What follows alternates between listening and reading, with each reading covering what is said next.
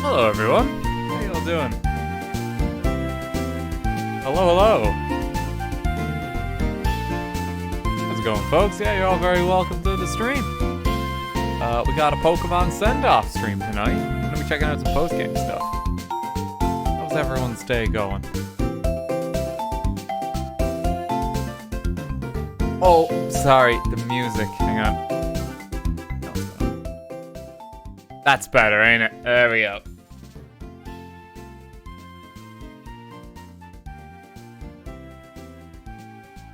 There we go. Yeah, sorry. The audio resets on the 3DS capture software every single time I open it, and I have to like flick a switch basically. Otherwise, it is very loud. Yeah, there we go. Should be all right now. Yeah, how's everyone doing? I hope you're all well. I'm excited for a bit more Pokemon. Welcome back to the Pokemon-Nuzlocke. Spoilers. Spoilers if you missed last night's stream. Kind of unavoidable. Everyone's dead. Now, we beat the Nuzlocke. We did it. But everyone died. Here's the surviving team. This is all we have left. Yeah, so it was a huge moment in the Nuzlocke run, and literally the hardest part of it was last night's stream. Thanks to everyone who came by last night's stream. The Elite Four is a brutal Elite Four. And then the N and Ghetsis fight claimed 4 Pokemon. Not counting Shitface, because who cares about him? But yeah, it's absolute slaughter. But we did it, we pulled it off. We did it without using Reshiram as well, so style points there. And the Nuzlocke, because of that, is now over. That's honestly the standard end point of the Black and White Nuzlocke, I believe, anyway.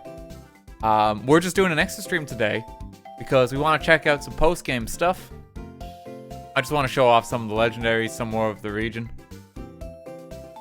And then we'll probably do, like, re-explore the region a ways down the road when we do Black and White 2. Because what we'll do with Black and White 2, because it has a way better post-game, we will try and carry the Nuzlocke on into the post-game. Because there's just, some of the post-game content is recycled between the two, basically. It's not really worth continuing the Nuzlocke from this point because there's only really one fight of note, and you need to have like level 80 Pokemon to do it. It just take forever, and that one fight of note is also in Black and White too. So we're just not gonna bother with it. I think it's like the better point just to end the Nuzlocke now, because otherwise, like, unless you want to watch me grind for 3 weeks. Unless you really want that content of me just doing nothing but fight Adino until October. I think it's in our best interest to leave it there. Just use rare candies. This is physical hardware. This isn't an emulator. This is an actual DS. Let me get my action replay. Hang on. Yeah, we did actually win the Nuzlocke though, which is I'm as surprised as you. I hope everyone's enjoyed it. So you can see what's going on here. This is just the recap of what happened last night. Here is now the Fallen. There's been a lot of additions as of yesterday.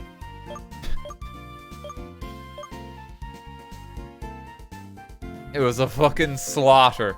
But we got through it. I actually watched the VOD back even last night because I couldn't even believe it. And like, when the Ghetsis fight started, this is it's the funniest bit for me. The amount of people in chat where it's like, no, yeah, he's fucked. Because I knew going into it, it's like, right, this is a really slim chance of us getting through this. But I watched it back and it's like, runs over, runs done.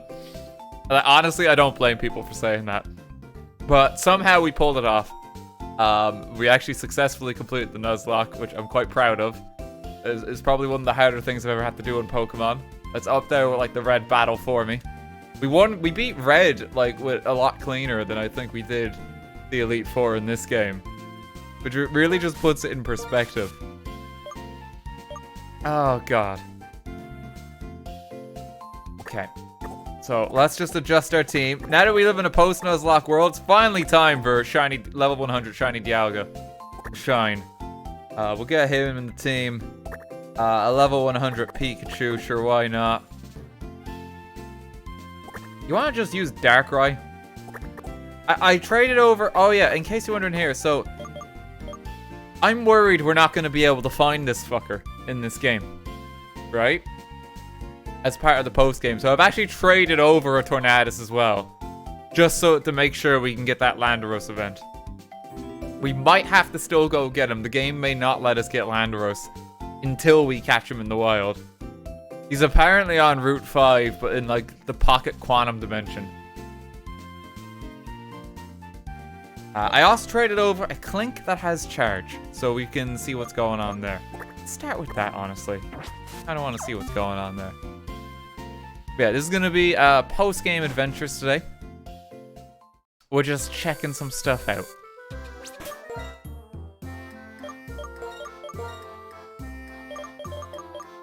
We're going to try catch most of the legendaries, too. I'll get to the mailman in a mo, don't worry.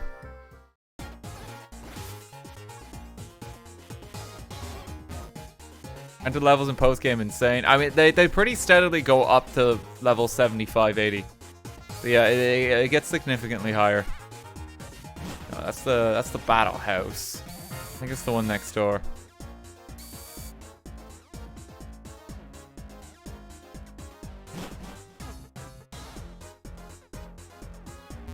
Is it this guy? No, that's a small child. Where is this guy? He was in one of these houses, wasn't he? The house below, thanks.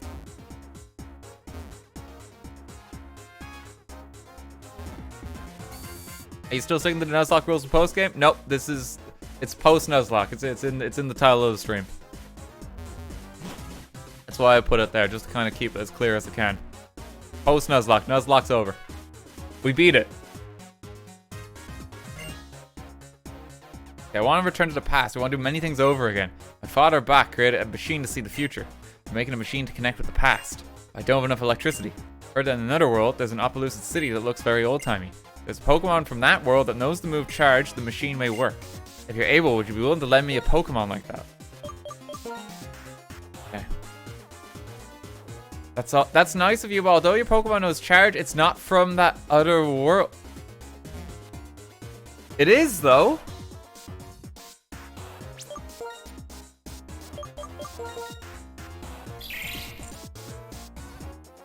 It is.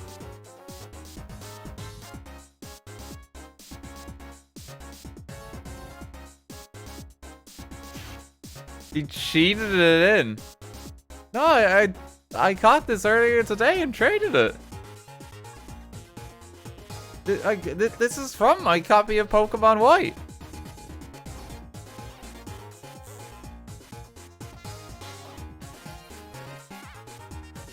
Okay. Does he mean Dream Roll? I don't know. I don't know why that's not working. Okay. A white exclusive. I don't know. Is it that specific? It does no charge.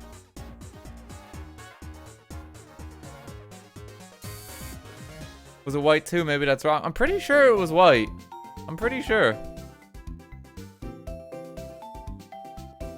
Yeah, that's a bit weird. I don't know what's going on there. I feel like that should have worked. But alright. Maybe it's to do with Dream World or something like that. Maybe. I don't know.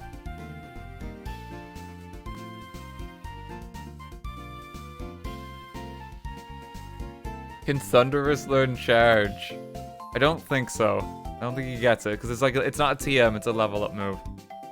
That's alright, we'll just kind of press on from there. Thanks to everyone who's subbing there and giving bits too. You're all very welcome to the stream. Thanks, gang.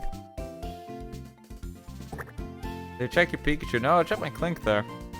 That's alright, we'll just leave that. We'll just ignore it. Got the Alga. You know what, actually, if we're gonna get some new Pokemon,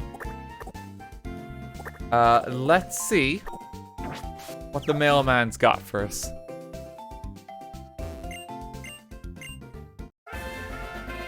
Oh, sweet, Mewtwo!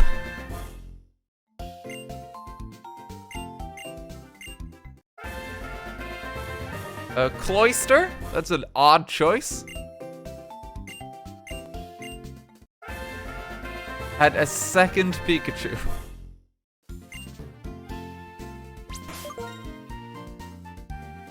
Okay, level 30 Cloyster is a real weird one to include. Choice Scarf, Abram.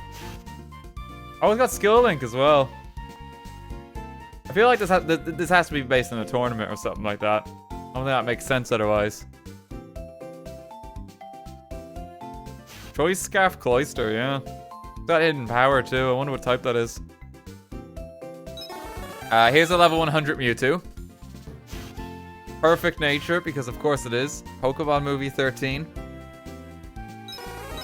And here's a level 50 Pikachu. This is from Worlds. Oh, this is a flying Pikachu. Neat. They give these out occasionally. Pikachu but knows fly.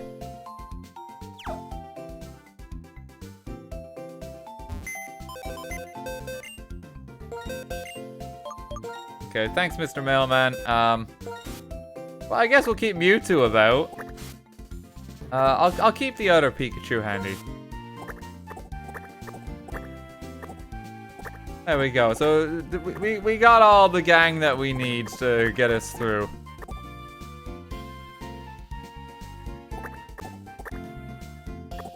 Yeah, we'll put this Pikachu away for now, and our Cloyster. It's such an odd one to give out, isn't it? Just on its own.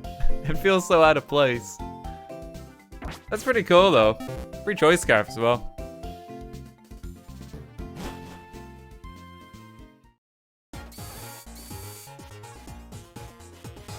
It should work. Try transferring a Blitzel with charge from white into black. I'll have to do that another time. I'll do that another time. I don't believe it lets you change the city. I think it just gives you a TM or something like that. I don't think it's possible to change the city layout. So that's okay. Yeah, it's weird that didn't work, but it's just a TM or something. It's an item. It's a cell battery. Is the cell battery the one where if you hit by like a water type attack, it ups your special attack one bit? That's like one of those really weird competitive items that I don't think anyone uses. Yeah. I don't know why that exists, really. It's such, like, weirdly specific. And I can't think of a world where you'd use it. Especially over things like the weakness policy that exists now. Oh, hit by electric. Okay. Yeah, it's not that great.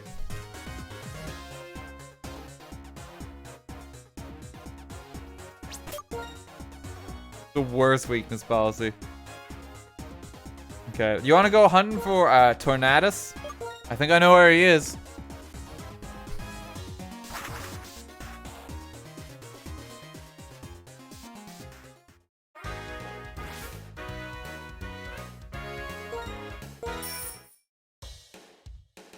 Hop on over here.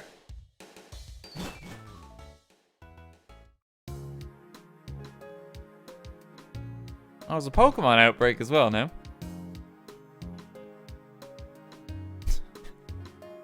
This bastard. He's not here. He's just not here. It's not. Hey, how you doing, Sharon? Strength alone is what matters in this world. So I believed until I met Alder here.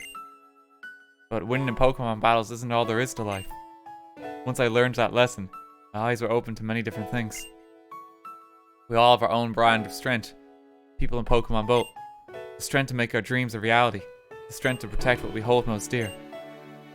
Why do I think this way now? It's thanks to you, Failure. Bianca and Elder. Only Aang could see this too someday. I'm gonna take a long, hard look at myself on Victory Road. I'm gonna think about what I can do and who I can become. Visit me sometime if you want. I'll have a battle like old times.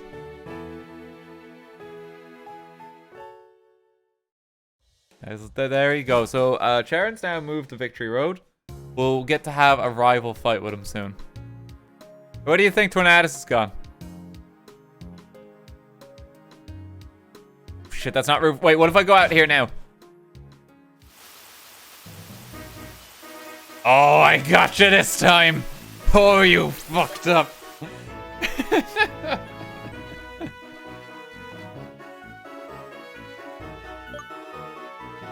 God, I don't think I have anything to trap him. I don't know what the best way to even weaken him is. It's probably to just use Mishap and, like, give him a slap. Oh no, Mishap's moves all got replaced because he was in daycare. Hang on. And give me 2 seconds, Tornadus.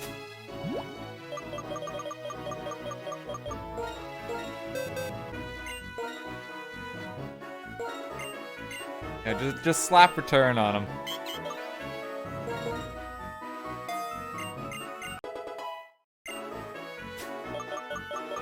Return and maybe like Thunder Wave or something. Get like a semblance of a moveset back.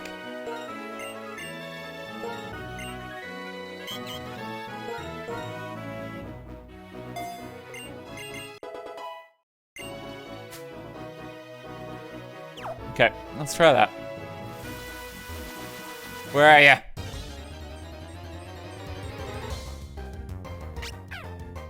I'm gonna find him.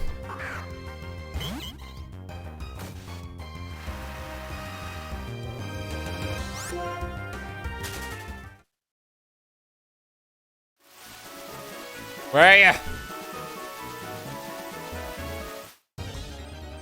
He doesn't want to come out. Even now.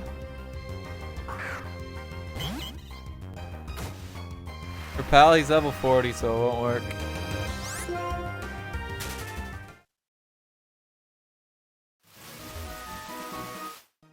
There you are. It's been a while since we've seen him.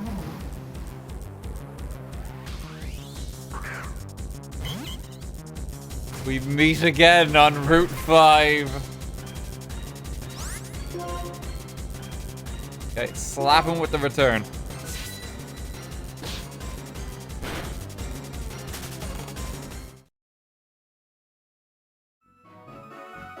Weather is now calm.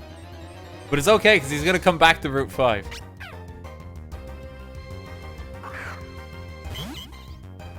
He maintained his paralysis from the last stream, I believe. Yeah, we're just going legendary hunting. We're just like exploring the region today. Like that's pretty much the plan. He's here. Okay, not yet. I have to wait till it says that he's not on Route 5 and then he's there.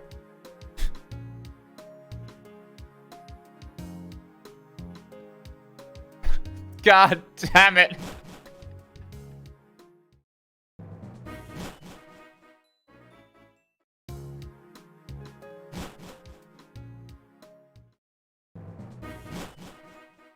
How does he do this?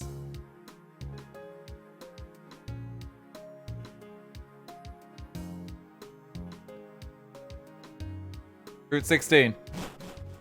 Maybe? Okay, there we go. Yeah.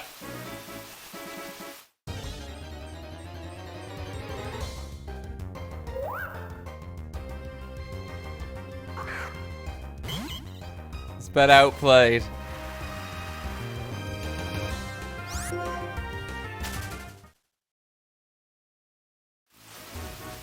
Come on. He's so shy. Why did the devs make it like this? I mean, normally they do Roman legendaries and like they move when you move region.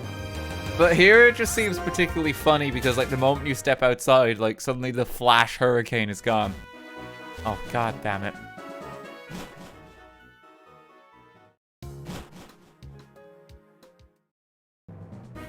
I think we just keep going back and forth until he figures his way back to Route 5.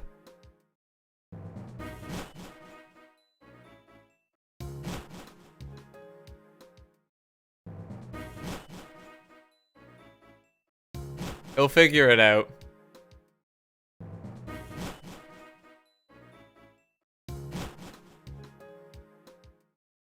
Riveting gameplay. I mean, like, the idea is you would naturally encounter this guy as you, like, explore the region a while, and it's like a chase, you know? Something to hunt for over the course of, like, a month or something. Here we're just trying to get the fucker.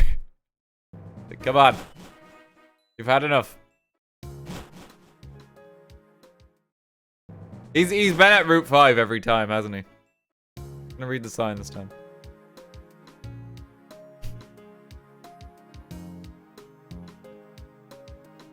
Okay.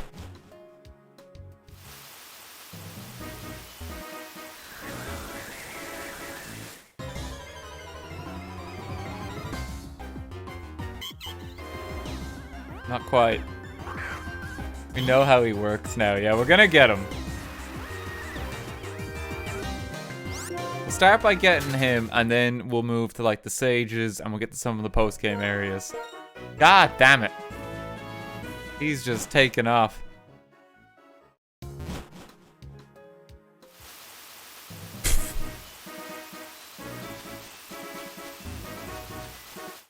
He likes his Route 5.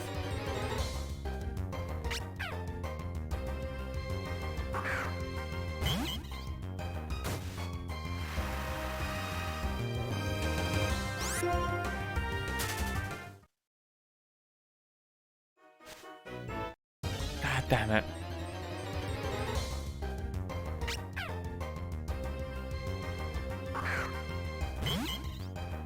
Can't use a repel trick to filter. I mean, you could, but, like, there's no real point.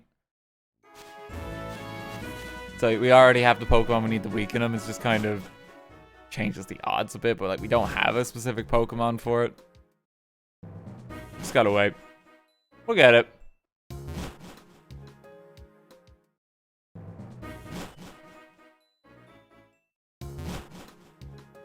Gotta find 30-ish from. I'm not arsed. No, I'm just not bothered. Do it this way.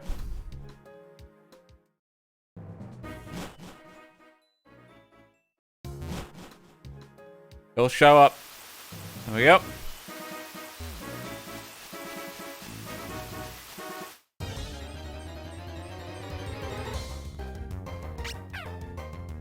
Close to his 30. I'm not arsed. I'm not doing anything different. We're just gonna tough it out. We'll get him.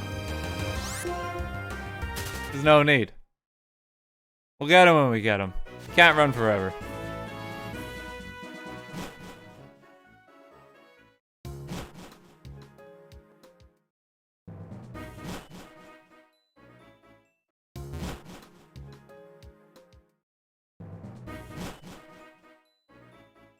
He's doing nothing but running. Yeah, he does that. It's a bit annoying, but we'll get him eventually. What's your favorite route? Well, I love that Route 5.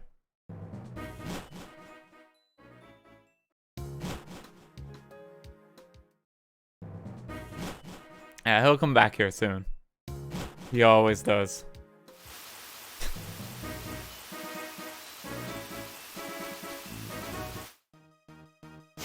There we go. Okay.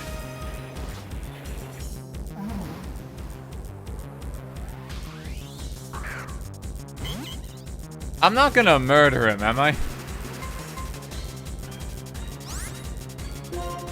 If I use one return. If I crit, I will.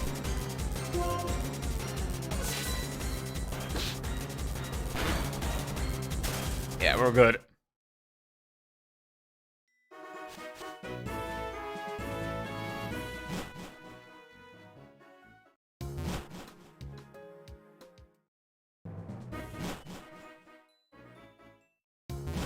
We get him one more time. What do you think of Grafii? He looks kind of cool. Probably not for me. But I know Kiwo likes her poison type Pokemon, so she's probably very excited.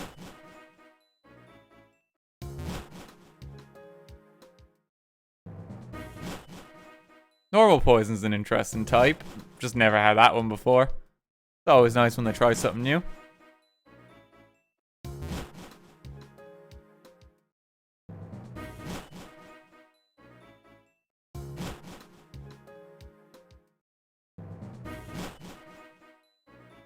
Let's keep going back and forth. Oh, here he is. Come on out.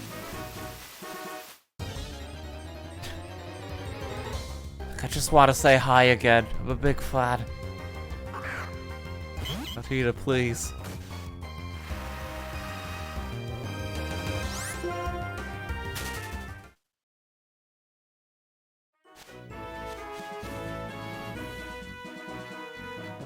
You're a gym leader. What type would you specialize in? I don't think I'm cool enough for most of the types.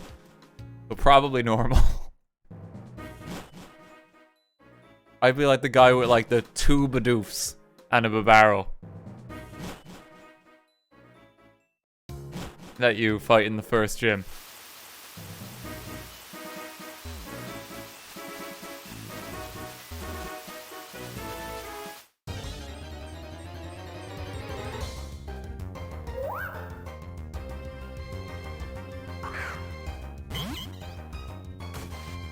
Honestly, I think most of us here would probably be normal type gym leaders. I think that's just the rule of thumb for Pokemon. We're not cool enough. I think that's the fate for most of us.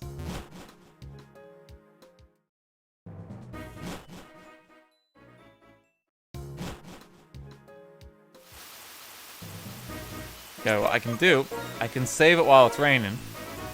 And now if I soft reset it, in theory, we should be able to maintain the rain, even if it runs now.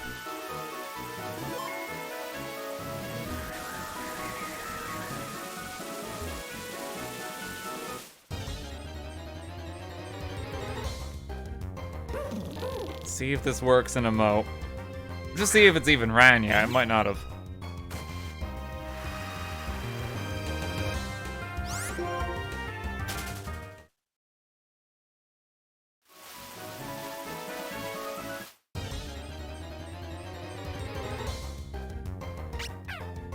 Might not have.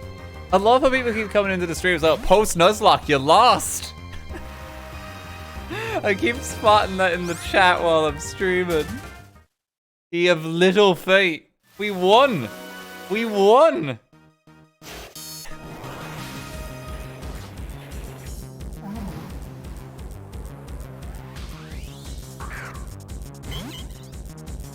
Okay, here's our man. I think I might just use a quick ball here, considering it's the start of the encounter and he's already weak. I think that's probably the highest possible odds.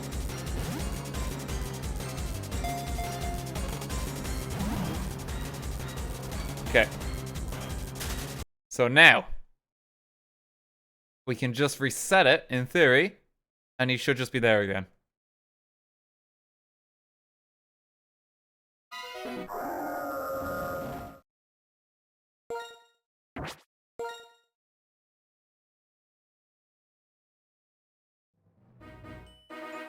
Oh, they thought about that. God damn it.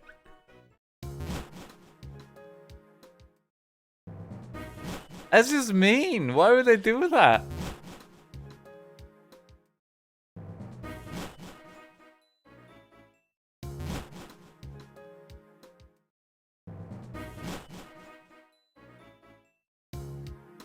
Hang on, let me see.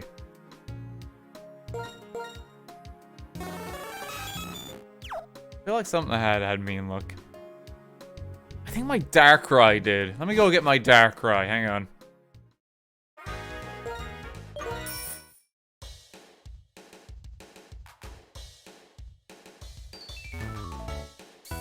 Thank God we had some lucky encounters earlier in the game.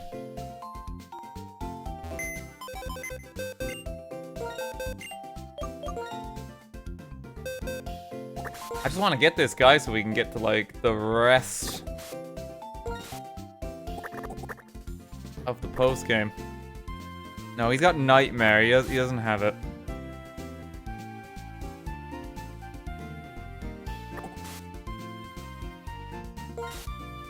Thought something did.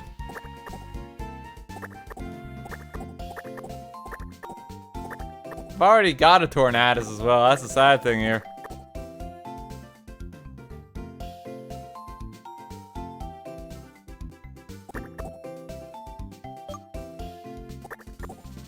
Shitface had it. He's dead. And, strictly speaking, actually, Shitface died twice.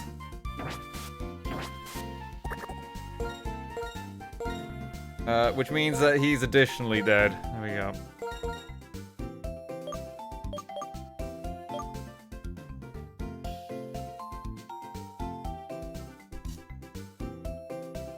His soul also died in that fight.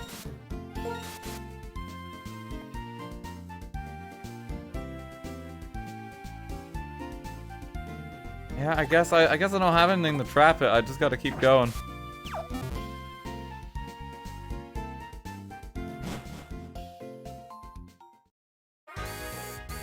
Save the game so it's irreversible.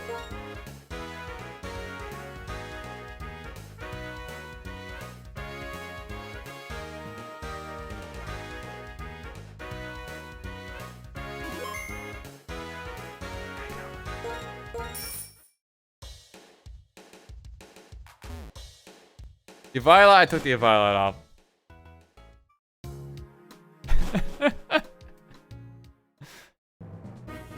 But like Shitface died in that encounter, but then because we had to send him out for a Mo because of game mechanics, that means his soul also died.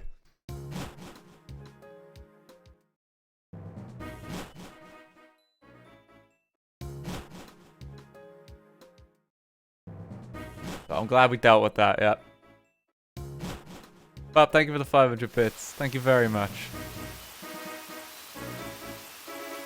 Take a moment of silence for the true MVP and hero of this game, our beloved Shitface. May you rest in peace. It's more like pieces, but...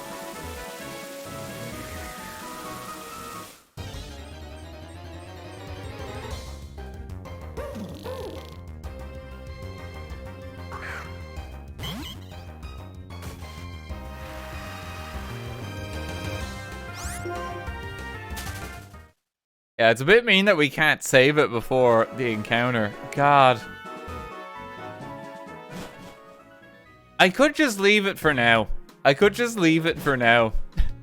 And then we go to Landaros and see if Landaros just appears. I do have the Tornadus and Thundurus, so it might still work. I'll give it one more shot to even encounter him.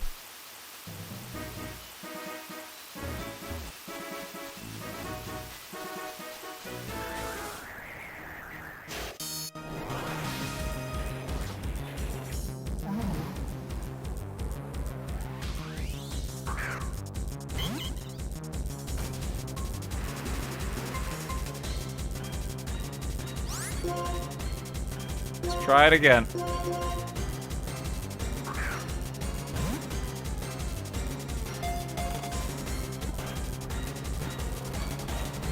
Come on. Thank you. Yeah, we got him that time.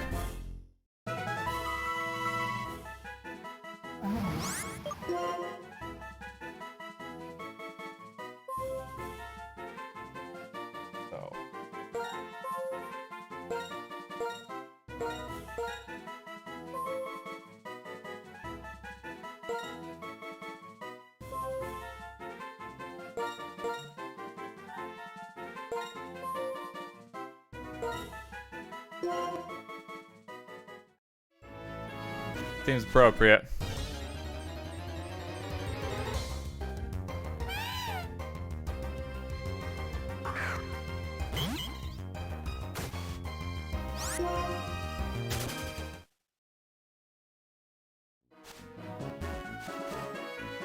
It allows fuck? It allowed Shitface. Okay, so we got a bit of traveling to do. I'm gonna quickly get on my end. We have to find the 7 sages who are now scattered across the land. These guys are all over the place. There's also bits of additional content that's kind of like tucked away in several areas of the game. I think the first one is going to be in here. So the Dream Yard is now actually going to be open. Yeah, this is like the tour of the Unova region. We're just going to go back and have a cheeky look at everything. Pick up the sages along the way. I need to have a new HM slave as well, I've just realized. Because we don't have a mistake, so we need something that has water type moves. There's our second Thundurus. Okay, so Prankster, regular ability, Defiant, secret ability. Keldeo, yeah, you'll do.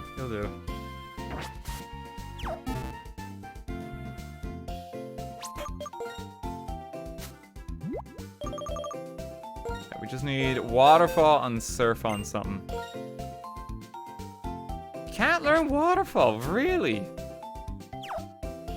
What good are you?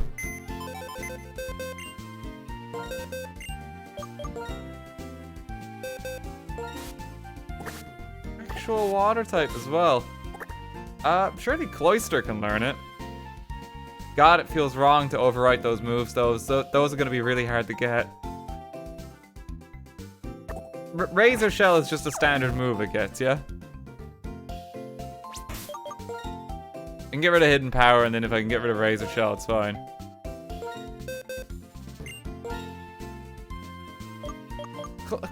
What? Why can't anything learn Waterfall? We actually need it for some of these areas. Alomomola? Okay, let's get Alomomola.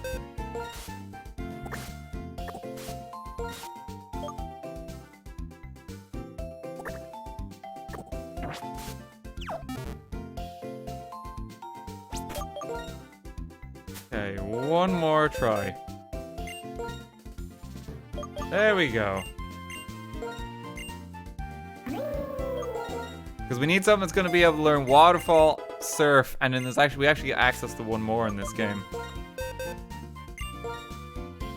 We got a lot of water HMs.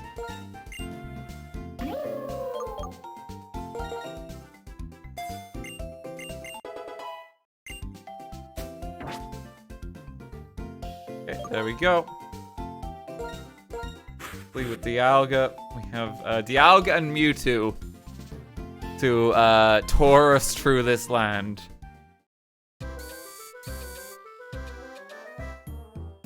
Okay, so the big change that happens here, when you beat the Elite Four, finally, that one traffic cone has been moved. Someone picked it up, which means that you can access this little outcrop of land.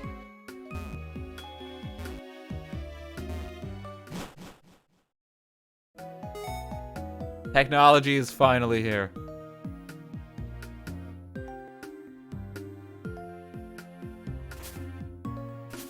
Okay, so for this one, I need to battle every trainer in here, I believe.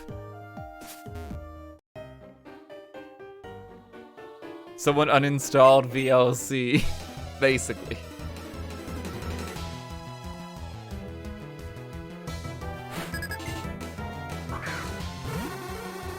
So the different sages have like some odd different requirements when they appear. For this one, I have to beat everyone in the basement. Also, give it up for our first Pokemon of the National Dex. Which is a terribly unfortunate one. I don't think many people like Drowsy. He's very scary. Same with Hypno.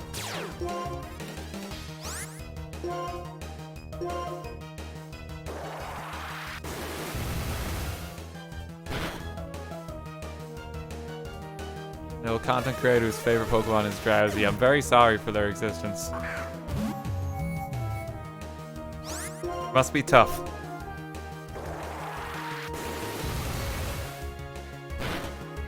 It's an evil Simpson. Hypno does have a bit of a Mr. Burns vibe.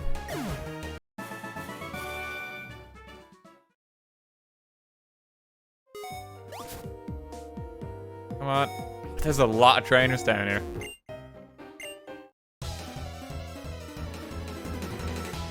We're gonna have to get through all of them. Check on the requirements of the other ones. I think this is gonna be the longest one.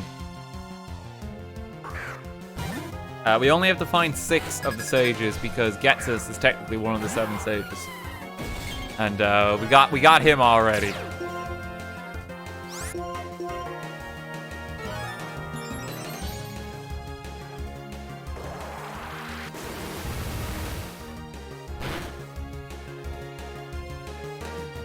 Give Dialga the amulet coin. Honestly, we should just be fine in terms of money.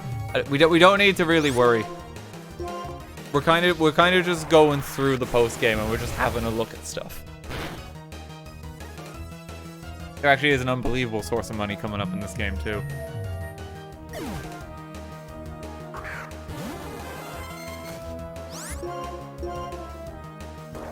You could have more money.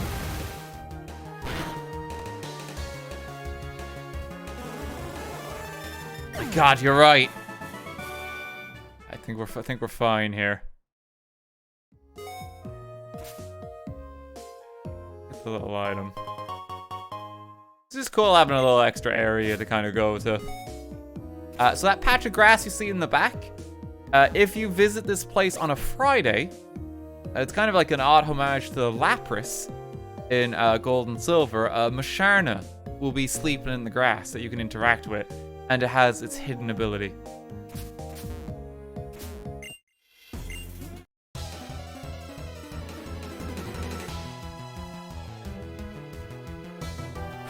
Nice little extra, just like a little reward for exploration.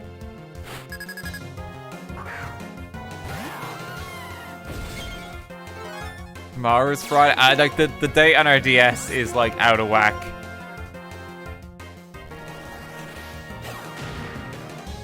Well, I wouldn't worry too much about that. I think it might even be 2021 on our DS clock or something.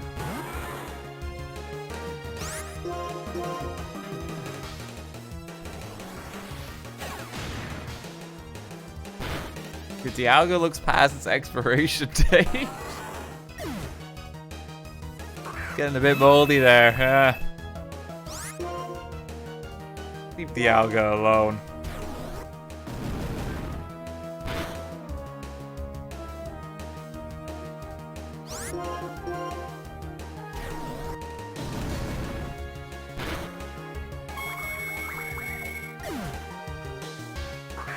Expedia, we're not really fussed because like this is like the last like Pokemon Black and White stream we're doing. That's the thing. Nuzlocke's over, so we're just not too fussed.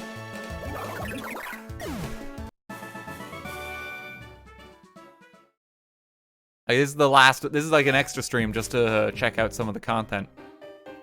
I just want to show off like what happens when you get the sages and shit. We're kind of just chilling. It's nice.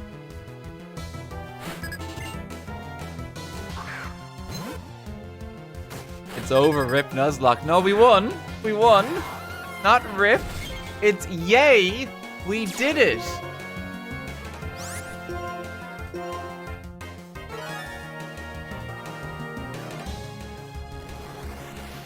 Woo, we succeeded. This is a victory lap.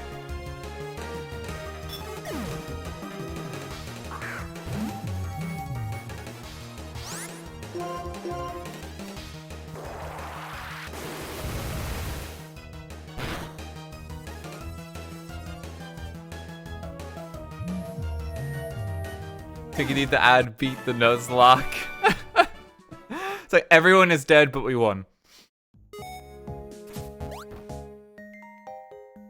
I think the only way it could have ended in a more ridiculous note is we could have got a tie on the Nuzlocke. If that Fire Blast didn't kill, but then Electros killed us, but then the burn kills Electros, and it's technically a tie, which would have been quite funny. I think that's like the only weirder way it could have ended. I don't think there's ever been a tie for a Nuzlocke. I don't know if it's possible. The very unique circumstances for the final fight would probably allow that in this game.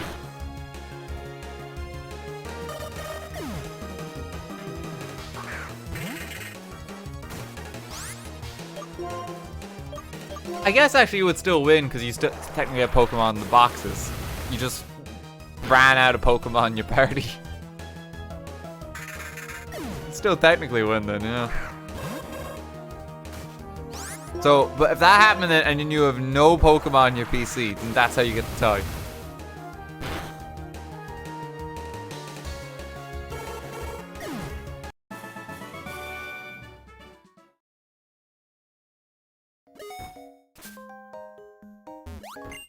Okay, a few more scientists.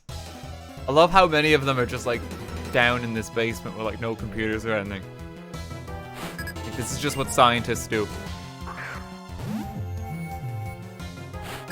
Go into like an abandoned warehouse in like the city or something. It's like, there's a scientist over there.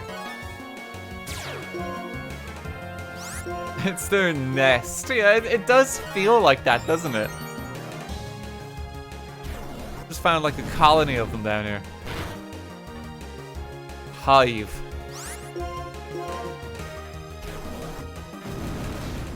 Why is the traffic cone hiding this number of trainers? Who took away the traffic cone? The important question.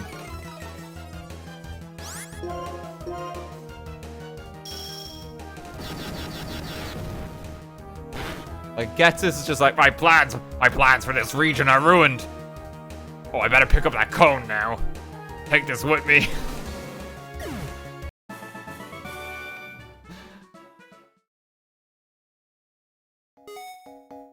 I could use this again in one of my mean machinations.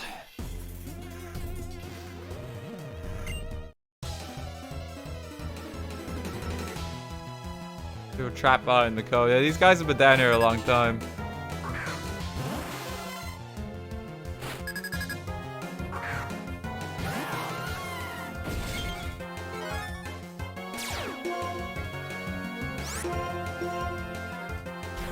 Traffic cone's gonna make a big return in Black and White too. I don't know if it does.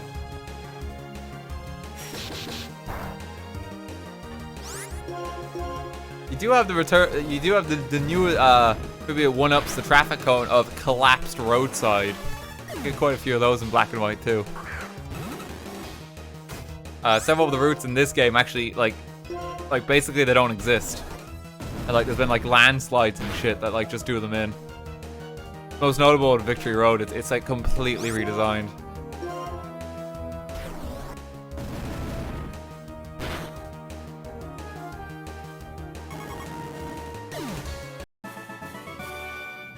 I wouldn't have played this game if it wasn't for the traffic cone. It's my favorite part of the game. What does that mean?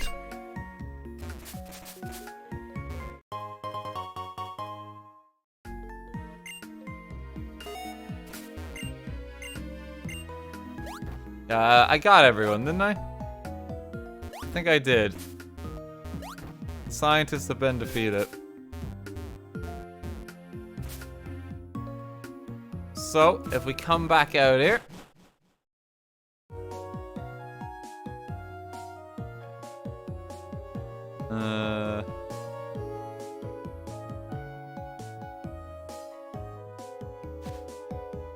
No, it's not there.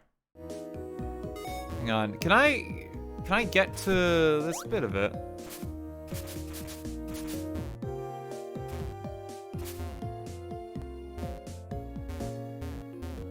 How do I get in there again?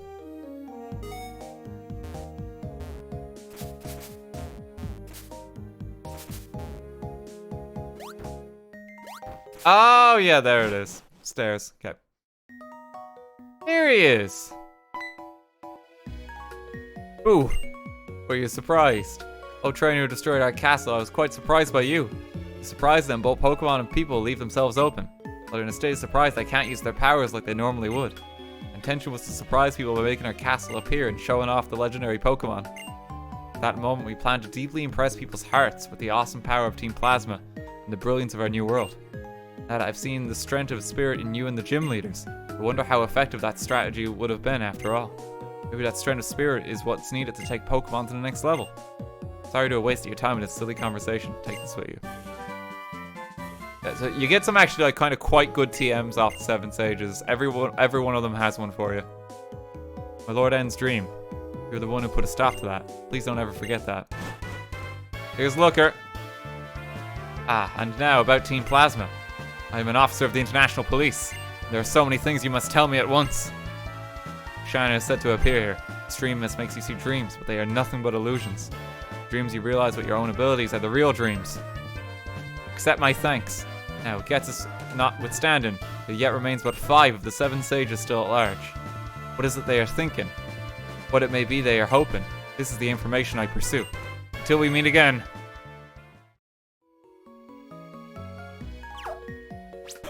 And there he goes. Best boy. Let me just use the max repel.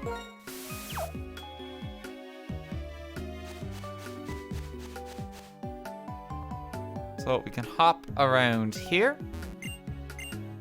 And you can unlock the shortcut for this bit of the dream yard. So it's actually like a much bigger zone than it lets on to be.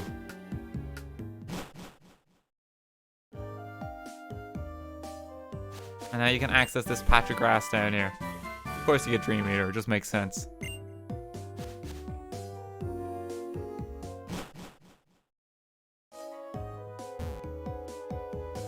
Yeah, it's pretty cool. It's just a bit more to this area. It's like a few pickups.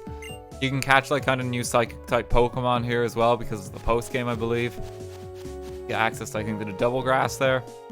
Is that the double grass? I can never remember. Oh, it was like a slight different shade. Pick up a revive.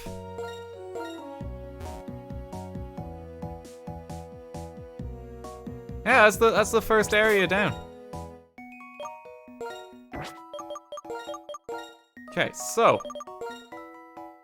7 Sage number 2.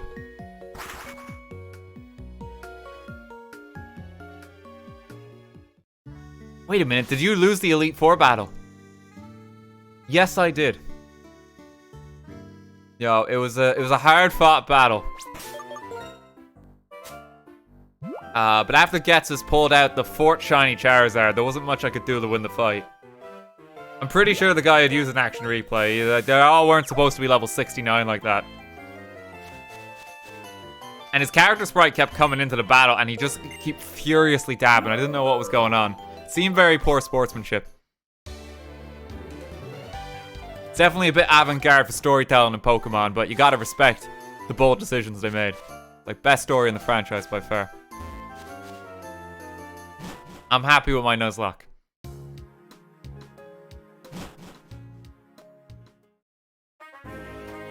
Think we did pretty well up until then.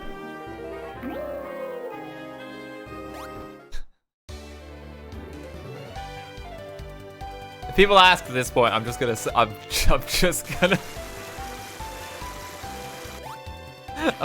gonna lie.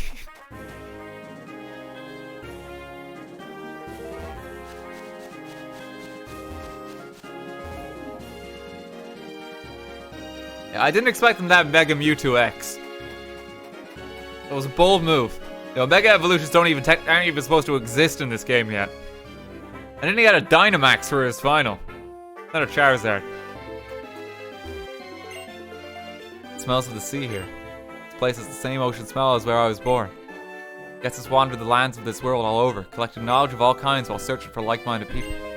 From the moment we met, he understood what I desired. The ability to understand the minds and the needs of others. This is an ability that everyone needs to survive. My Lord N is a kind and excellent person who understands the hearts of Pokemon. Conversely, perhaps his ability to understand the hearts and feelings of people is not developed enough. But even if that was part of the perfection of Ghetsis' plan, when it comes to Ghetsis, I cannot separate the truths from the lies. See this, I received it from Ghetsis, but I no longer need it. Hope you can put it to good use. Oh, there's your, if you want to, like, really annoy people with evasion. It's a TM. Someday if my Lord N develops the ability to understand the feelings of people as well as Pokemon, I would like us to gather again. More than anything, I want to see N confront Ghetsis. And now, about Team Plasma. I'm an officer of the International Police, and there are so many things you must tell me at once. That is what you desire. Many thanks. Now Ghetsis notwithstanding, yet remains but 4 of the 7 sages still at large. What it is they are thinking, what it is maybe they are hoping. This is the information I have need of. Quick and soon, say I. There he goes. It's often speculated that Looker is like roughly based off of David Tennant's Doctor from Doctor Who, just because of like kind of like their outfit is alarmingly similar, and the fact that neither just reveals their real name, and to do with kind of space time travel plots.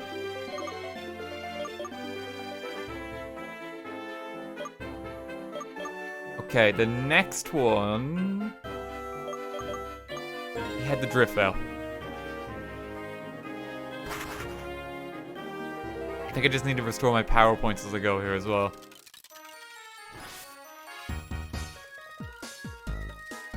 Is it hailing? I didn't know I could do that in this game. Okay.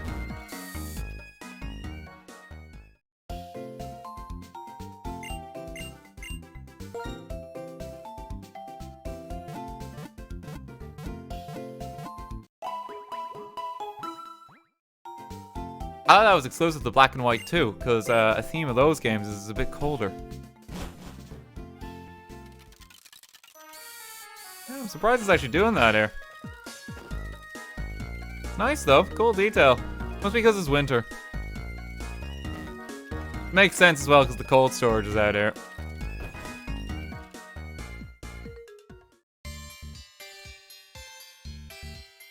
I think I forgot a TM last time I was here too. I don't know if I'm gonna be able to get it.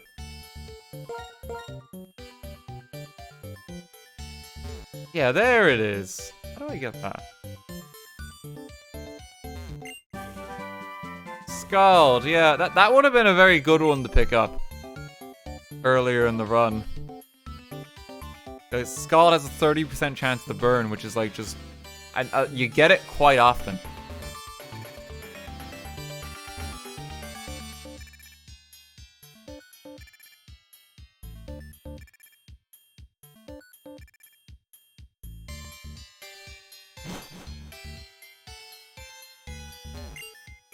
So you returned, you're an odd trainer. Alright, I've got time enough to satisfy your curiosity. Breathing, having a heart that beats. The simple existence and nothing more for a living being. Maybe the definition of living, but I don't think that defines life. Experiences of joy and suffering are a vital part of being alive.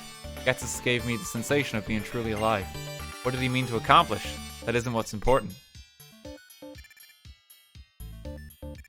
Right now I'm shivering, I'm suffering, but I'm alive. Pokemon and people live by being together and relying on one another. That might be how you feel. If that's so, is it necessary to separate people and Pokemon? After talking to you, I've discovered that there's much I need to think about. Wish I had more to give you in thanks. Here, take this. That's TM1, Hone Claws. Bit of a niche one. My Lord N said that he wanted to make Pokemon perfect, but even if the relationship between Pokemon and people stayed as it is now, Pokemon can aspire to perfection. Indeed. Looker's just like listening. Yes, but did you know? I am an officer of the International Police. I demand to hear all you know about Team Plasma. Too cold and I'm already tired of shivering in here. But give me some time to think, I'll tell you what I know. But take me with you. Thanks many times over. Now Ghetsis notwithstanding, there yet remains but 3 of the 7 sages still at large. The thoughts that they are contemplating, the hopes they are anticipating. These are what I want to know. Till our next meeting.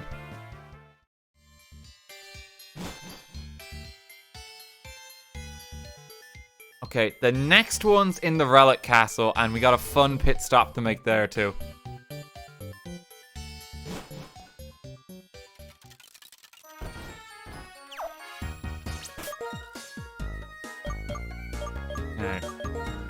We also have a pit stop for making Castelia City. This is just a side thing I want to show. Hang on one sec. I think there might be two things I can show here. Okay, first one. This guy in the suit back here. Pokemon trades help you connect with the world. The world will be bigger. If you trade Pokemon with many people, you'll be happy, because I will give you something good. So trainer, have you traded Pokemon with many people? Oh, wonderful. Then let me check how many people you've traded Pokemon with. Wow, great. You have traded with 14 people. So, basically, he's checking for every Pokemon that has a different trainer ID. The reason this says 14 is because we have so many event Pokemon. And it's registering each of those as a different person. Great, I will give this to you. We get a wide lens. He's gonna give us an Everstone as well. I think that's for 5 and 10. So, fun little tidbit. If you have traded with 50 people, he gives you a Master Ball. One of the few times in the series where like you can actually get 2 Master Balls in a single copy of the game.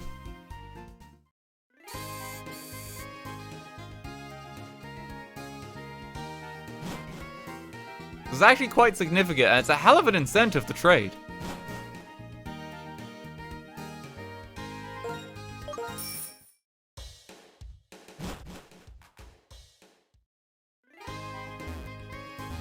Is this the boat? People are quite different depending on where they live. It's a bit surprising that rules and ways of thinking are different. It's because the places we live are different. Okay, there's an area called Unity Tower, but I don't know if it's working here. I think I have to do. I think I might have to trade online with someone, or I have to trade with someone in a different country. I think that might be what it is there. There's another zone you can access. We'll see it in Black and White too, because I know I've got it working there before. But there's actually another area where basically there's a tower in this game that stores a copy of the avatar of every player you've traded with that comes from a different country. And you can just kind of go talk to them and get some, like, stats and trivia. It's another, like, odd extra thing that this game has. Called Unity Tower. We can go to Unity Tower even without having traded with someone in Black and White too, so we'll get to see that then. We also have... The Royal Unova only operates only in the evening. Please come back then. Oh, I'll come back then.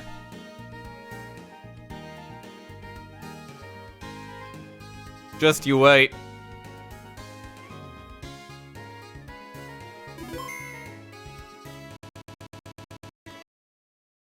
Give me 1 second here. I've got a Dialga.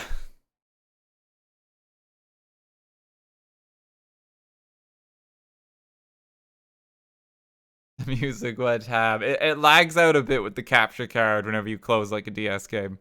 Just what it does. Okay, date and time. The current time. It's now 9 in the evening. And, you know, just for funsies, we'll make it spring.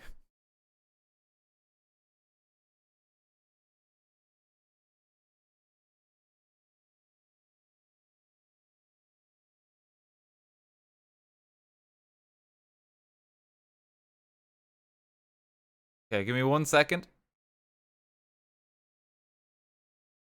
It just, it takes a moment to boot this up. The 3DS is very slow loading its main menu. If anyone here has one, then you kind of know how long it takes. Like, you know, I can get you back to where I am, see? Don't want the system update, and then we go here.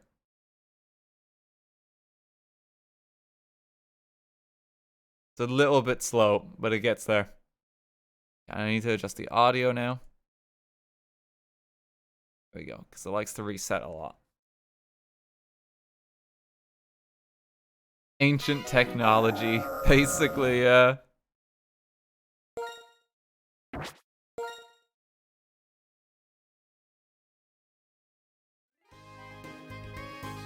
I'm here.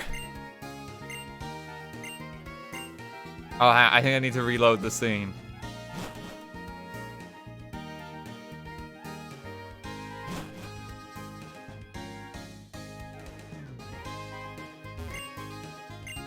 Oh no, is he gonna be such a stickler that it's like, well, it's past 8 o'clock.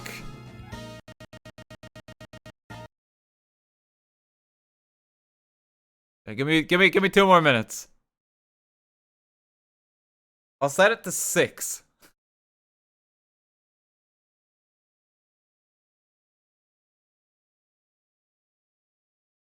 Child-proofed. Not for long it is. I'll get there. Current time. Should I set it to 6 or 7? Evening. What do you think the game's gonna take us at? Surely 6. Surely 6.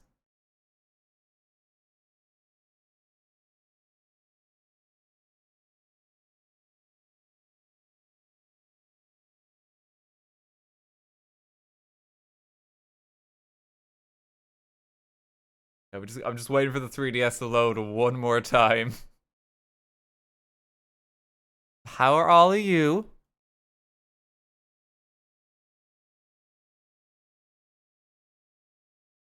Okay.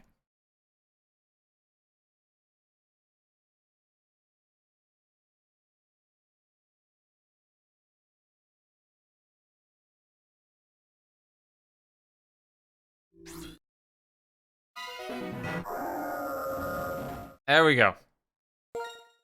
I think we've met his demands now. Welcome to the Royal Unova.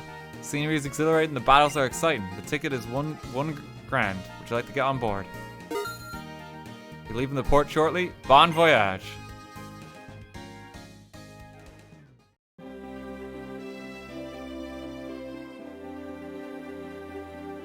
Thank you very much for sailing with us on the Royal Unova. The number of trainers aboard the Royal Unova today is 7. Please enjoy the trip.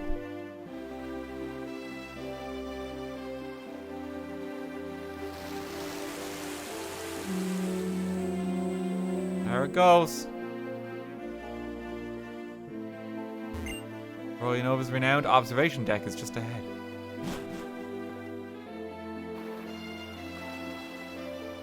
So, this is actually going to charter a course around the region, and you can just sit back and watch if you want.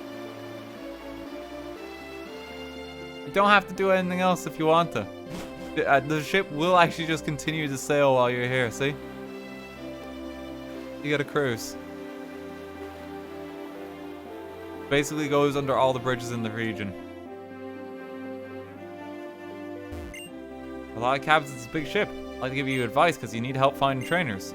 Want to listen to my hint? As for people, we have 3 on the port side and 4 on the starboard side. Let's see. And you get like a couple of trainers each day for you to fight. You basically kind of explore the ship, go through the cabins, look for the battles. I think if you find even 1 trainer, you make your money back. I'm a trainer, I came from a faraway region. I'll show you my rarely seen Pokemon. You can get additional Pokedex entries by doing this too. Because you're seeing a lot of Pokemon that aren't from around here. There's a Chingwing.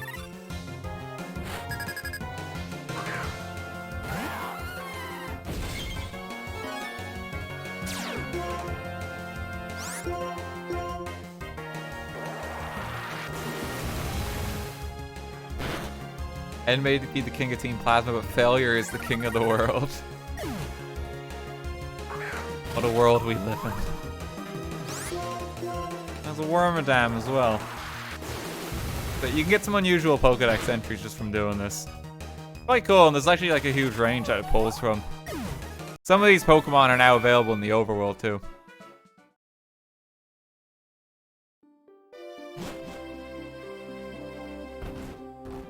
Well, it's more or less how the ship works.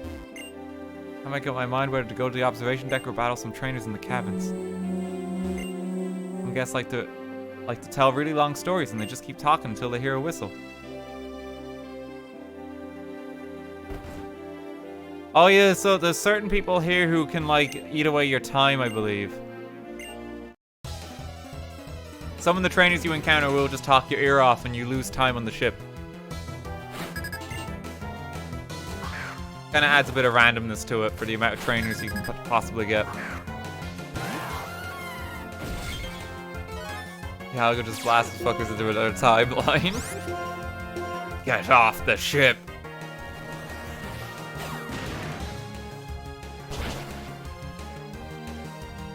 That mechanic just seems evil. I mean, you can redo this every day, you know? It's to add a bit of randomness to it. It's nice, though. It's basically like the SS Anne, but it's like a daily event that you can, like, participate in. It's good for getting some XP if you need it. Because you're going to be up against a lot of, like, level 60 trainers, and you get a lot of Pokedex entries for it. And you get a fair bit of money. Neat little grind mechanic.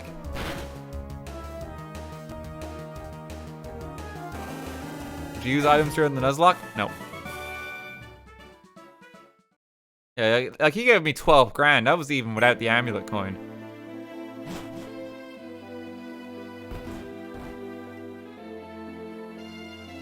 That's more or less how it works. I think you have a cabin as well. The number of trainers in the cabins with blue doors today is 2. Don't know if I do have a cabin. I think if I talk to the guy that I talked to before I got on the ship, I can get back out. The Alga really needs that XP. He's wasting away. He hasn't been in battle this entire playthrough. You telling me you lost your Nuzlocke with a big shiny Dialga? Hey Ollie, how you doing?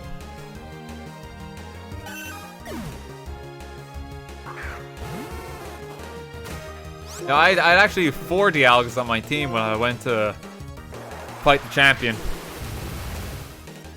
But they actually just sent out missing notes straight up and glitched my entire save file. I lost all my gym badges. It was actually quite horrific.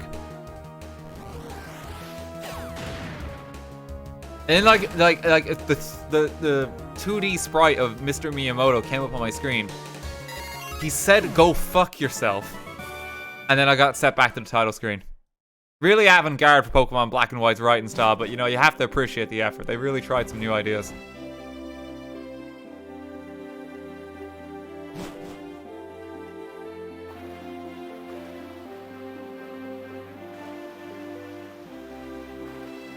We're still on our way around the region, see? It just makes the region feel bigger. I love it. Also, the fucking... Yeah, this turn.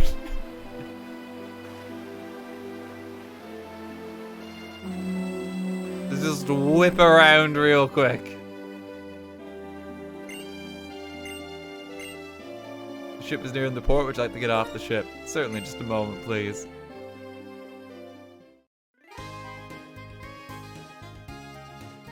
Thank you for sailing us with us on the Unova. Have a nice day.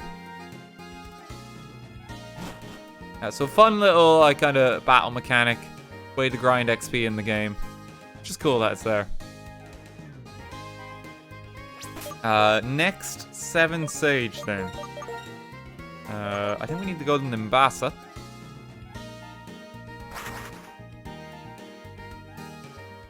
I think also in Nimbasa City. I think the while we're here, we can just stop off. Battle Institute is still here. You take a battle test using 3 Pokemon for single battles and 4 for double battles. You may not use duplicate Pokemon or held items. These battles, everything except to level 50. Battle against 5 trainers in a row and I'll be your judge. So, yeah, battle test is basically, you try and get through a series of battles as cleanly as possible. The lesser your Pokemon that faint, the less damage you take, the less moves you have to use. You basically get more points and you get item rewards. Download, I believe... At a certain point in time, you could like there was like events they did for like Pokemon Worlds and stuff. where you could download specific teams to actually fight against. Majorly discontinued at this point in time. But cool concept at least. It's basically like a a Battle Frontier style facility, even if it doesn't look like it. Battle Frontier, but in disguise.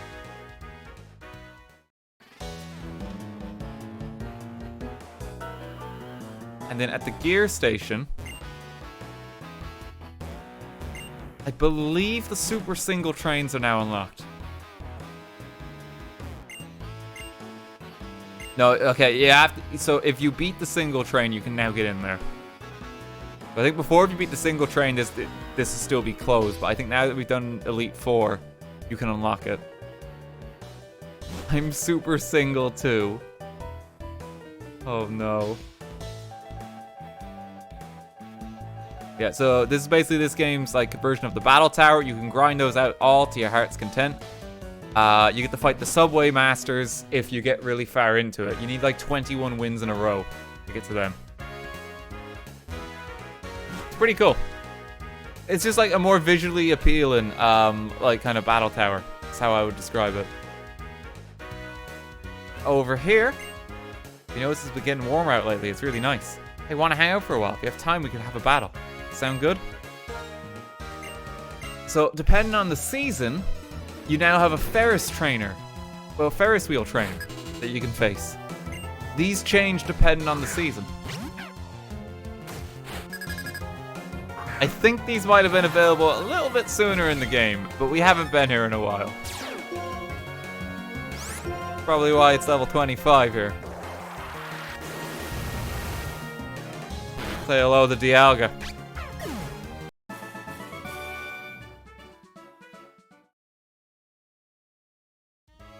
Wow, Phil, you're so good at Pokemon battles. I want to ask you something else. You ride the Ferris wheel with me. Bet I get just as nervous asking a guy as a guy would asking a girl. You're okay with that, right? Good, come on. Don't know what she's implying here.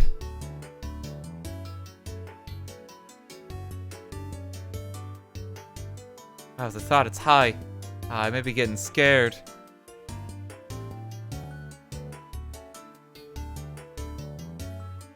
Oh, it's swaying, isn't it? It is. I'm scared of how high up we are.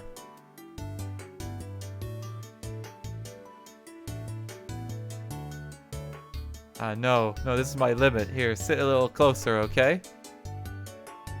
Again, I don't know what's being implied here.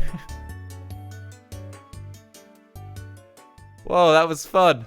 I've been wanting to ride this Ferris wheel for a long time. But you have to have two people, and I worry that if I went with my friend, she'd see how scared I was. Embarrassing. And you came along. How lucky is that? Okay, I'm still scared of heights. But with you, it was a little bit easier. Want to ride it again? So I think as long as it's spring, she's here every day. I think you can rebattle her. I think you can rebattle her every day and ride the Ferris wheel again.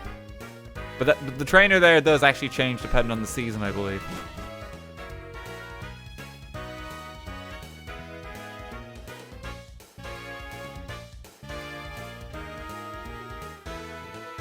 Isn't there a secret pager below the Ferris wheel?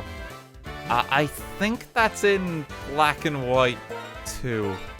Let me just check. Yeah, that's Black and White 2. That's Black and White 2. There's a lengthy side quest in the sequels. For extra content. Okay, we need to go to the Relic Castle next. Yeah, you have a fair amount of stuff happening in Bassa, honestly. You still have like the sport domes too, and like the sport domes now have more trainers in them as well when you get to the post game. So, and they reset pretty much every day. So there's like even more for you to do on a daily basis just to train. They really give you a lot of resources in this game, which I actually really like. Because like some Pokemon games, they kind of just toss you into the post game and like the trainers are gone. But like this one's actually very generous. It's a lot of daily stuff too.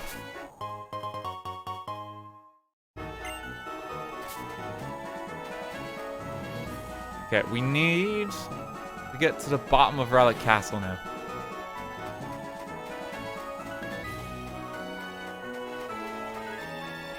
One of the sages is down here too.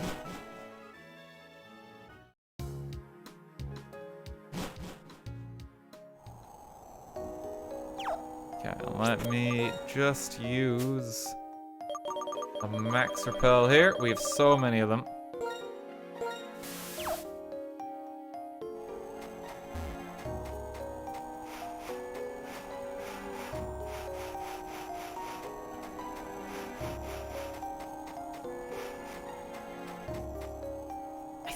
I think, yeah, there she is.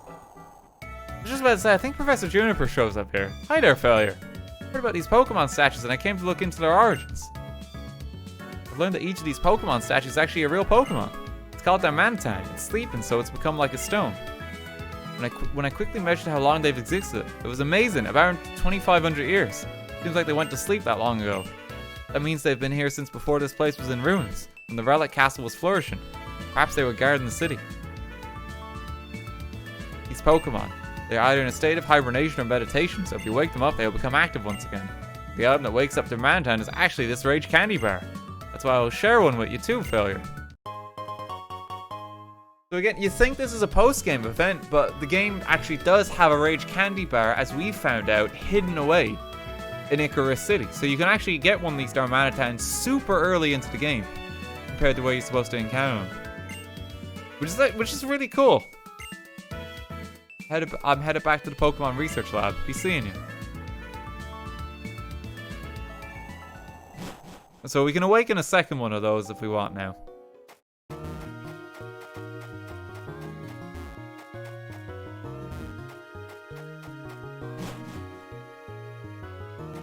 and we need to get to the bottom here.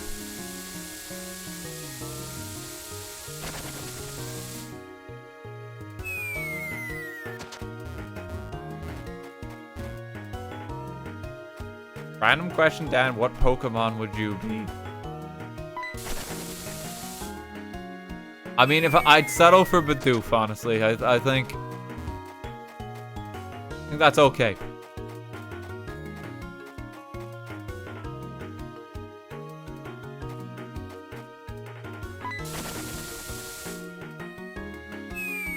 Yeah, I want to be something cool. I'm gonna be a Lucario. No.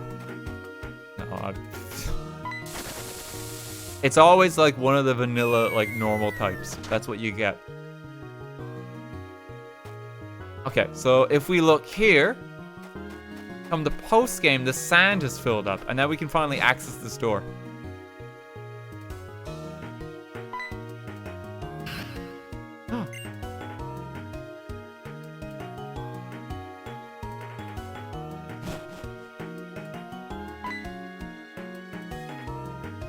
Ah! Just blind panic.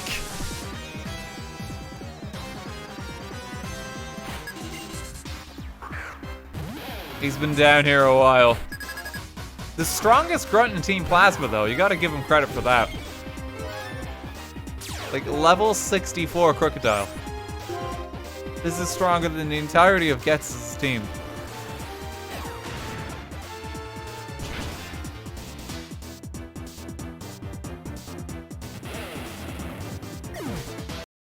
Venom, thank you for the gift subs. Thank you very much.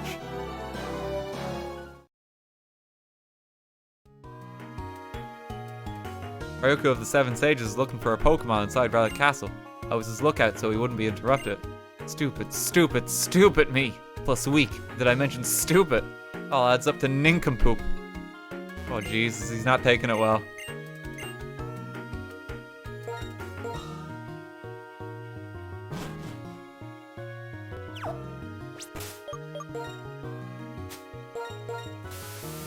Use a max repel. I can't remember if there's a logic for working out which of these chambers you're supposed to go into.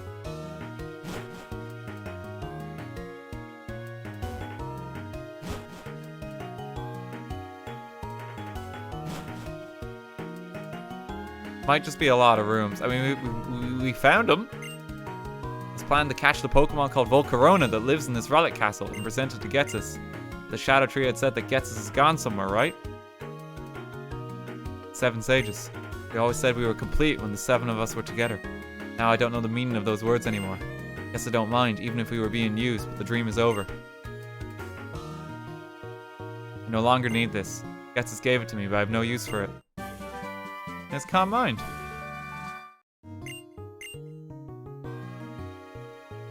This Relic Castle and our own castle are both crumbling. What's different is that this Relic Castle is the remains of a civilization, and our castle left nothing behind. Somehow Looker's found his way down here. Regarding Team Plasma, I'm an officer of the International Police, and you must satisfy my request for certain information. Understood. We don't know much about Ghetsis or our Lord N. We haven't even figured out if they are father and son. Accept my thanks. Now Ghetsis notwithstanding, there yet remains but 2 of the 7 sages still at large. They are thinking upon what topics. They are hoping upon what chances. It is of the utmost urgency. At once on the way. There he goes. And if we check inside this chamber, there's an interactable Volcarona. So you don't have to go through the entire tedious grind of trying to get Larvesta up to like level 59. The game does throw you a bone here.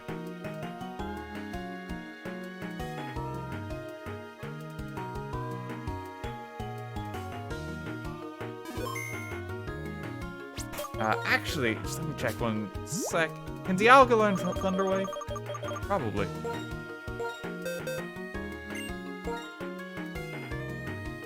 Just pop it on. Yeah, you don't need Draco Meteor.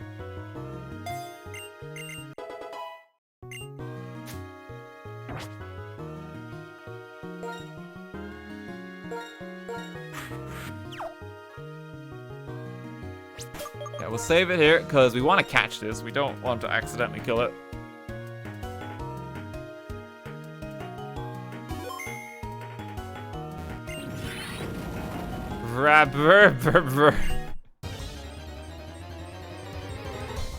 Yeah, God love the Pokemon team for always trying to translate like Pokemon cries into text. Just never really looks right.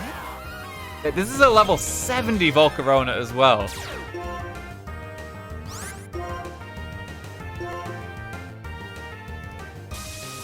Like, if we really wanted to continue the Nuzlocke, the way to do it probably would have been just to simply catch this and then just set up sweep on every major battle that we have left.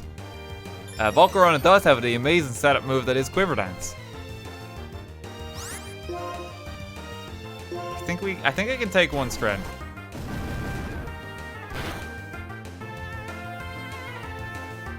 There we go.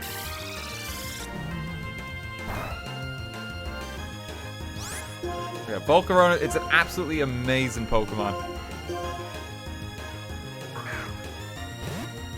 In Black and White 2, they kind of make the mistake of giving you one of these at level 35. After you get your 5th badge in the game.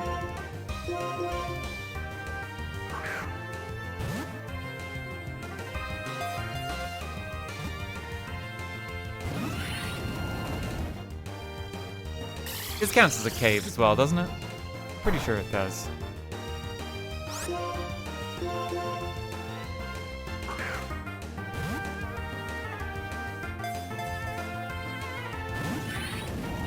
To be fair, it has a pretty shitty moveset level 35. I mean, it's not the best, but I think it still has Quiver Dance, and Quiver Dance is like the really big one. Because you can just like TM the other moves as you need them. We have a Netball. Oh, Netball.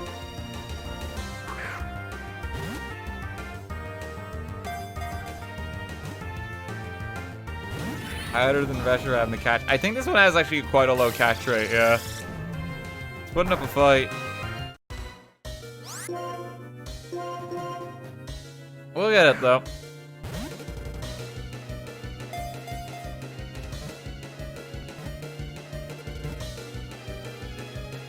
Ah, oh, come on. He's fighting.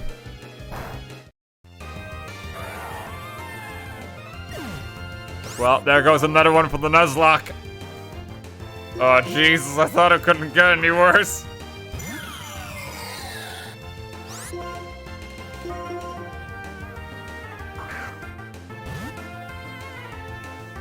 No, we're post-Nuzlocke now. Aha!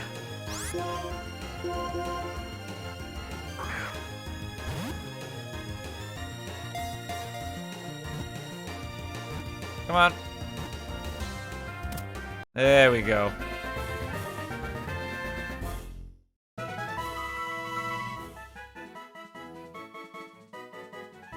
It's the sun Pokemon, see? Yeah, but this is one of the coolest Pokemon they added in Generation 5, like, honestly. One of the best Fire-type Pokemon I think they've ever designed. It's such a cool design. And, like, Bug-Fire is such an interesting type. It's really cool. Let's keep it as Volcarona for now. Yeah, it gets, like, a mural on the wall, too, see? Such a cool design for Pokemon. Now, if we go to the left here.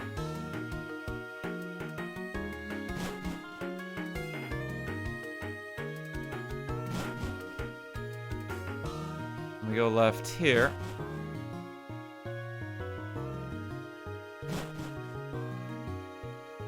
And we go left here. There's some handy dandy stairs out.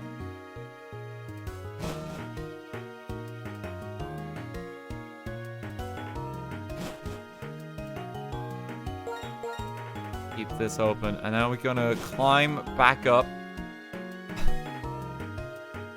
through possibly the greatest interior in any Pokemon game, that is just going around the stairs here. Okay, we got Mewtwo.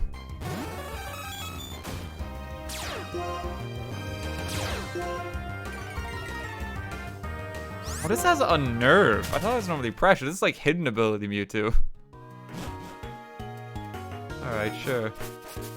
Oh, there is something here. Let me use a repel real quick. I love this free tour of the northeastern United States.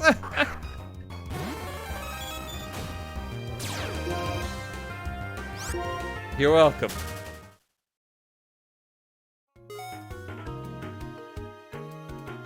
Okay, hang on, let me use a repel.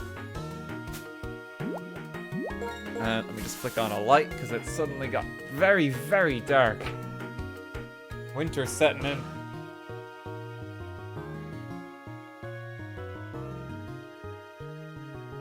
It'll be dark at 5 before we know it.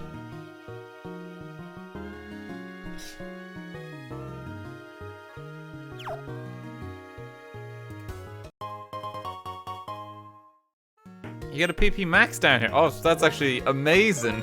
Item find. Jesus.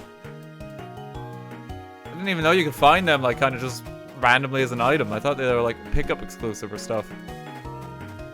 Take it. You also get Earthquake here, which is amazing.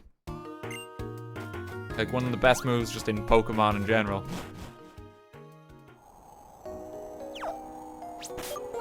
Okay, the next sage... Oh, I forgot this sage's name. Sage Bronius. And he's in Chargestone Cave. I'll probably go to Mistral and work our way back through.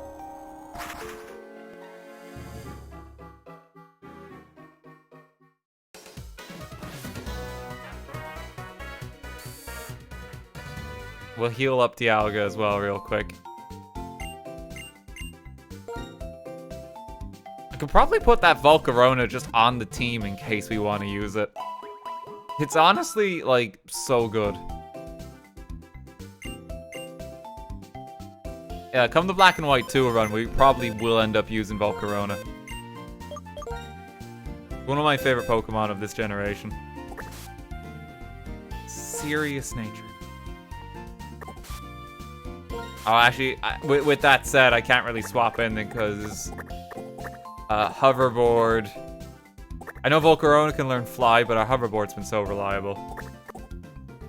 just keep the team as is. Yeah, there's our Volcarona, level 70. Keldeo item, it doesn't matter.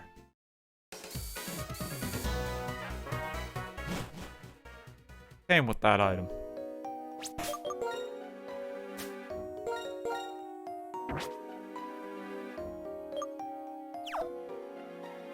Okay, Sage Bronius is hidden in the basement of Chargestone Cave. Oh! Is it time for Calamit 3?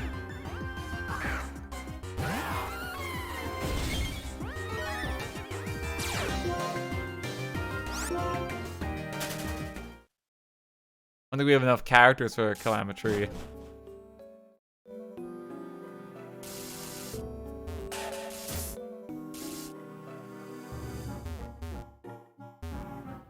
Here somewhere. Yeah, here he is. He's like really tucked away. When I saw you in Castelia, I did not care about your existence. Here in the Chargestone Cave gets us tested your ability. Once more, we will test you to learn what it is you are. Team Plasma, come out. Bronies of the Seven Sages, I will bring this kid down.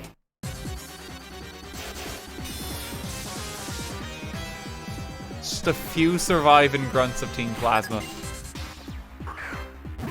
They have like ungodly strong Pokemon relative to like their peers. If only they used these Pokemon when they were trying to take over the world. Might have got on a bit better.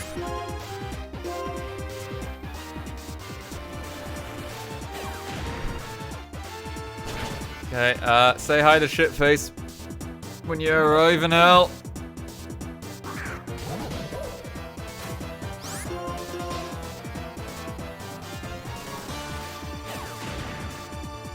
Even relative to end, like 13 levels higher or something. Yeah, they really are. They should have had these grunts.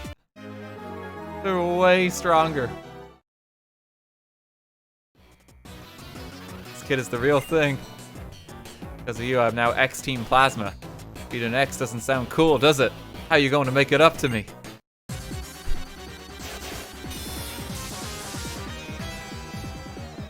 I mean, sometimes that's just life.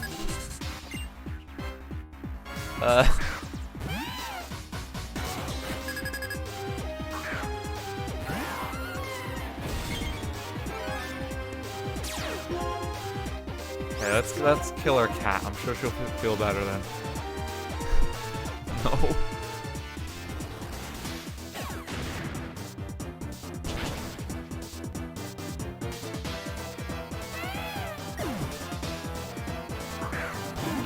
Literally forgot we were streaming today. Ah, you're all good.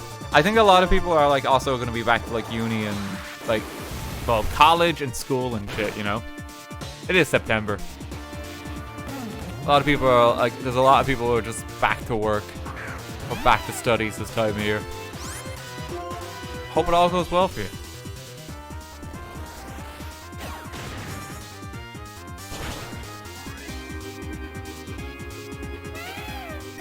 Don't remind us, Dan.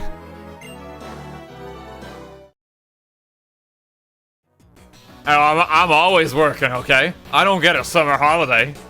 I gotta play video games all year round.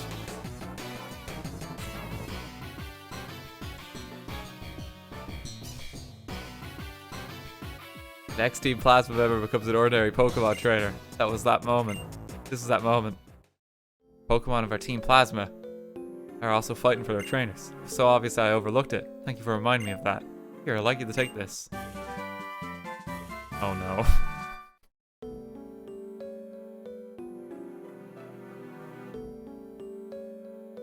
Okay, everyone get it out of their systems.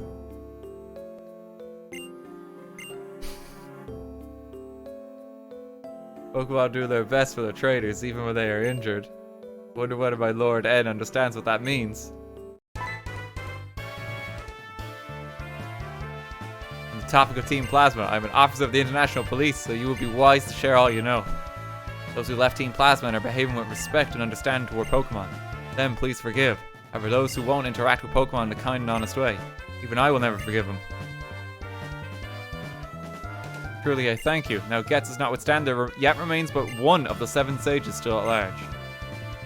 Their innermost thoughts, their uttermost hopes. These I must and shall discover. Once more, a brief farewell. Okay, so the last sage is real far away relative to his peers. He's actually in like the post-game areas that we haven't been to yet.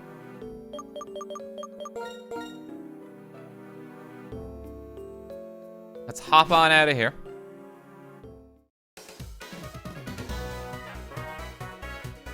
We do have another pit stop we need to make, though, before we go to the specific new areas. We have to actually go catch Terrakion.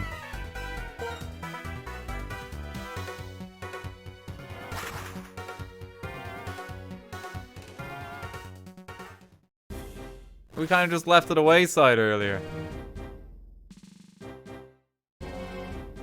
I'm gonna just see what Pokemon I should probably bring for this, just because Terrakion is just such a menace. I think probably with Dialga and Mewtwo, like, we should be alright. Terrakion's just strong, though. Like, stupidly strong. Yeah, I think we just go with them. Like, nothing else is really gonna resist it that well. Maybe Celebi. Maybe Celebi. Okay, mishap. You just hop in here, we'll come get you soon.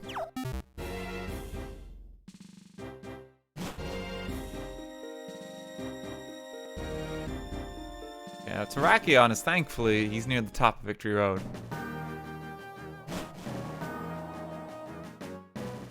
Oh, and here's Charon as well. Hang on.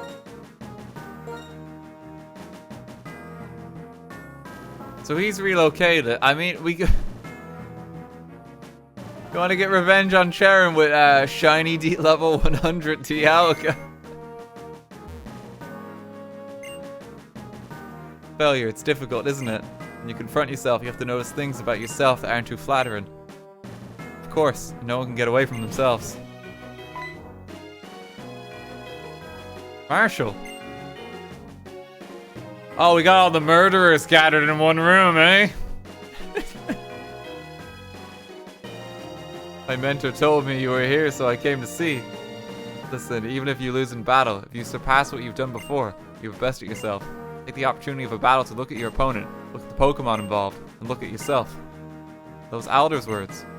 Maybe, but I'm borrowing them. But I want our battles with trainers who believe in themselves like that. When I mix it up with a trainer like that, both my Pokemon and I get even stronger.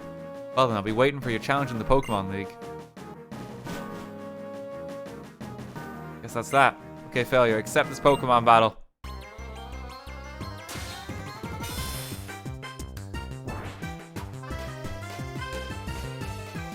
We get one last round. He's got a team of 6 this time, too. He only had 4 last time we saw him. Get him, Dialga.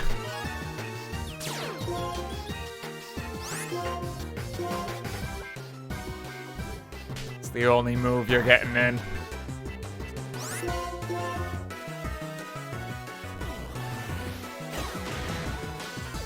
Throw him off the cliff, no one will know. They'll probably survive though. They'll like roll down to the bottom.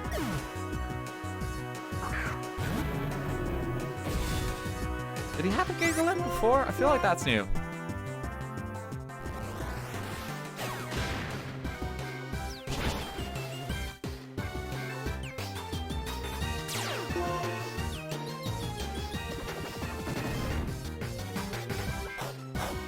Is there a post-game battle for Bianca? I believe there is, yeah. So Charon, I believe you can re-battle every day. He kind of just sits here for you. So you can train off of Charon as well if you want. Which is always appreciated.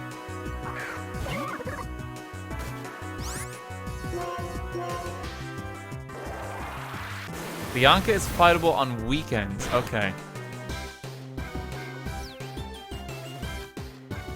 You don't even deserve the attention, Semi-Poor. Just gonna have you die and not say anything. Oh, he's got a Haxorus now, too. Hope his has rivalry, I think, as well. Mold Breaker didn't show up. Let's just kill that.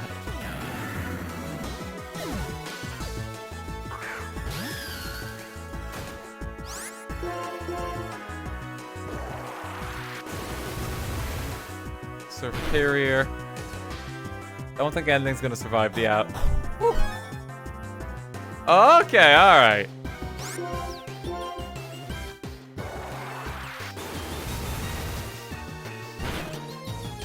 Good effort. Yeah, so he's got a bit of a new team. I mean, it's some solid pickups for it. Like, Gigalith actually is a very strong Pokemon. I think there's better in this generation, but like, it has monstrous defense and like monstrous attack. It's quite good if you need a Pokemon that just fills that specific role, you know? Plus with Sturdy, it means it's guaranteed to live at least one hit.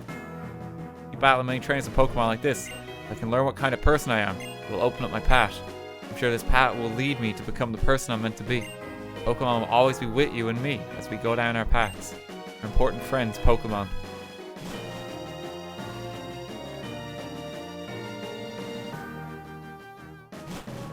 This is pretty much the end of Charon's arc in Pokemon Black and White, but we will see him again in Black and White too. We'll be seeing a lot of characters, because Black and White 2 is set 2 years after this game.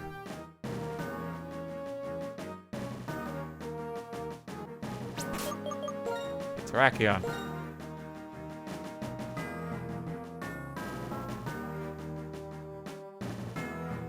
Charon will return in Black and White too. It's like, but don't worry, Bond will return.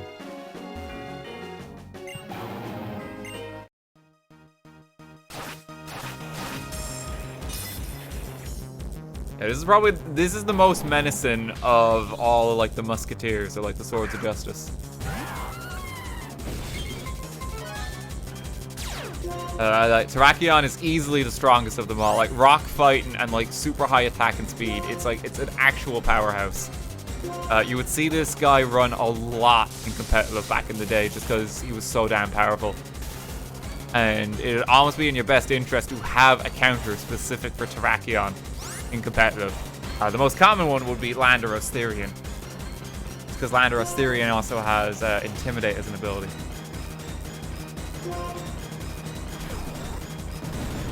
I think it can take one strength just because of its rock type, and yeah.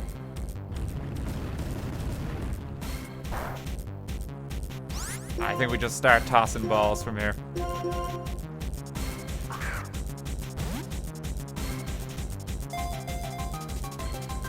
I don't have a way to weaken it further unless I go straight into Mishap or something.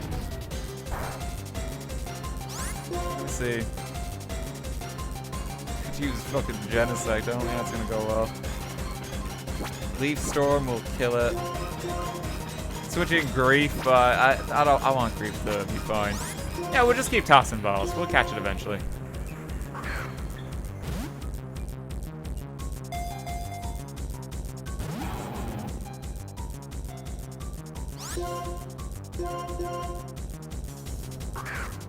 you have a favorite off-meta strategy? I mean, I would have been using Whimsicott back in the day before most people really even gave him a fair shot. I used him a lot. The weirdest one would have been my Choice Scarf Special Tyranitar. Oh, thanks very much, Terrakion. It's not gonna keep us long.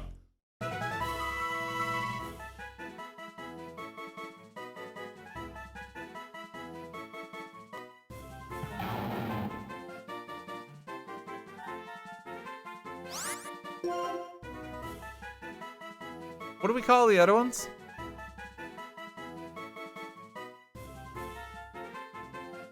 I think one was Oh No. Just Bob. Oh, there you go.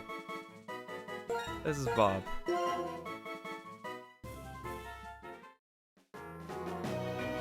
Okay, that's the last of the Musketeers caught. Hop on out of here.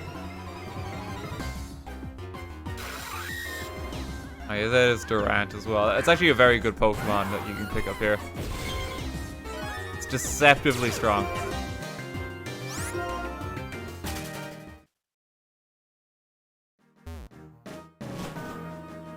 Actually got a shiny of those in Sword and Shield through the Dynamax raids.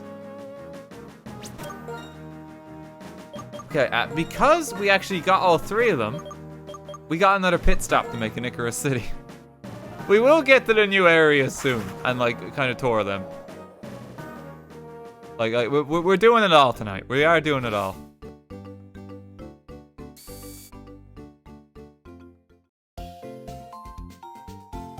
Oh, wait, no, yeah, we killed Virizion. I still have to catch it. It should be back now, though. Yeah, thanks for the reminder.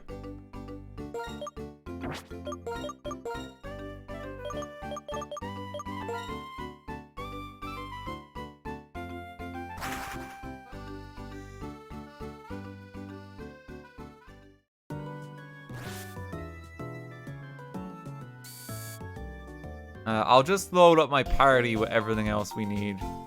Just to save us a fly after this.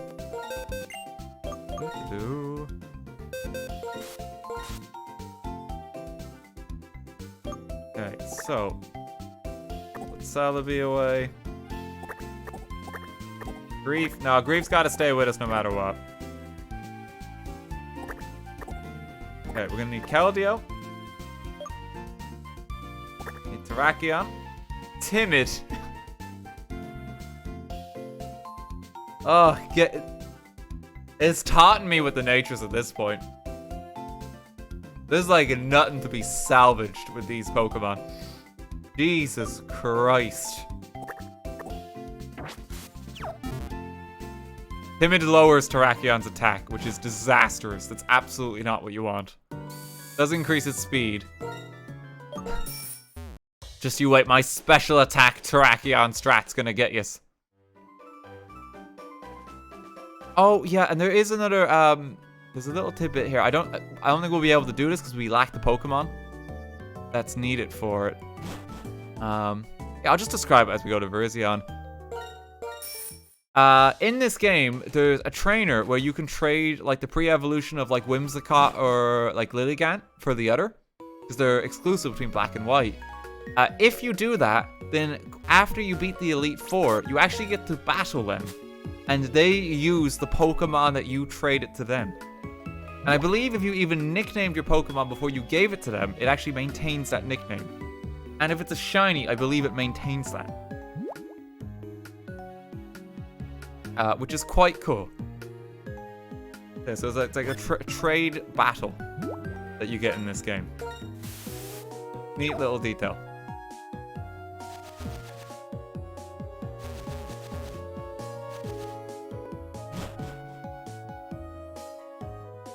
I believe there's only 2 instances of it in this game. There's someone else who wants like a Munchlax, I think, and then it becomes a Snorlax as well.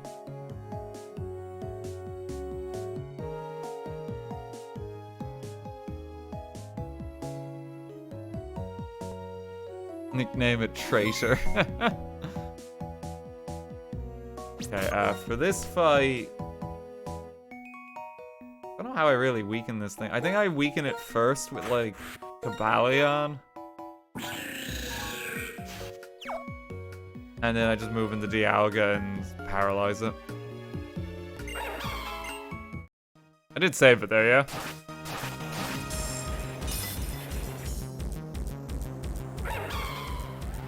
Yeah, we're good. Okay, last one we need to pick up.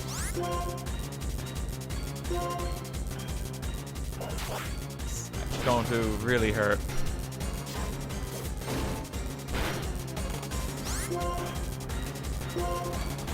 One more should do.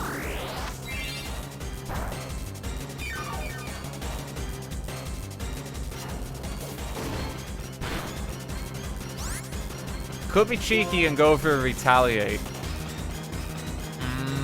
That might be too cheeky though, yeah. That might be too cheeky.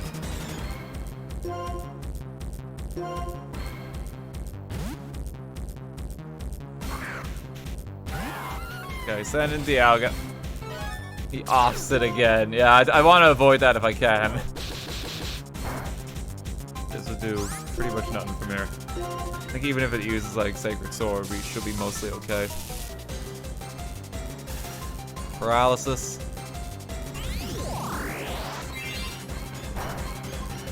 Really not gonna hurt.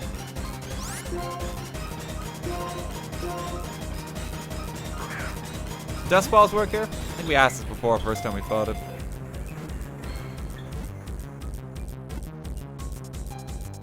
Oh, they don't work here. Are you sure? Are you positive?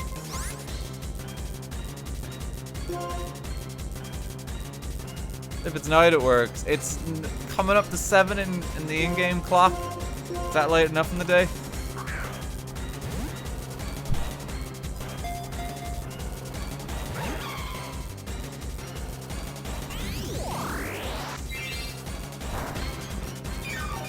$8 p.m. is night for Pokemon. Okay. So we'll just use Ultra Balls. We just got very lucky there.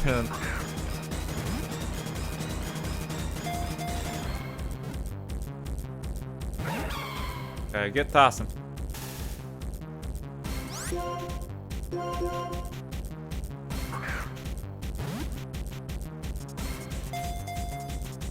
We almost have every legendary after this as well. We've only got 2 encounters left. And one we have a Master Ball as well that we're going to use on one. Just make it a little easier for ourselves.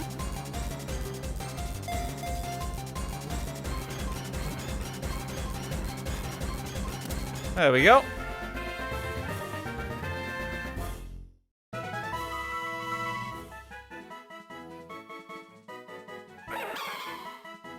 We have the trio.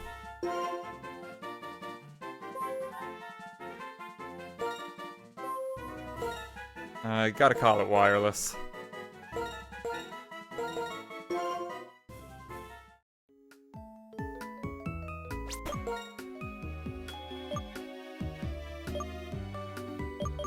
Okay, I did not bring anything that has fly because I'm very silly. Last 2 encounters get another 50 friends for 2 Master Balls. It might take a while to get 50 friends. Shit, okay, like Flashfire, like meet up in Dublin City. Like we gotta go quick. See you at the Spire in like 10 minutes.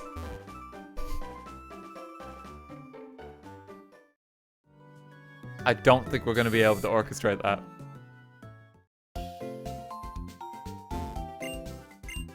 What's the nature? I don't want to look. It's like Schrodinger's cat. If we observe it, it's gonna be bad.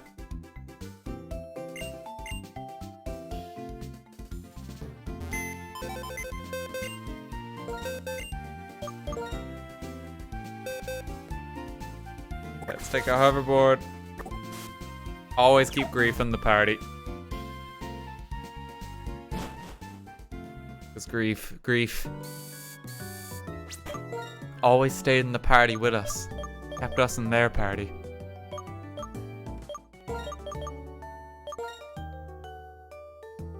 Wait, did I do something wrong? Why'd I put Cabalion away? Oh, dumb. Okay, hang on. One more PC once we get there.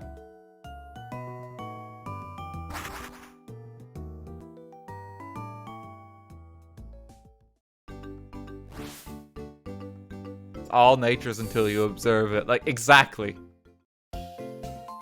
That's how we're gonna keep it. We're just not gonna check. It's too dangerous.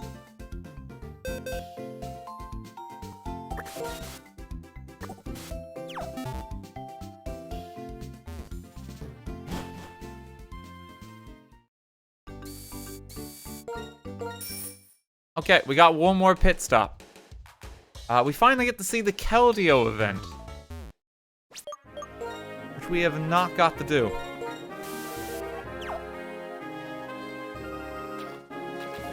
Oh, we can pick up some of these items too. Oh, the hoverboard's in the lead. That's why the rappel didn't work. Get him, Genesect!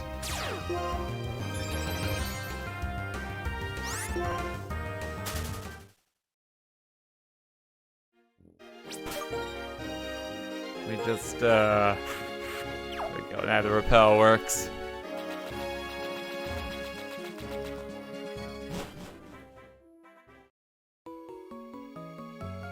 Okay. No, I'm not touching the controls right now. Keldeo seems to want to get out of the Pokeball. Will you let it out? Keldeo came jumping out.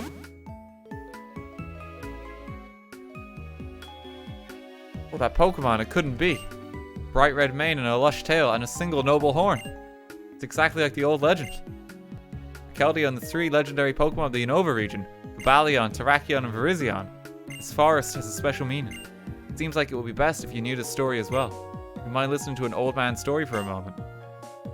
Long ago, when a war between people started an intense fire in this forest, a single young Pokemon was separated from its parents. Cobalion, Terrakion, and Virizion teamed up to take care of this Pokemon. The 3 acted as its parents and taught it the knowledge and the moves it needed to survive. The young Pokemon grew rapidly, and developed a power that surpassed its 3 caretakers. However, one day that Pokemon disappeared from the forest. No one knows why. When I think about it, young ones are always reckless and drawn to adventure.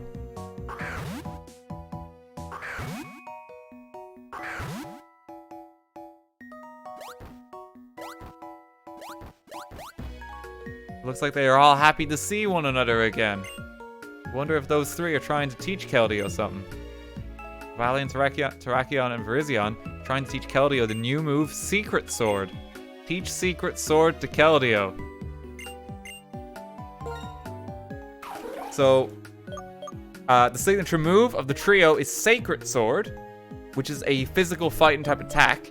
Secret Sword is a special fighting type attack.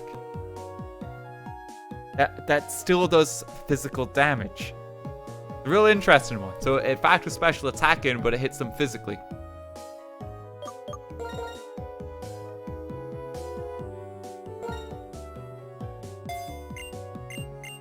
Keldeo learns Secret Sword. If it weren't for you, these Pokemon never would have been able to meet again here in this forest that holds so many memories for them. I'm sure they are very happy that they were able to meet a trainer like you.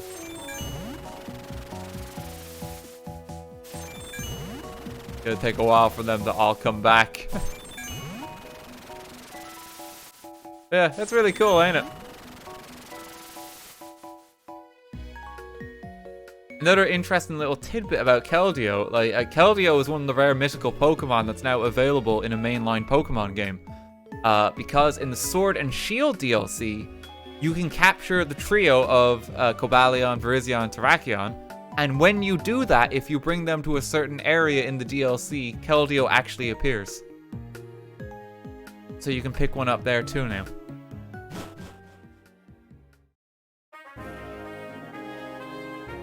It's cool though.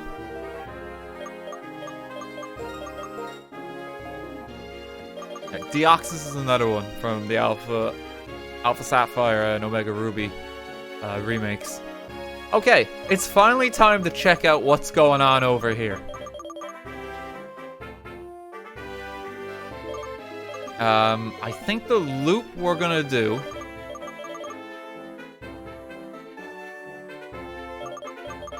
I think we're gonna go up here first. So from this south path up, and then we're gonna go along this path here. And then Undella Town is gonna be our end goal, okay? We're gonna do the bottom first, and then we're gonna go back to the top.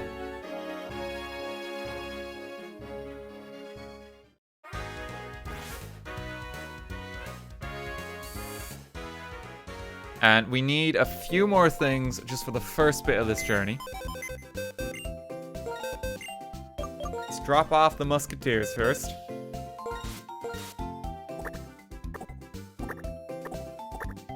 They're all reunited. So now we need our Thundurus, and we need our Tornadus that we caught in this game. So I'm hoping with the 2 of these, we should be able to trigger the next event here. I can teach one of them fly here as well, so I can leave my trusty hoverboard behind. And we can just bring Mewtwo with us.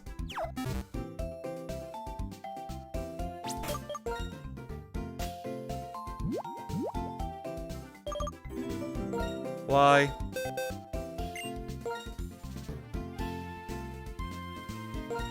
Yeah, you like flying, Root, fuck you. Let's pop that on you.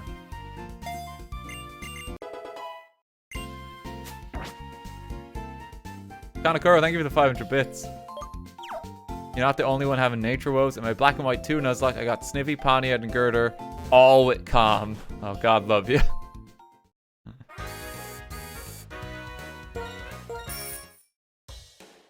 It can be a death sentence for some Pokemon, honestly. Pretty rough.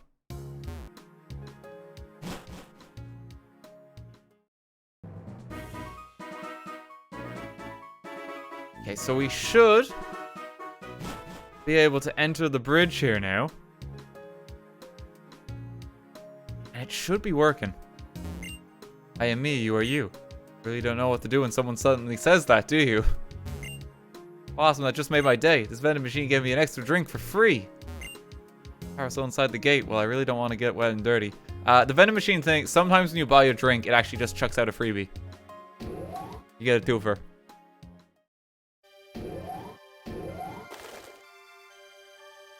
Welcome to Marvelous Bridge. Son, I have a deal for you, and for you alone. Here's your chance. I will sell you the secret Pokemon Magikarp for an unbelievable 500. Yeah, so the Magikarp salesman returns in these games. We don't have room in our party right now, but he will give you a Magikarp.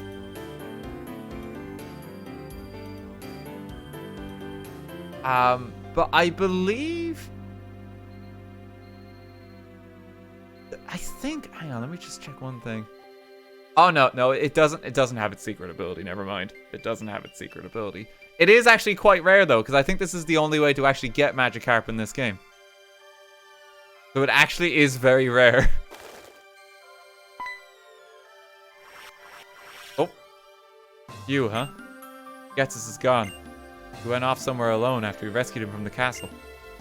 The day Getsus saved our lives, we've sworn to be loyal to him, even now after he ordered us not to search for him. Getsus said to give you this. So we now get the Adamant Orb, which you might remember is the orb we use for Dialga. The Lustrous Orb, which is the orb that Palkia uses. I guess they actually use the orb now to transform their form, because of Legends Arceus, which is actually quite cool. They all have one, I forget that sometimes. And you get the Gryceus Orb for Giratina. Getsus, where did he find these? What was he planning to do with them? Why did he give them to you? There's no way to know how. Now, is he testing you or using you? We, the Shadow Triad, have always been and always will be the loyal servants of Getsus. Getsus' ambitions will never cease. Never shall we meet again. Farewell.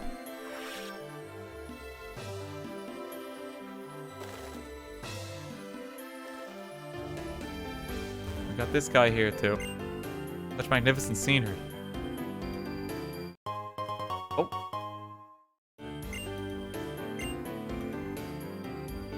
He's just taking in the view. He's having a good time.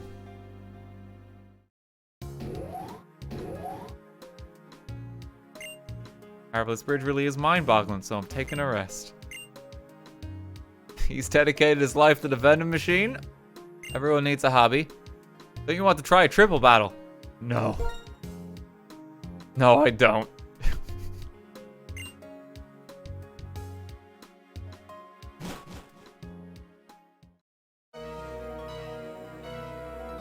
Okay, so welcome to Route 15. So these are like new areas of the game from here on out. Any chance if you caught a Pokemon called Ditto? I'd be very happy if you could trade my Rotom for your Ditto. I think you can catch Ditto on this route. It's a pretty cool way of getting Rotom. Rotom's definitely a cool Pokemon to acquire. Yeah, so there's a lot of trainers. There's like more areas just to explore. There's all these nooks and crannies. It's mainly just wild Pokemon and items from here on out. In touring the routes, we're kind of just going to be gliding through them more than anything. There's a couple of stops along the way, just of things I want to show off. For the most part, these routes are simply more trainers, and you can also catch a lot of Pokemon from like the National Pokedex in these areas. This particular building is the Poke Transfer Lab.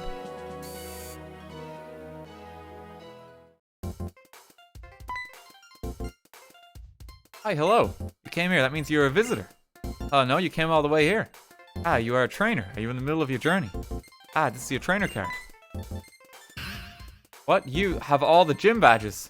Great, you may be able to. Professor Park. Quick, quick. Oh, there you are. Professor, you have a minute. I think you do. Listen, this kid is a trainer who has all the gym badges, all of them. I'm sure this trainer can operate it. Told you many times, this invention is great indeed, but without a professional trainer. What? You have all the gym badges? All of them? Fantastic. Fantastico. Yahoo! What a great day. Great, unbelievable. Hi, I'm Professor Andrew Park. You, failure. Failure. Are you willing to participate in an ambitious experiment that will make history? This device is called Poke Transfer. It connects, blah, blah, blah.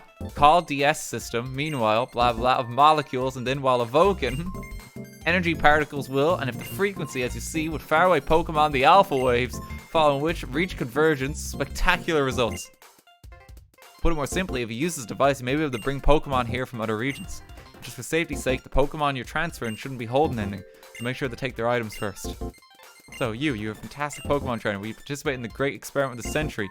You need 2 DS systems to use Poke Transfer. Conduct the experiment with another DS. Is that okay? This is how you transfer Pokemon from the Generation 4 games into Generation 5. And you play a little mini game. You open up the other game on your. You put the other game in your DS. You use DS download and connect to this, and that's how you basically get your team across the generations. You play a little mini game with the bow in the background there, where you basically fire the bow to catch them. That's more or less how it works. I don't have another DS, unfortunately, set up for us to kind of actually do that right now. Kind of like keeping Pokemon just like in their generation too. I transfer them sometimes, mainly just like I transfer like competitive Pokemon. I keep like my main team in each game, just in case I go back and play it. Unless I'm like starting a new save file, then I transfer them up. Kind of how I do it. This research model, I also want to have an impact on people in the future. People live in 100 or 200 years from now. Here we are monitoring Poke Transfer. Keeping a careful eye to make sure all the Pokemon have safe travels. Yeah, so just handy facility. You get access to it in the post-game. And unlike Sword and Shield, where like you can't transfer all the Pokemon, here you can. It works with any of them. So it's pretty good in that to that effect. You can get any Pokemon you want now in Gen 5. Which is appreciated.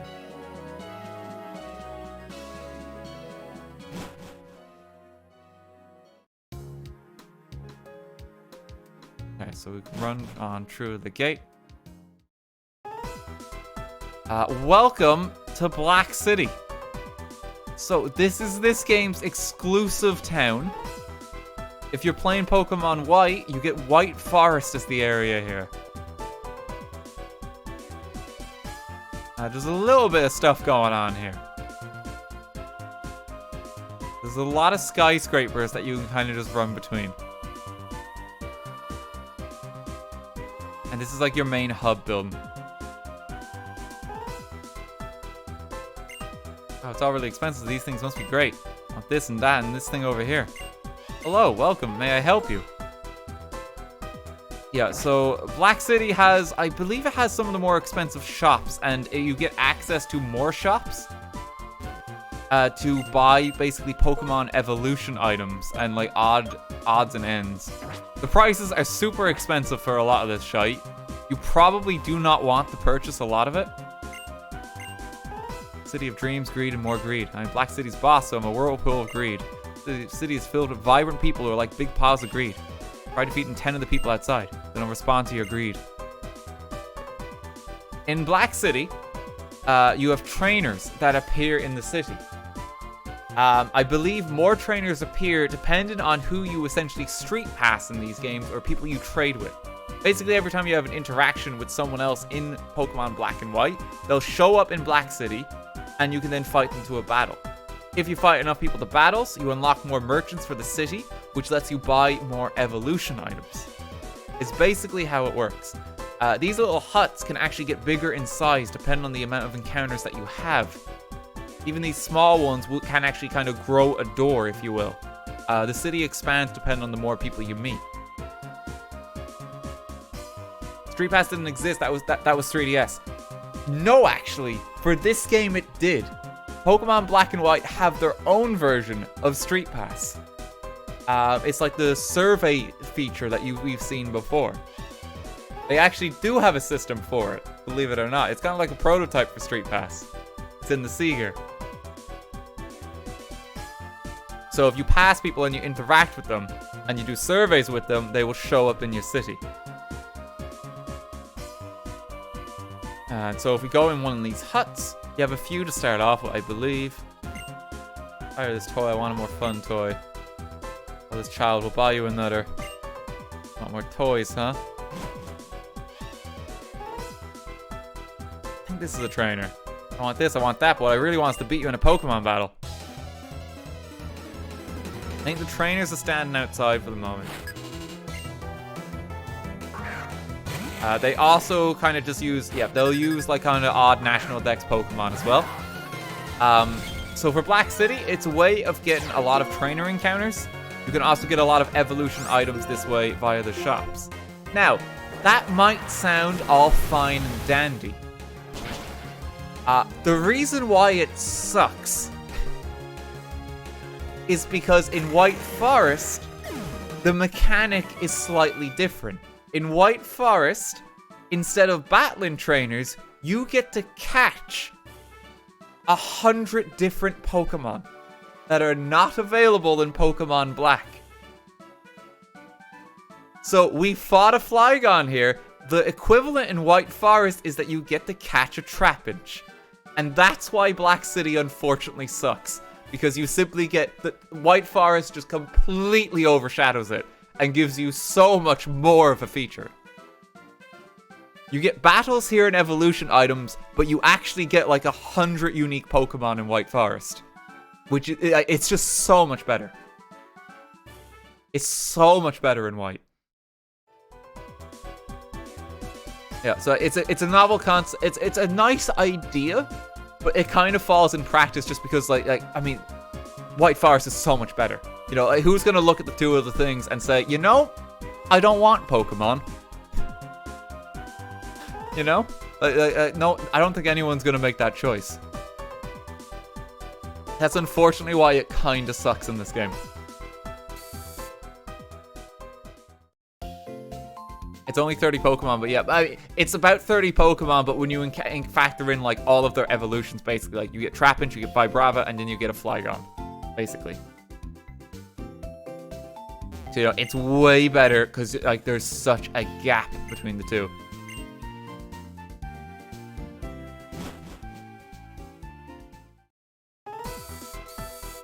Is it the same for Black and White too? No, it's not. They fix it. It's very different, and it's a kind of like equivalent experience there. So don't worry so much about that. They don't have that much of a divide between them. They kind of repurpose it in Black and White too, so it's like a battle facility hub.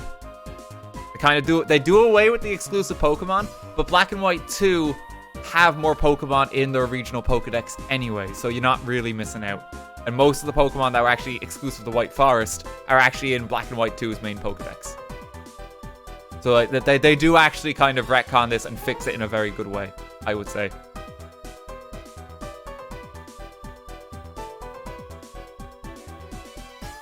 But yeah, it's an unfortunate one. It's a cool concept. I like the idea of it.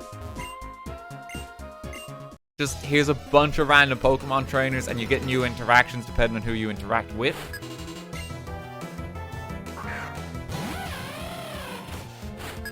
But like White Forest is just so much better. It's just really hard to compete them. I think White Forest has like a lot of good Pokemon that are exclusive to it. Like, let me see. Like, just to give you a rundown of some of the Pokemon.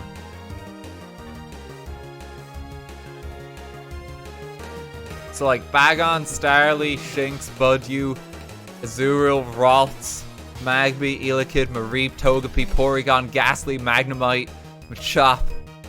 Like, that's just like a slim picking, but even there's like some quite good Pokemon that you simply don't get in Black because of that. It tends to be that if a trainer has a fully evolved Pokemon here that you're fighting, so like Luxray is here, in White you can now catch Shinx. And that's how they kind of balance, but not really. Not really.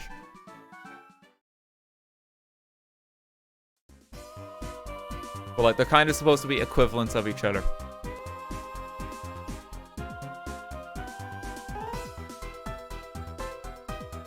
But yeah, that's pretty much how this area operates. So just give like a little tour of that. In Black and White 2 as well, despite it only being really just aesthetics and for like a different kind of battle challenge, like they adjust the trainers, they actually give you the option to swap the city. So you can actually make Black City White Forest and vice versa. So again, like Black and White 2 really remedies a lot of what's probably wrong with this here. They give you a lot more options.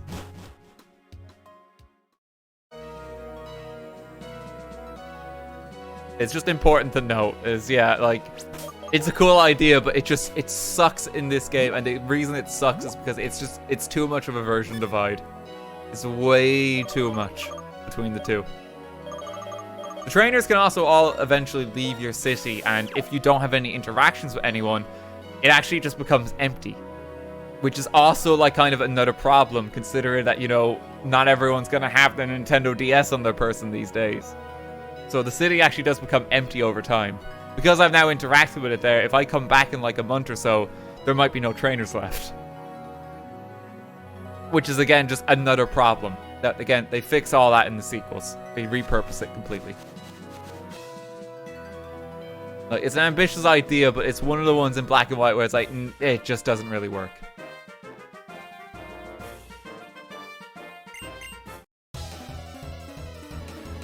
I think it falls to a minimum of 1 or so. But even then, it's kind of depressing, ain't it? Everyone's just gone.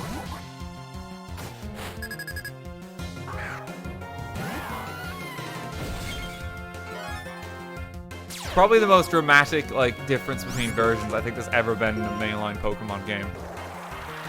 Like, I don't know what would come close to that.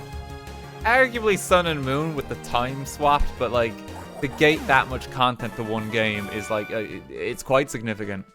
They've never really done something to that degree again. Yeah, we kind of have like a mountainous waterfall route here as well. Yeah, the Sword and Shield gym leaders, like, the gym leaders are swapped, but like to swap an entire city, like an area and like its function, like it, you know, characters interchange, but like an entire area. And what the area does. It's like, it's a bit different.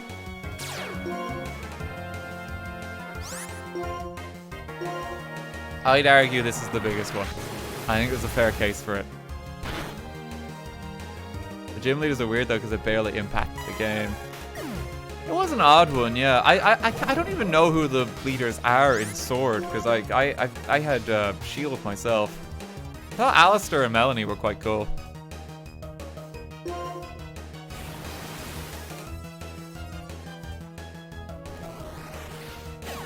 I think it was like Gordy is one. I think I've seen a Pokemon card of him.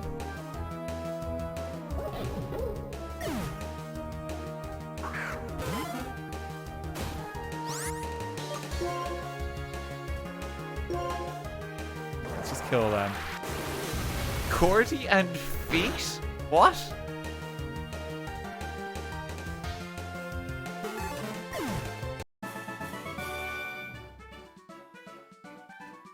B, okay. Okay, don't get weird, guys. What's wrong with yous?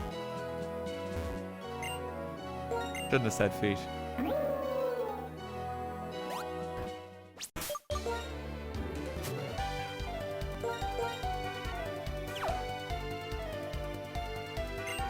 Okay, we can now use Waterfall as well. We've been able to use this a while. There's actually... most of the waterfalls in the region only appear on this half of the region. We're looking for one of the sages here. I don't know whereabouts he is. I feel like he's near here somewhere. Just surf about a bit.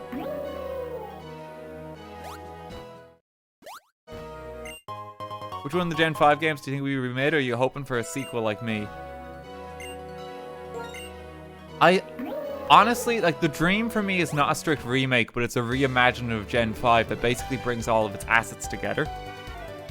I'd be fine if for story purposes, if they were doing one remake, that they use Black and White story just because it's the stronger of the two plots.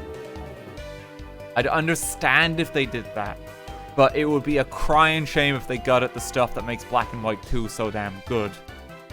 You know, you need to repurpose it, because even a lot of the characters in Black and White 2 are very good characters. Colress is a joy to interact with in Black and White 2.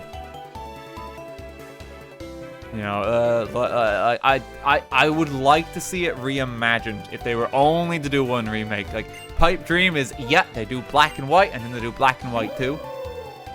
But I doubt that's going to happen realistically. You know?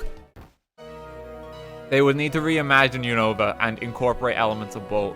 It would feel wrong if zones are just simply absent. I could do a Black and White 3, but I think that would be a bit weird, honestly.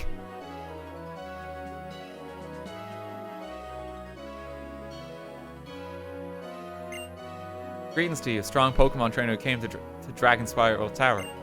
Are you not making friends with Reshiram? There's a saying. If somewhere in this world there is someone who understands you, it feels like that person is right beside you, even if you're as far apart as the end of the land and the top of the sky. As my Lord N and his Pokemon understand one another, so too do you and your Pokemon understand one another, which is my reason for giving you this. You get another TM? It's for Bulk Up this time. The Legend of Unova is about Pokemon and people working together to build a new world. The message is that simple and that strong. Changing the world makes you a hero. Anyone can become a hero. A quick aside as well, just speaking of remakes, because I know Legends Arceus is based in the old Sinnoh region. If they were to do a new Legends style game, I think Unova probably has the most material for them to work with, because there is a real sense of history in this region, and it's like a central theme of the entire game. It's like history versus modernity. It would be a good premise if they did another Legends style game. As each of us changes, what is in our power to change, so the world itself changes. Garden Team Plasma, I am an officer of the International Police, and you must supply the information I request. Indeed I shall. Team Plasma changed me, but not change the world. I'm looking forward to seeing how you lot will do. I thank you extremely. Curiously, Failure, there's a topic on which we must speak. A report has reached my ears of someone far from here. Indeed, this someone has spotted a person like N and a dragon Pokemon. I depart to substantiate the substance of this information. Until next time, I say cheers to you.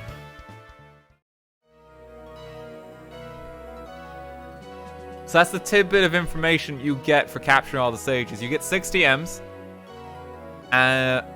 Looker arrests the sages, and you find out that N is alive and well, just in a different region. You get a little bit more plot there. Yeah, and now I gotta figure out my way through the waterfalls.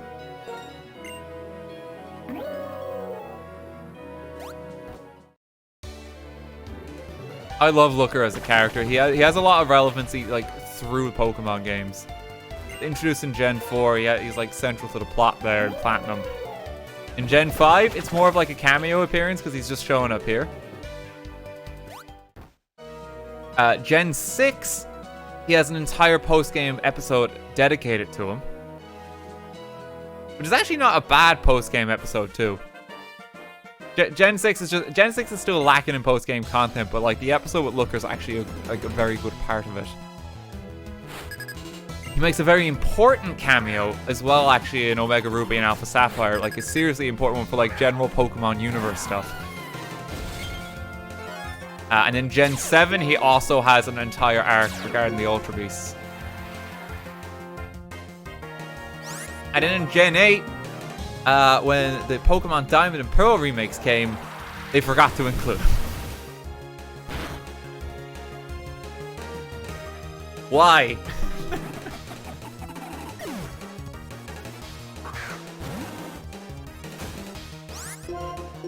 So annoying. He showed up in every gen since his introduction.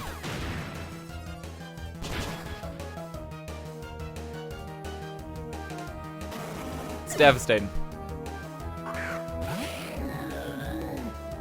Hopefully we find him alive and well in Spain and Portugal.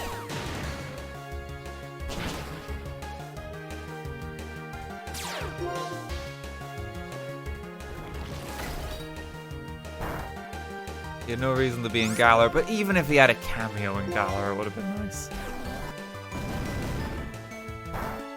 We only get a few reoccurring Pokemon characters like between games.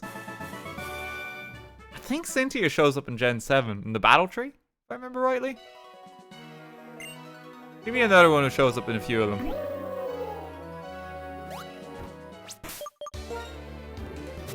Yeah, she does.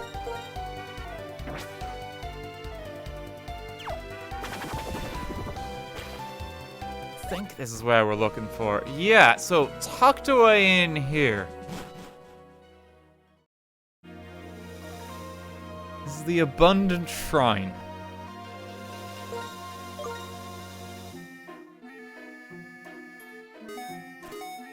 We got a little mini zone here. It's the great Landaros that protects this land. With its help, we are assured of rich soil and a prosperous harvest. You should visit Great Landaros' little shrine and pay your respects. It's a teeny little area. Something I always thought that was funny is they talk about abundance of harvest, but as you can see from all like the farmland plots, like there's nothing growing right now. Well, it could be growing, but there's nothing showing. It just looks a little silly.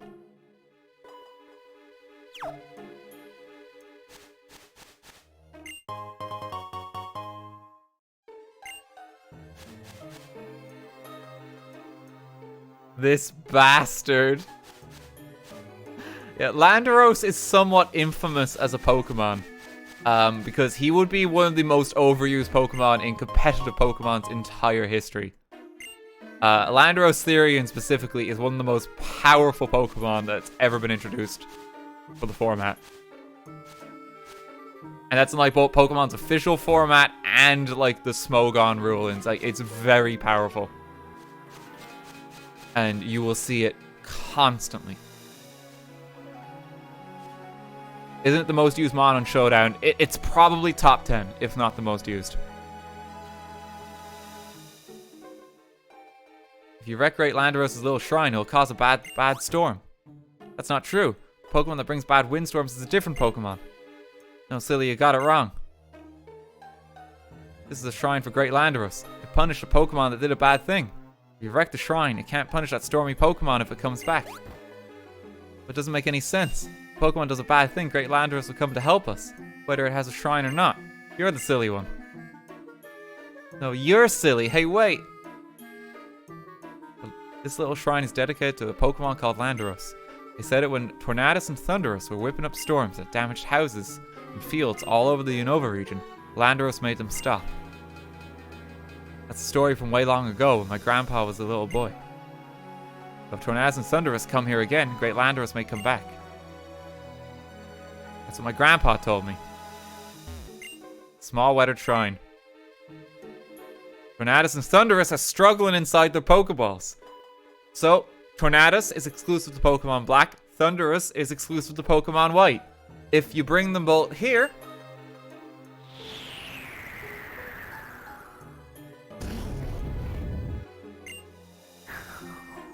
Landaros appears.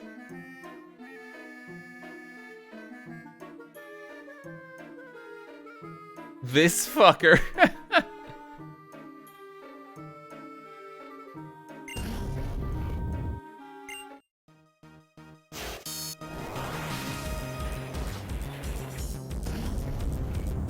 It's rare you even see Landaros in its basic form as well. I'm so used to only seeing this as like Therian.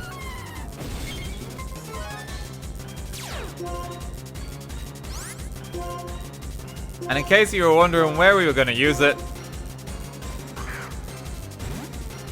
it was going to be here.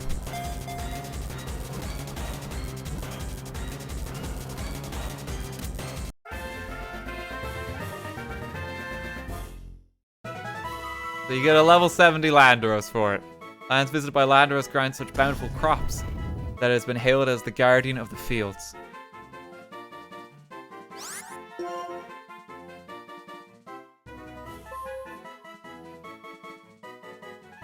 I'm gonna just call this one OP.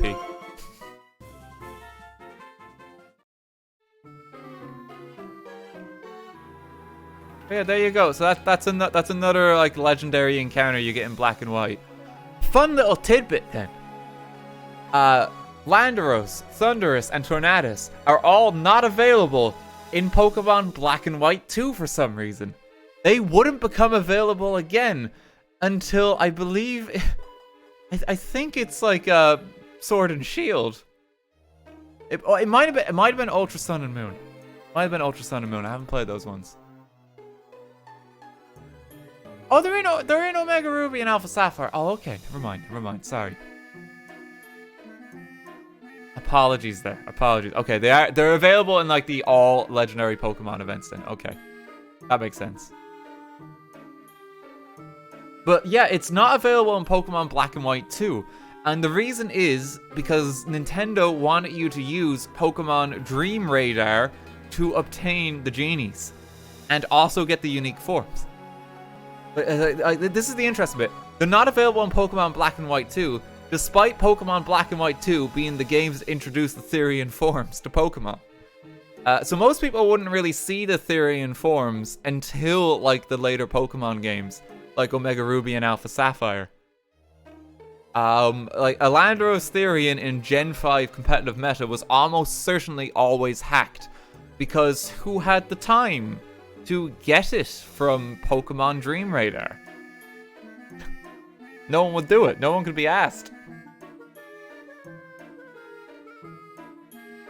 So it's a quite funny tidbit. There's always exceptions. Yeah, I see people saying like, I did, but like you're in the minority. A lot of people did not. It's like it was basically you needed Nintendo 3DS exclusive software to get Nintendo DS Pokemon. If you have a Nintendo 3DS, you're probably playing your 3DS games.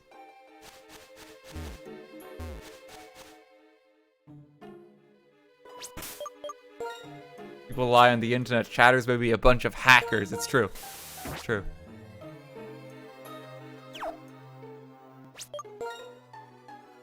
Okay, well, that's pretty much the extent of the route there, too. We're going to fly on back. So, Route 14 kind of carries on. It's like a cliffside route. We've seen most of it. It kind of just leads into Undella Town. Now we're going to make the journey from Appaloosa City.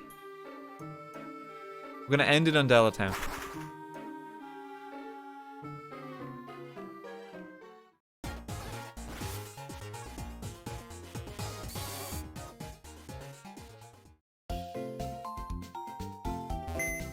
But also put the genies away.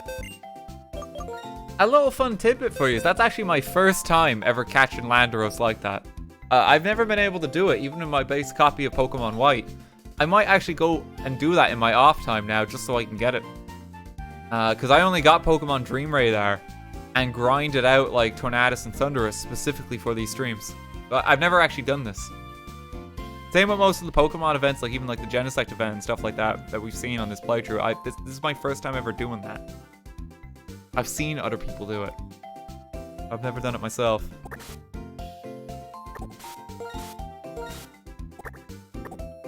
Put them away. Okay. Oh, hey. It's actually not a bad ability. Holy shit, it's not a bad ability. Impish is the one you actually want for Landorus Therian. We've been blessed. We've actually been blessed. If you want to go like a max defense bulky Landorus Therian, that's the one you want. It ups defense and lowers special attack. Actually very significant. Ability doesn't matter here because it gets intimidate when you becomes Therian.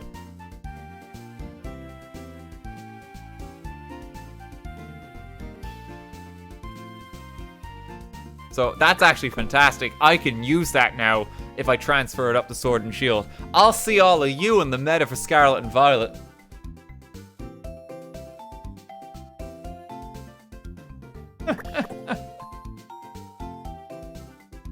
Oh dear. Okay, we'll put our level 100 Pikachu on the team, sure. Actually, no, we can get our hoverboard back in the team. I want our hoverboard back. Keep Landorus there.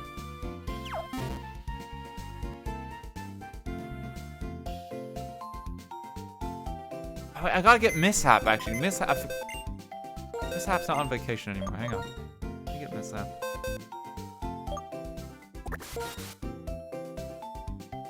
Yeah, okay, alright.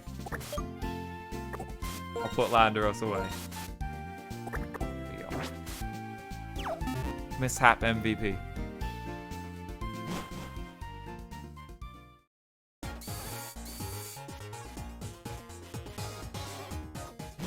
Okay, so before, in this gate, we were stopped for the monumental reason there's something here. That guy has since left.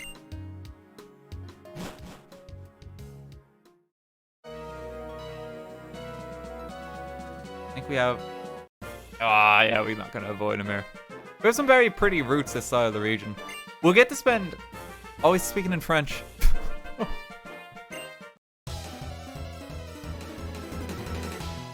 I see you've come from Kalos.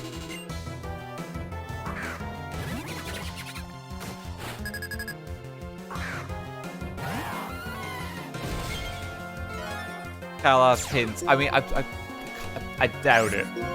I think it'd be a stretch. They do have a lot of different like languages just kind of thrown in the black and white. Yeah, as I was saying, a lot of the post-game routes here are very pretty. We'll actually get to spend more time in a lot of these, again in black and white too. Because we'll be doing like a thorough comb of all of these routes when we go through that game. Because it'll be a post-game Nuzlocke then.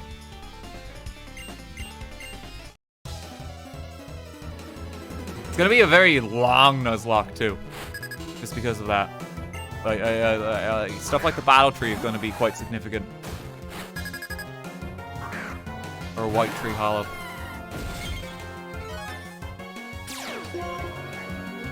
Oh Jesus, Ava, thank you for the 5,000 bits. Thank you very much. How are you today? I want you to know that thanks to your inspiration, I finally bit the bullet this week and did something I wanted to do for years. I've been in music lessons since I was 2, but I wanted to classically train with the Royal Conservatory of Music curriculum for years. While I still have to save it for the lessons, I bought the books required for all the voice grades. I intend to complete it all. Thanks for always inspiring me to try to do what I want to do. Oh, congratulations, Ava. That's fantastic. I'm really delighted for you. It's really good to hear. I hope it goes well. Thank you very much. Oh, that's really good news. It's really sweet.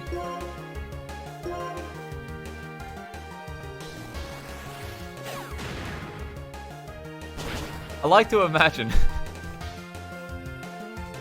not to take away from how sweet this is, but because you say that this is since you were 2, I like to imagine just 2 years old. You sit down with your parents, eating like your SpaghettiOs at the table. I've decided on my college education.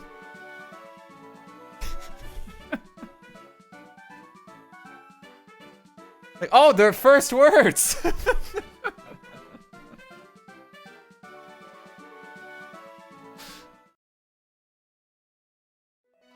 That's how it happened 100%.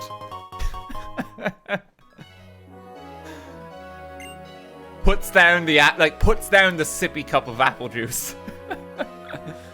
Turn off Peppa Pig for a moment, Mama. I have an announcement to make.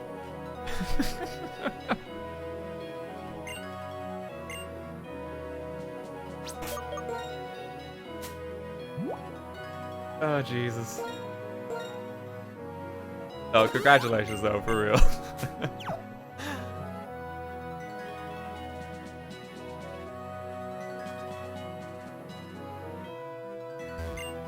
Yeah, there's an awful lot of nothing around here, isn't there? I like how you see so many camper vans here. It implies these just drive through the gates at some point in the day. You never see it in-game. Which is like the cars parked against the road. It kind of implies that, don't it? Don't turn.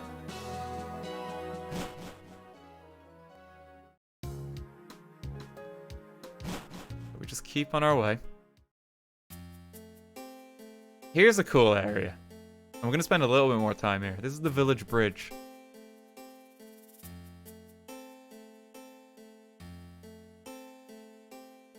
Like, this is a town in this game.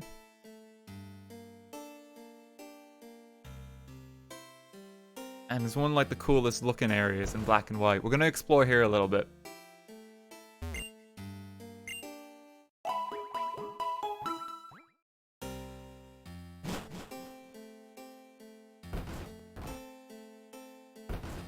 Yeah, I think I gotta explore every house and then the bridge. Look for a new start. Power and I can do it together. Thank you, Village Bridge, for making us who we are, and farewell.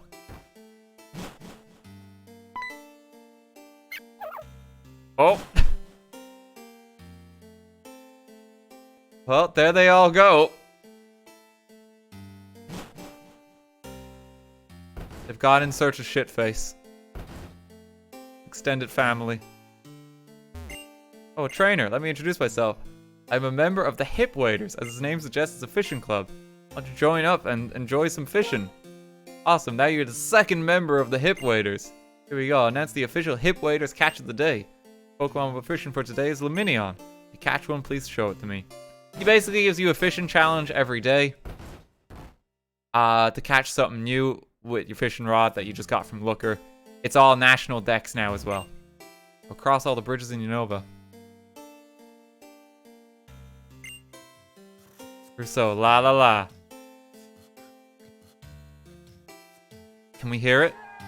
Hang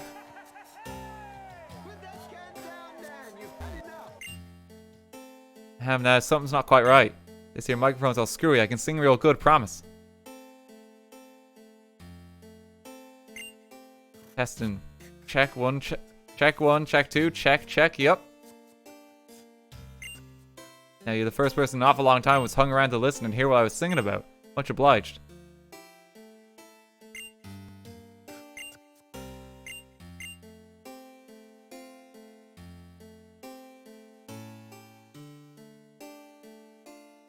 He's not singing yet, is he?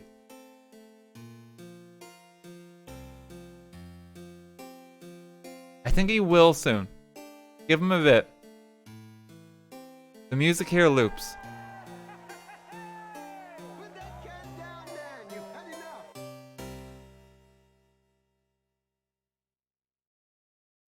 Maybe?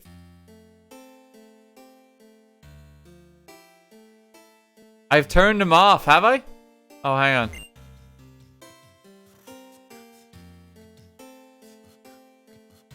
You hear his beatboxing?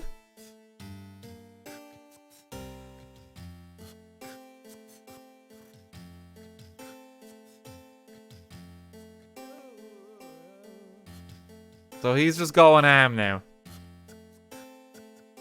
Alpha, thank you for 1,000 bits. Gen 9, we motorbike across the region. Gen 10, we move a truck and find Mew almost 30 years after the origin of the rumors. That will be amazing. Thank you very much. Cryptic, thank you for 1,000 as well. Review in a long time, love the content you do. Thank you very much. How about this? The sound, doesn't it get to your heart, your mind? Do you hear the music being loud? And the day I sunbathe during the night I moonbathe. Nature sinks into my body.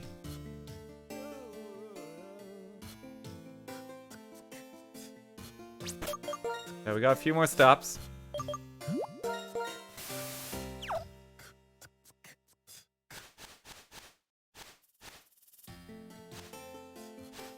You remember in Gen 8 when Pierre sings a song but there's no music and it's really awkward? Well, Gen 5 did that. Better. 8 years earlier.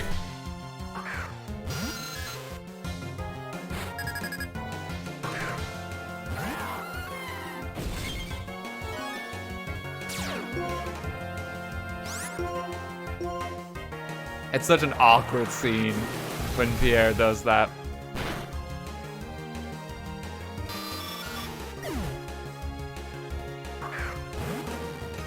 Oh dear. I don't know how kind time will be to Gen 8 in the long run of it. I really don't know.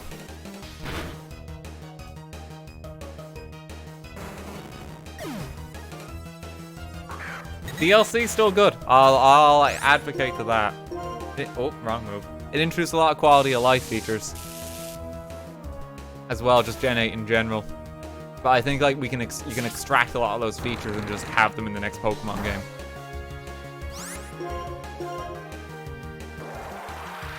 DLC is the best bit of it. Like, by far. I'd recommend Crown Tundra. And the Isle of Armor.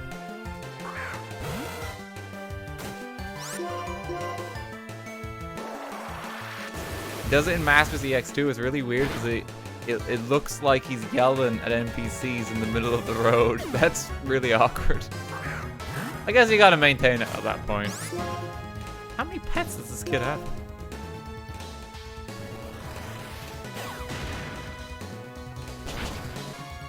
Does RT even look at chat? No, never. You're all just screaming into the void right now.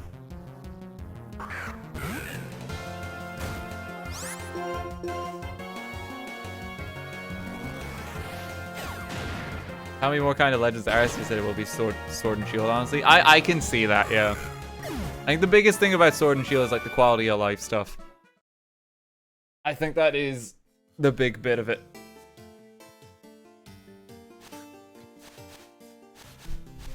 DLC content, it's still good. I like the Dynamax raids. I'll always defend that. Singing gives life to my spirit. Will you listen to the voice of my spirit? You also get the leftovers here, which is like a hugely important item.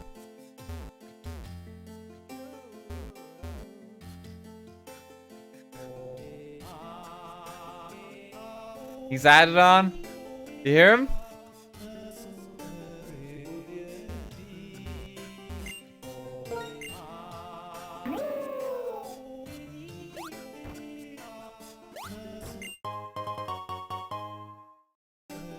I think it's either one or two more we gotta get.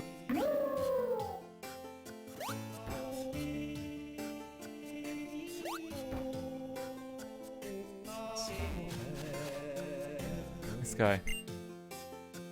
Sweet, sweet, sweet, sweet, sweet.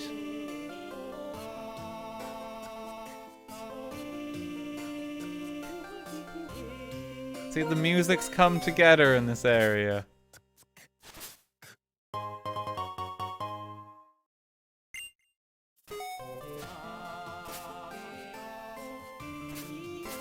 Just pick up these items.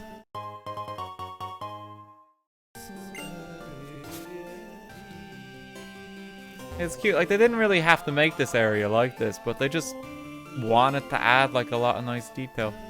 You know, it's sweet. It's fun to explore. I think there's a secret room under one of these places too.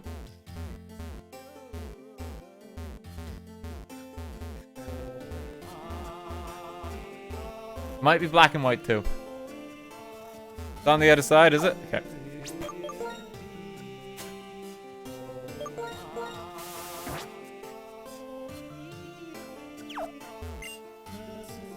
Yeah, like this really has nothing to do with Pokemon, but it's just so nice, isn't it? Like, I'm glad this is here. It's just like a really memorable zone.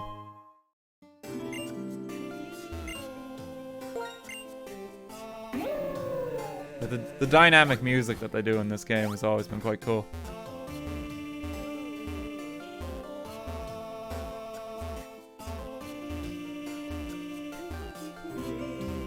I think it's black and white too. I think it's black and white too. Yeah. In black and white too, there's a door. I think it's right there.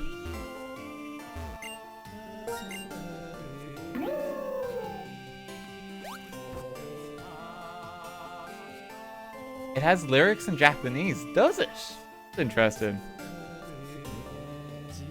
Oh, Jesus, yeah, Shoji, thank you for the translation there. The English translation lyrics: I am a geezer standing in the dusk, mesmerized by the gulls, ×4. Gazing fixedly into the blue sea, I bemoan with shed tears, as I yearn for the lovely gulls, soaring above the blue harbor. Well, thanks for sharing that. Yeah, I never knew that.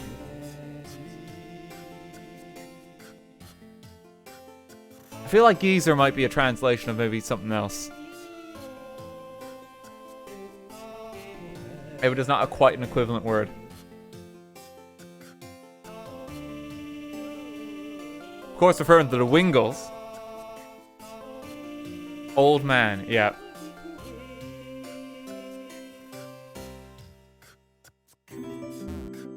Yeah, that sounds more right. Enka music is a side passion of mine. I love Gen 5. Oh, thank you so much for sharing that with us. That's really cool. Yeah, never knew that. Thanks very much. Appreciate it. Welcome. Thank you for making a reservation for a battle. Oh. Uh-oh. Rip the music.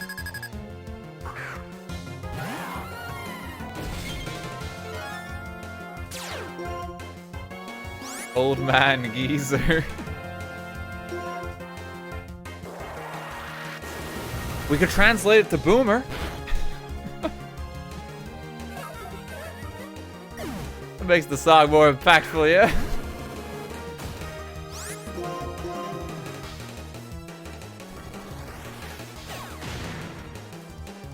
Honey buns if they have a combi. Oh yeah, they have like, it's a bear and a bee, yeah. They're a baker. They're making honey buns. It's cute. You're great, I want to hire you. What do you think? Will you work here as a waiter? Sure? That's great, I'm so glad. That said, do you already know what you'll be doing? No. This shop is a special sandwich shop. They'll take orders from customers. Then I'll make sandwiches to fill their orders. Serve the sandwiches to customers who order them. Please be careful and don't serve them to the wrong customers. Thank you. I hope you do a great job. Like a peckerberry sandwich.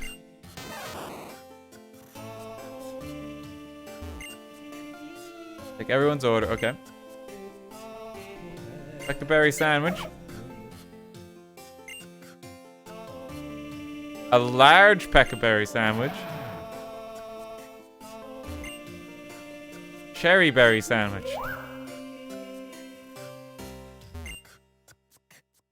Wait, which one's number one?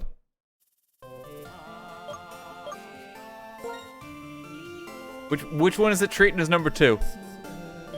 Like, bottom or the one on the right? It's top left, but then where?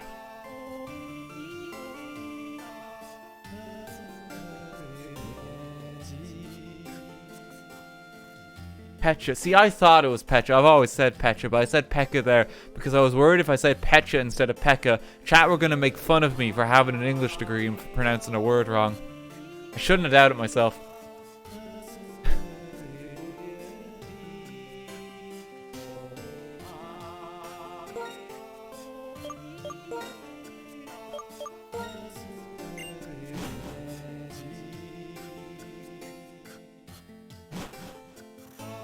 Sandwiches are ready. Please serve them to the correct customers. There you go.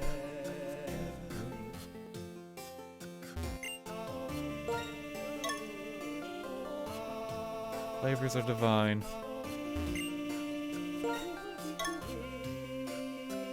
Open wide, so happy. This guy's gonna be like, I wanted a large.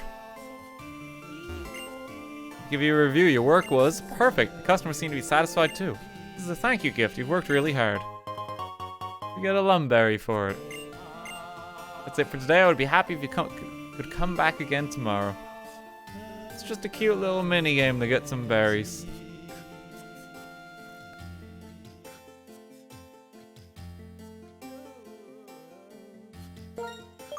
We still have to go in the houses on the other side. There you go.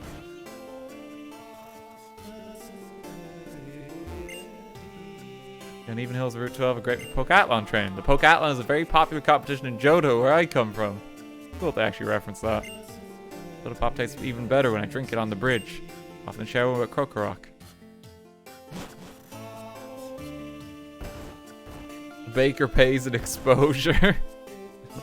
Oh no. The oldest bridge in Unova. It says so right here in my book. Heard it was built 200 years ago. Only hooked on village sandwiches. Moved closer to the shop so I could eat there every day. Very old bridge, but thanks to the elderly man next door, it takes care of it. The bridge always looks its best. Imagine that's your criteria for moving house. Like, selling your existing property. I want to live closer to Subway. It's basically this man's logic.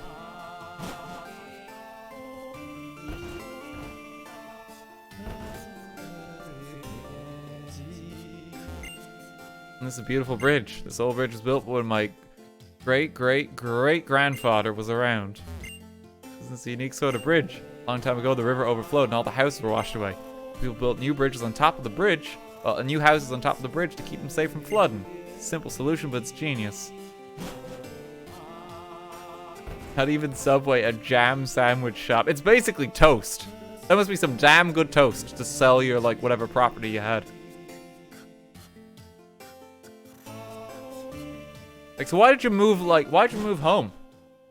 I want to live closer to McDonald's. Oh.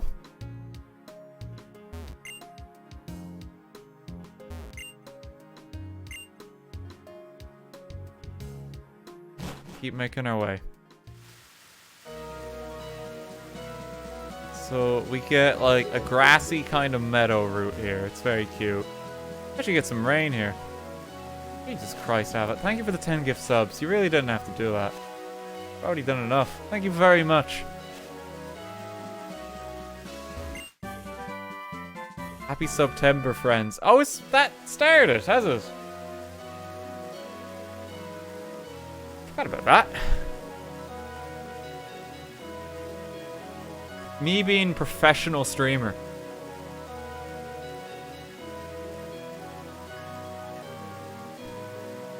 What exactly is it again? It's like slightly cheaper or something, isn't it?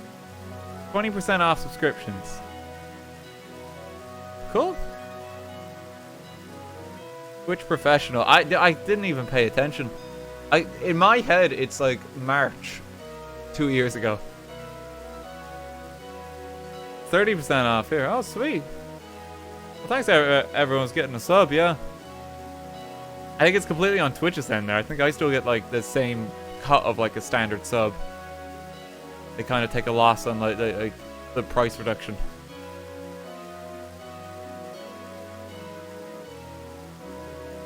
Can you blame him? His DS clock is wrong. This is how I organize my life.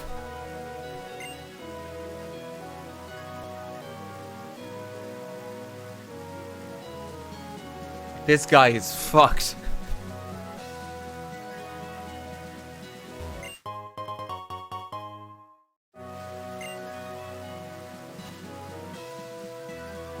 Oh. Didn't mean to fight you. That's okay.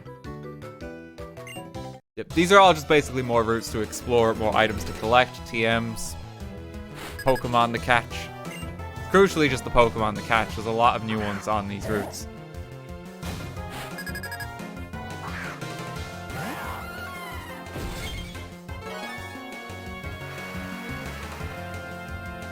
On Twitch, it would be unfair to the streamer. Imagine they like did the promo for it. Yeah, it's like, yeah, the streamer's gonna get like 30% less as well. We're just gonna fuck him over there. Oh, cool. Thanks, Twitch. So generous.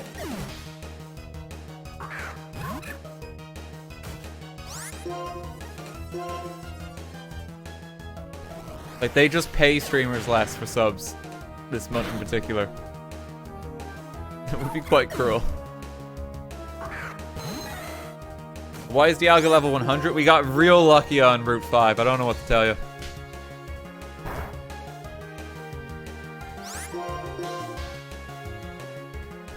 Like, we were just searching for Tornadus for so long that time itself started to distort. A wormhole opened.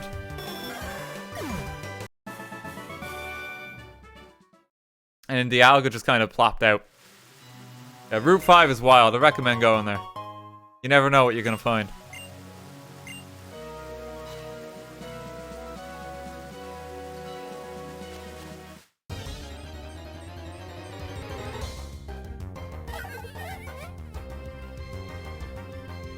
Ghetsis did plan to get the Sinnoh legendaries. He did seem to, yeah. Like, him having the orbs implies that, doesn't it? Like, first Unova, then the Hokkaido region. Okay. Alright.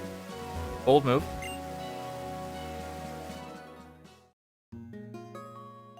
Okay, welcome to Lachinosa Town. It's Lachinosa Town. Here, everyone lives according to the rules, from the moment they awaken to the time they go to sleep. At night, a scary monster comes out of the big hole, so you have to go home and be good. Pokemon is always running off to go play on its own. But it always comes back before dark, so I guess it's okay. This home is so treacherous, isn't it? You just roll out of bed, it's like... Out the door you go.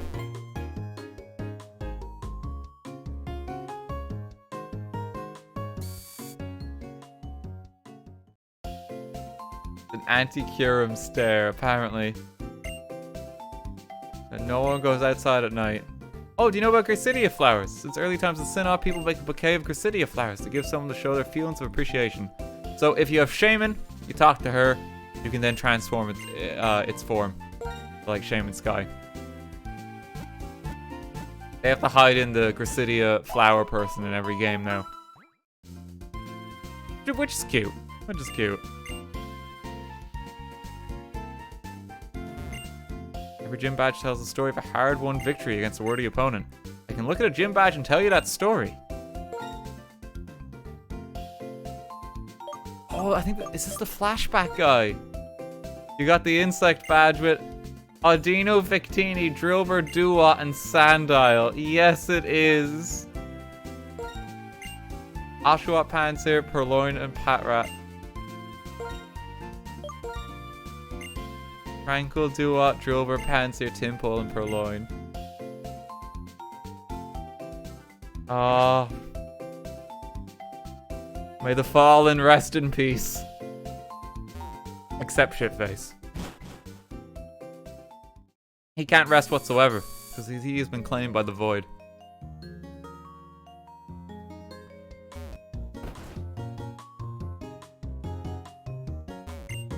Grandma loves old stories. I'm always having to listen to her really long stories. Sometimes if it's night, she'll fall asleep in the middle of a story.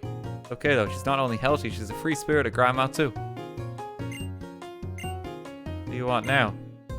Did you pick now to listen to my stories? Okay, I'll tell you. Behind our Lachinosa Town, there's a big hole in the ground. That hole way in the past. Oh, I'm so tired. That hole, there was a big crash down. Inside was big, scary, really scary. So for the lore for Kyurem, because Kyurem is basically the third counterpart to Reshiram and Zekrom. Now, Reshiram and Zekrom are said to come from the same Pokemon. It was a giant dragon Pokemon back in the day. Well, it's believed that Kyurem comes from the same Pokemon and was what was left over from that dragon. It's kind of like a discarded husk. And it's why Kyurem, come Black and White 2, gets the ability to merge with both Zekrom and Reshiram. Because they were all originally the one Pokemon.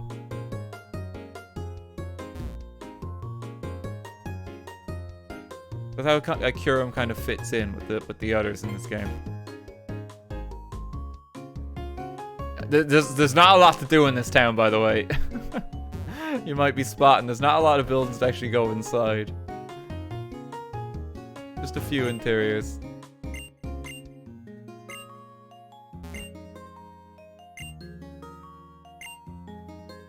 Oh, he got a souvenir for us. Thanks for the Bluckberry. I'm leaving a business trip again tomorrow. Think of myself as a role model for business people. Guy's just abandoning his wife. Yeah, the people here kind of live in fear of Kyurem because it's, I believe they go inside at night because they're worried they'll be eaten by it. And I think it's canon in the lore that people have gone missing because Kyurem got them. Kyurem's actually a bit more of an evil Pokemon.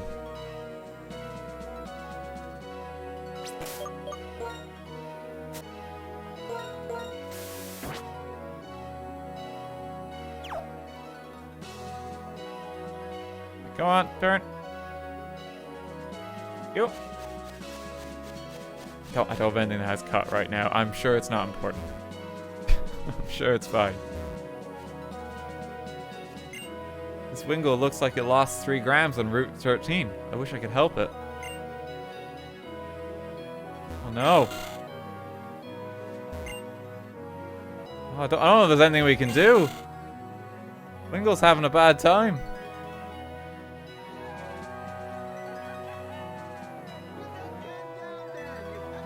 Ava, thank you for another 1,000 bits. Idea, Black and White 2, our level 100 Dialga rewinds time. We bring our party into those games and proceed to wipe the gyms. Elite Four champion Team Plasma. Having the god of time on our side to give our friends another chance is a true story. See, I like that idea, but they're very much dead, unfortunately. At least we have grief. At least we have grief. From my point of view, the Jedi are evil. Can't take that line seriously anymore.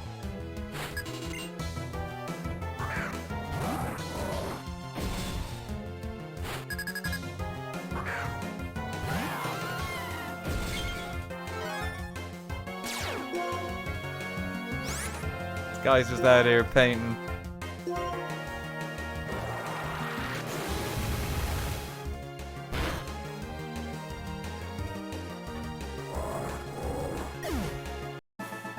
All we're left with is our grief.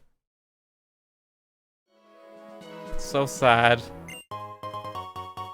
Oh, we just got the Razor Claw out here. What's this? Oh, it's telegrams. I thought it was referring to weight.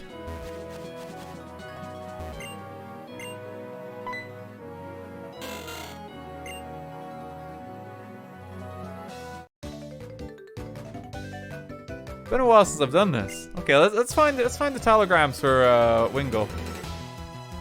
I thought it was weed. Oh no, Wingle lost the wacky backy.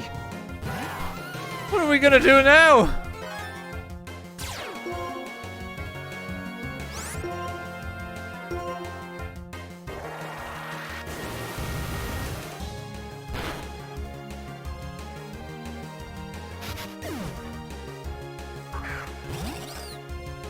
It's clearly implied it was cocaine. Jesus Christ, Wingle. Supply chain is in tatters. Wingle, how could you be so careless to lose my product in transit?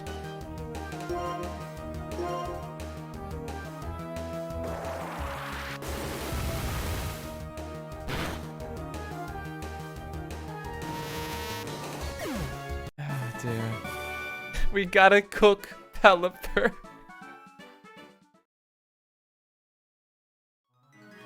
How does that work? Okay, I'm gonna need cut here, because this might be the telegram we're after. Dialga is really becoming a HM slave fast. I kind of need Thunder Wave. I kind of need everything. Oh, it's gotta go.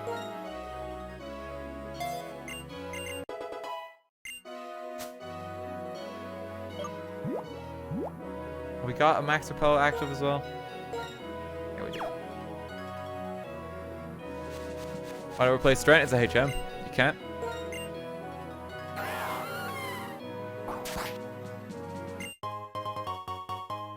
Yeah, let's keep an eye out for the telegrams then. It's been so long since I did this side quest.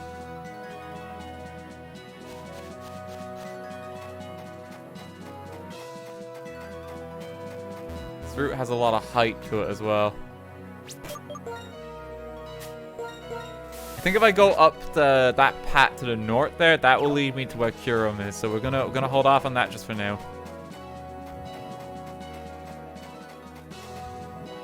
Also, when we walk, do you hear the drums? Got dynamic music again. It's cool. Master Power has brought you here. Very well. Let me reward your passion with some absolutely astounding moves. The ultimate moves. Oh, that's the guy for your starter.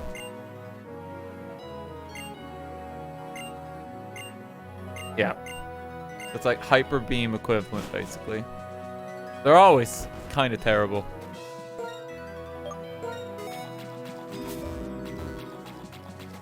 But it exists.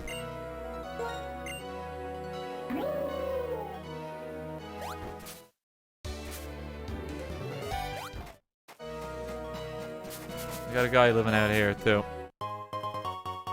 Pearl string. Oh, that's actually quite valuable. I found this plate when I used the move Dive in the sea around Undella Town. I don't know how to use it. You can have it if you like. You get a splash plate. I have another one. Take this too. It's the Draco plate. He said there's a sunken temple at the bottom of the sea around Undella Town. Those plates would rest in the temple. Maybe they're treasure. So it's like a weird Arceus connection that's in the Unova region because of the Undella Ruins we're gonna get soon. Is there some reason we haven't gone to the giant chasm to cure him yet? We're looking for telegrams for a Wingull. Obviously.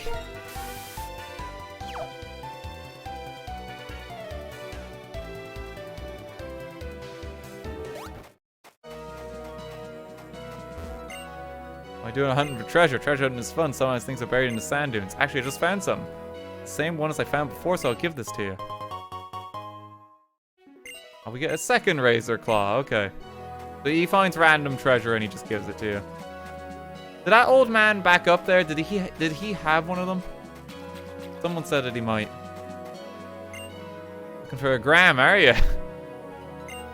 Look at this be it. Fell on my head just now. Give this to Wingull.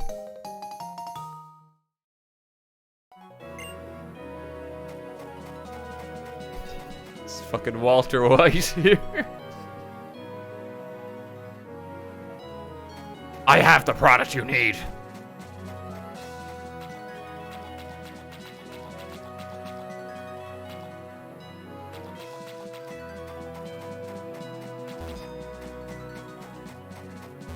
Okay, we need to find one more on this route.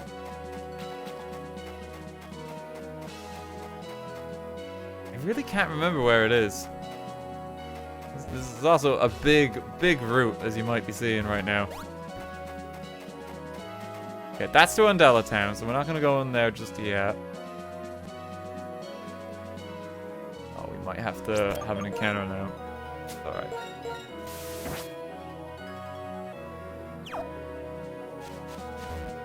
We're good. Are you a trainer? Damn it.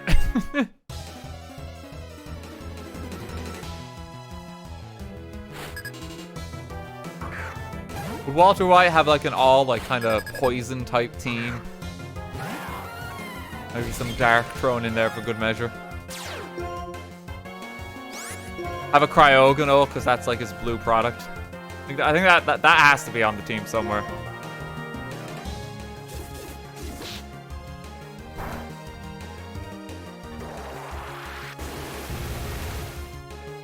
Walter White would only use bald Pokemon. I don't know how many.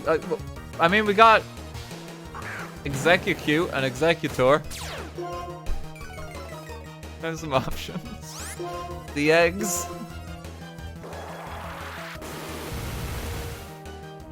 Geodude.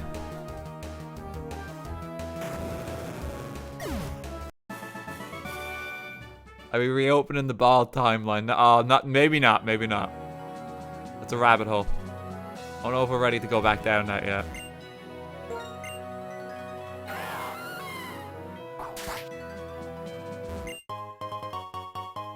Okay, that's for getting an Electivire.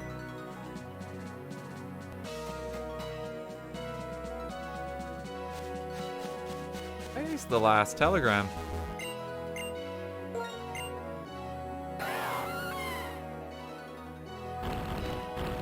Only bald poison Pokemon.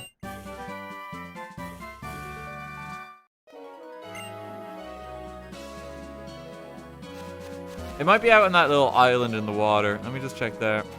It's here somewhere.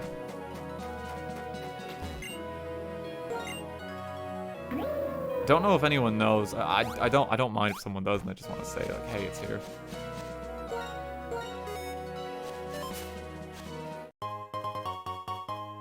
Get a little island just for double grass and some encounters. There's one on the water, maybe there. You take one step. Walter would have a cheese strat team. Walter would use a Landorus Therian.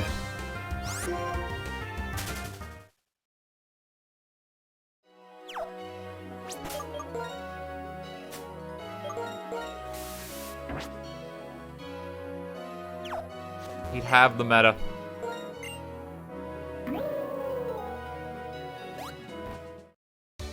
Is it? No? Where's the telegram? It's gotta be here somewhere.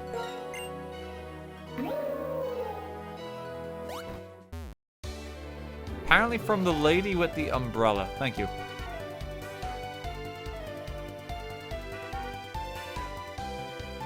This one here, yeah? Not quite. Different umbrella lady. The other one. Okay, that's fine. It's the one up on the cliff. Cool. We'll go have a look in a minute.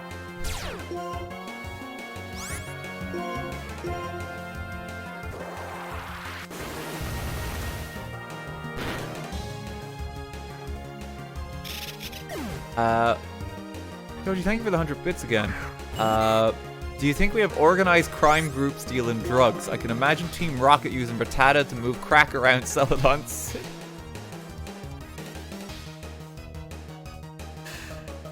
No, I don't think Game Freak has thought about this somehow.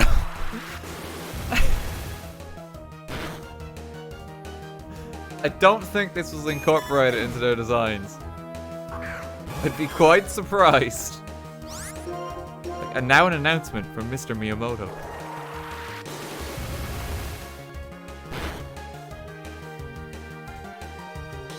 It would be quite a shock to the Pokemon galore. Maybe in the manga. I could see it happening there. They're already crucifying people there, so like, you know, anything's possible.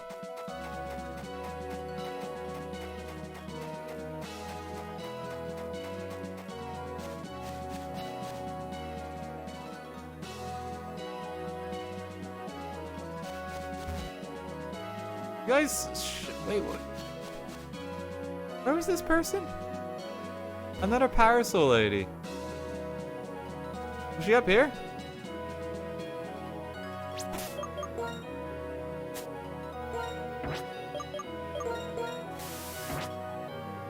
She was south of the other lady.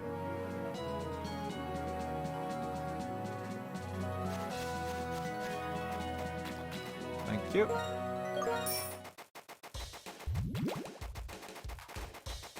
Oh, her, yeah. Why did the letter I mailed fall from the sky? I got it. Wingle dropped it. Here it is. Please give this to Wingle. Tell Wingle not to drop it this time.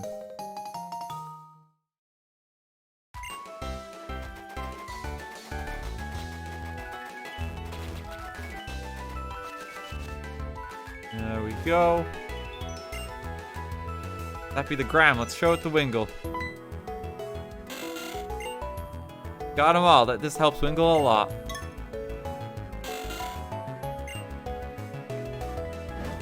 Away it goes. Back to delivering the mail. Wingle flew away looking happy. Oh, something's on the ground. That's how you get U-turn, which is actually quite an important TM. Thank you, trainer. When we see happy Pokemon faces, we feel happy, don't we?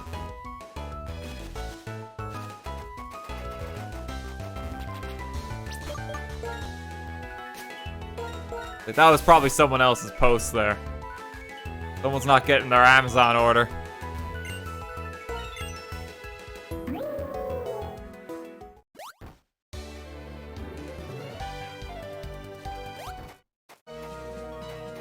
Okay, now we sneak on up here. Prism scale. I think that's actually that's a new item for this generation, I think. That's how you evolve Feebas now, because the beauty mechanic's not in this game. But they have to introduce a new mechanic.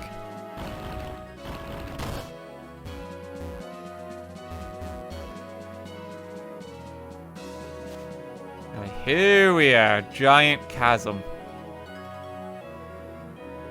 Place has strong Giratina energy. Similar to like the send-off spring. Just with the fog and the bridge.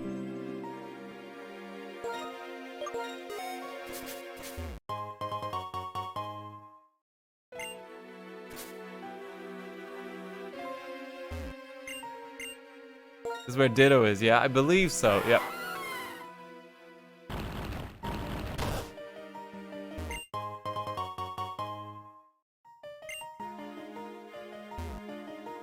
I want to go up here real quick. Oh, okay, yeah, so it's just kind of like a circuit here. So in Black and White 2, there's actually like a door to the left up here. And it actually leads out onto another new route. So like basically punch a hole in the tunnel.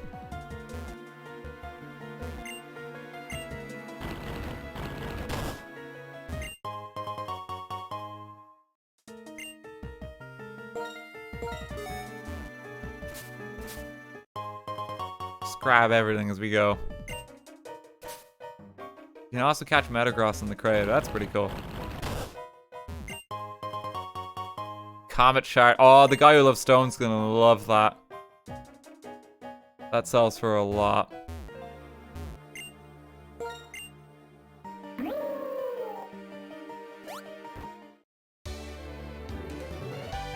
Just zoom on down here. That was probably the wrong way to go, considering the shortcut is there, but that's okay. Hop in here.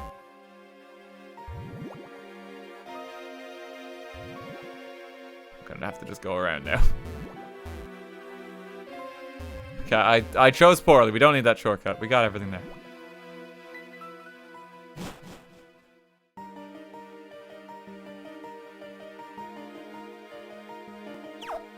Oh, another repel.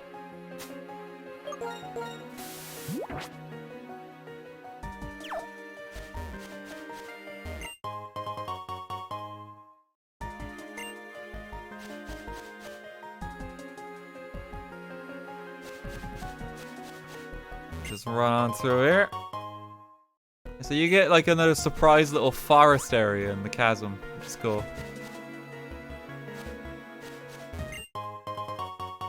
It's just items bloody everywhere. Probably even more with this out. They really want to prepare you here. It's like, be careful. Hard encounter like coming up.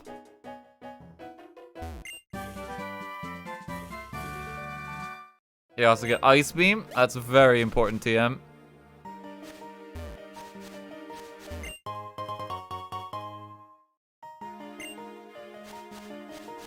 It's actually ridiculous how many items there are just fucking littered everywhere. That's another one. Pop another repel.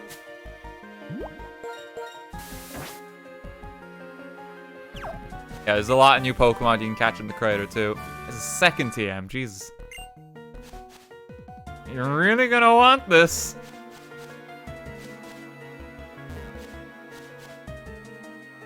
I mean, that's the only way to go.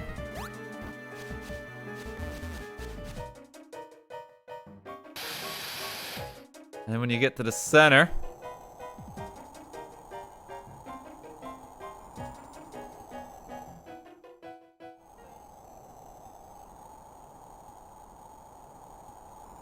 suddenly, the area is filled with snow.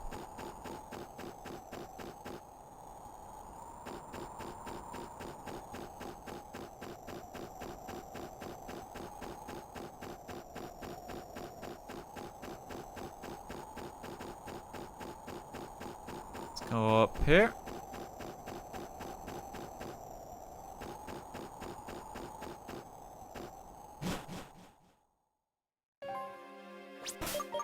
Probably just want one more repel. I think we want to save it here too, because I don't have a Master Ball this time. I actually have to catch this thing.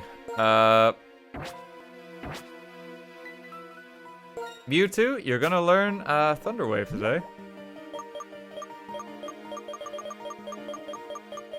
Something needs it.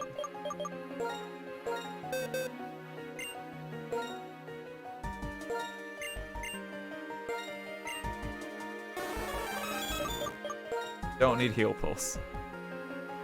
The moveset on that Mewtwo is really fucking weird looking.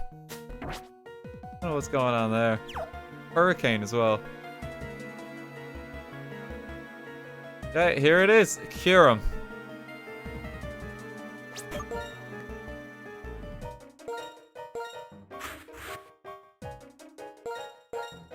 Trying to just work out what the best way to injure this thing is. Probably, if I just use Ice Beam, that might not, like, completely kill it.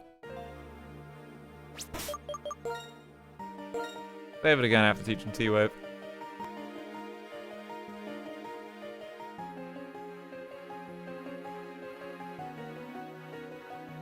Weird to see it out gets us. Yeah, it is.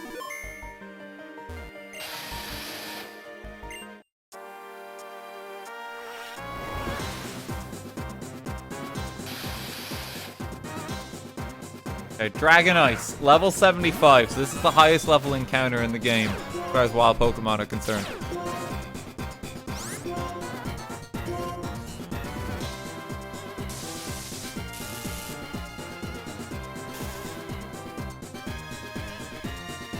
This is a signature move, Glaciate. It's okay.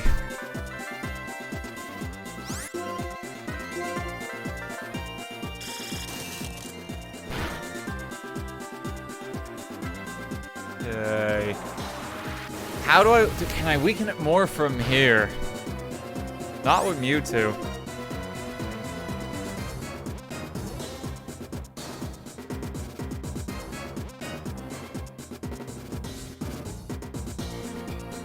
Grief could do it.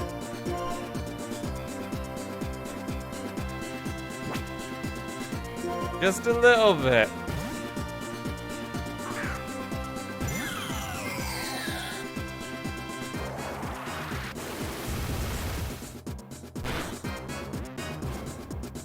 No, Grief couldn't do it. It's okay. Nuzlocke's over.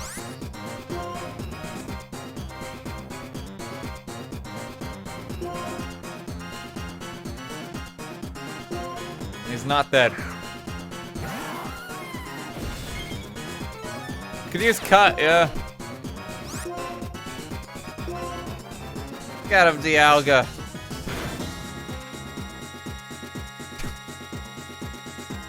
That's a bit unfortunate. Let's try that again.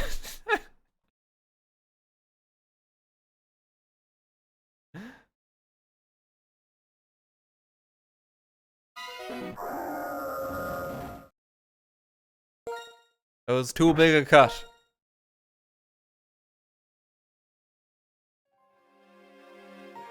Like spring.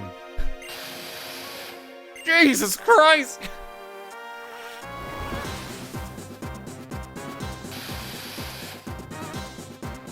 Shiny moment. I don't know if you can get a shiny of this one in these games. It might be shiny locked. They started shiny locking stuff in Gen 5 on, I think. I know Victini is like a famous one because Victini has never been available as a shiny, like, ever. You just can't get it as one.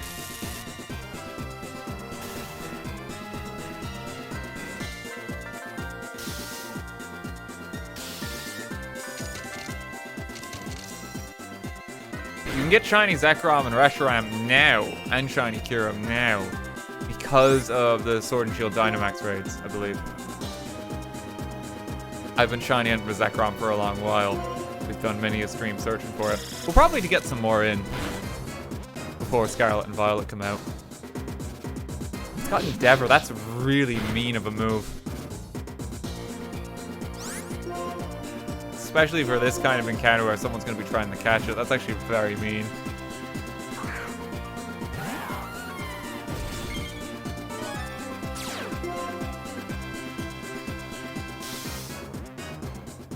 Auras had them as well, yeah, but I think Sword and Shield is still the best one for shiny hunting them, just because the odds are dramatically better.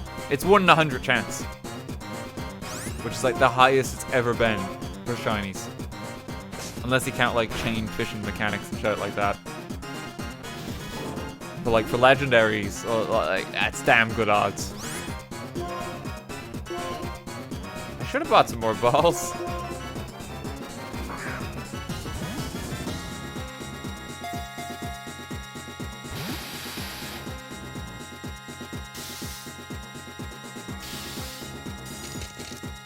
Give me a shout when I can use the timer ball. I don't know how many moves it's been.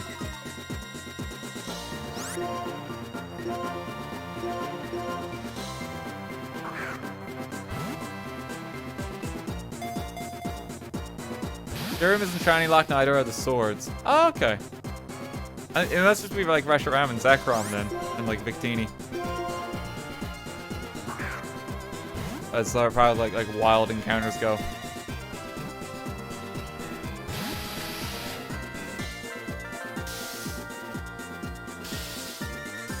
Timer ball only works if you use moves, doesn't count the turns where you throw Pokeballs. Does it? No. Okay. Are you sure? That's super not true, yeah. Yeah, that doesn't sound right.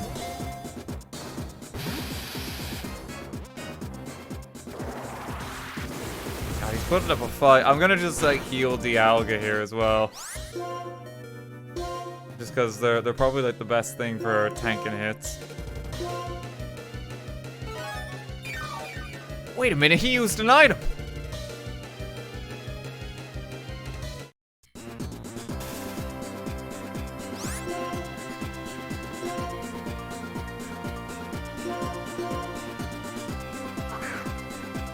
Take like 30-40 turns to get full effectiveness.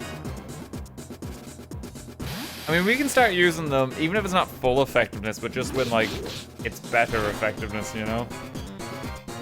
Fucking Endeavor.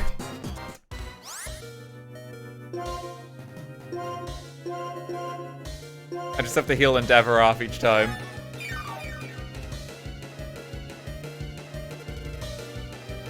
Endeavor brings you down to you down to the same HP of the Pokemon that used it.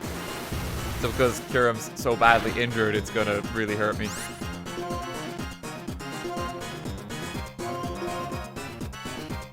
But thankfully it only has 5 power points.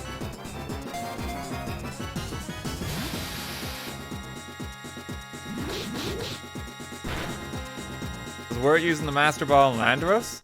Absolutely. Landorus, I think, would have been a way harder encounter. Landorus would have, like, fucking murdered a bunch of them. Kyurem's actually not that strong.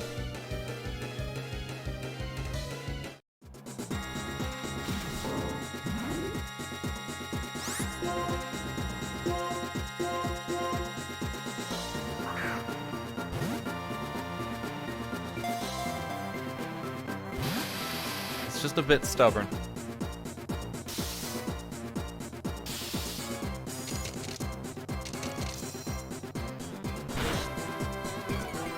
I'm worried he's gonna run out of power points before too long. Glaciate doesn't have much, I think.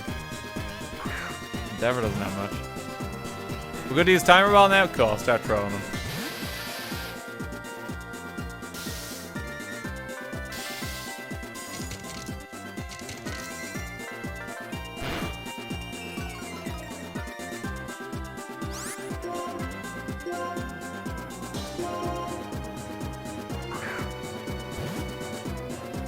We'll get it eventually. It might just take a little while. Unless... Oh, never mind. Forget what I said. Timer Ball's too good. Generates powerful freezing energy inside itself, but its body became frozen when the energy leaked out.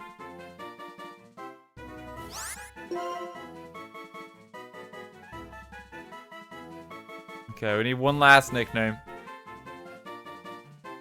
Corpse. Ah, Corpse is too obvious. Stinky.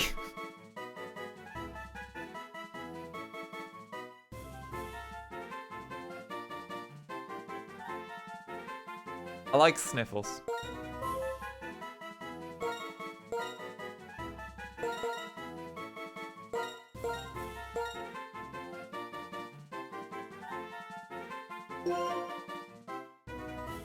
There we go. Sniffles acquired. Okay, and let's cure him. That's the last legendary. Oh.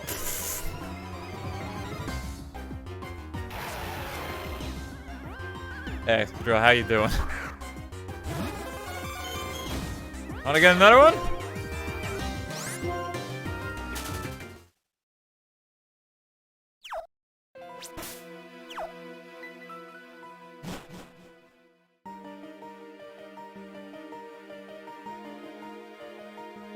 Okay, so we gotta go back around.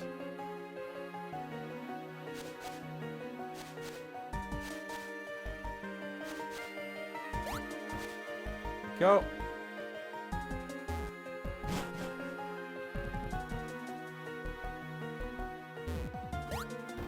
Okay, to Undella Town, last destination. We got a little bit more going on here.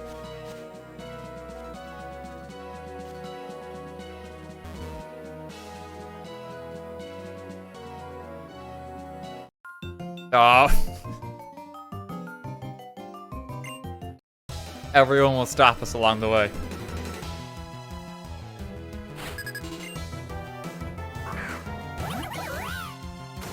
I think we should be fine.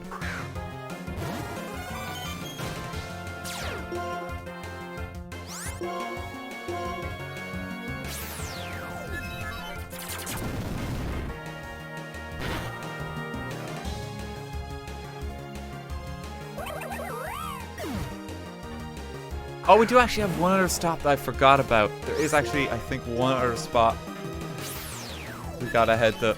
We'll have to get sidetracked again.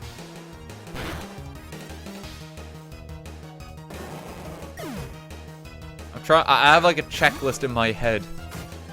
And I'm kind of just like going over. And yeah, we did actually forget one encounter. Arguably two.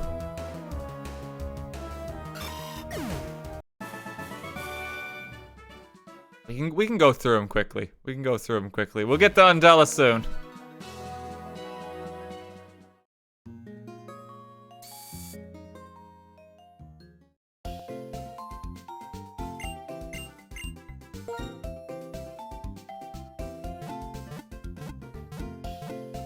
Okay, heal on up.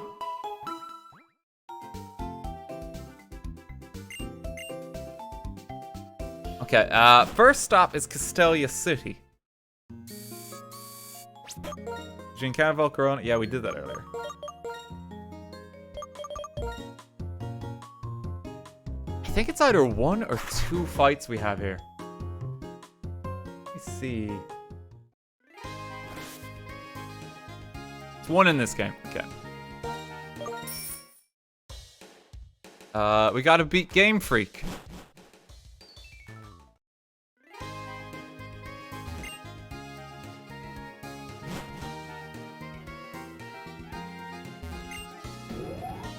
Hop on in there.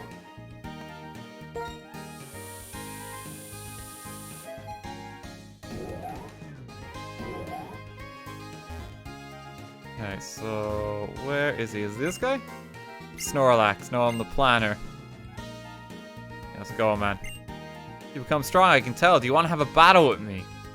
So, come the post game, a new fight is unlocked that you can rebattle each day. It's Game Freak's Morimoto. He's got one of the strongest teams in the entire region.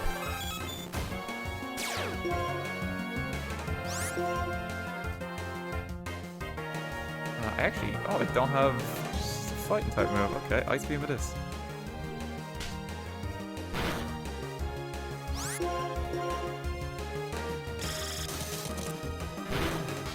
We gotta check off all the encounters as we go here.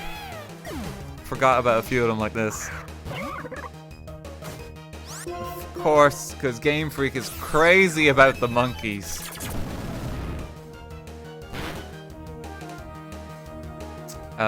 Like, this guy has all 3 of them on his team. For you to kill one final time.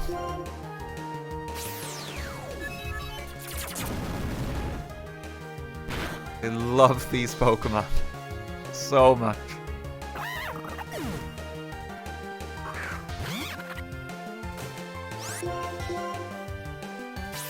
It's the final monkey murder. I don't think we encounter any more monkeys from here on out. I'd be surprised.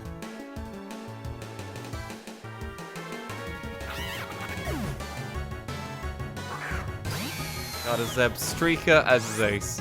77.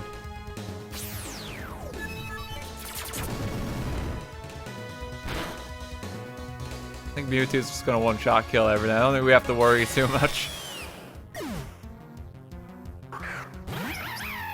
And Swoobat.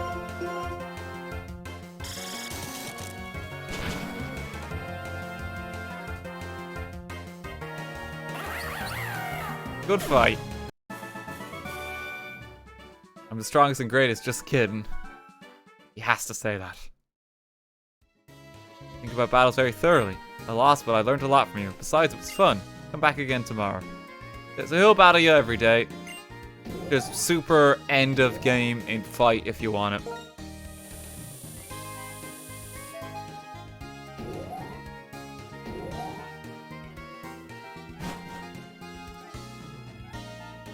If we were to do the post-game Nuzlocke, like, that would be like one of like the main fights that you have to grind up for. Like right at the end. Next stop is actually the Pokemon League again.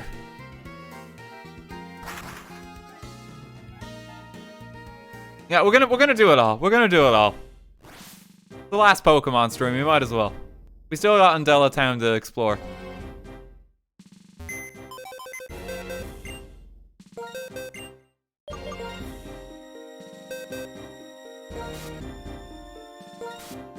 Okay, so for here, probably just want to drop them off.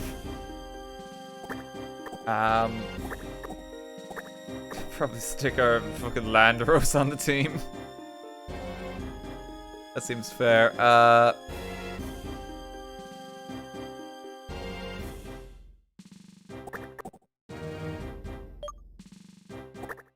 Unlike the Volcarona, maybe?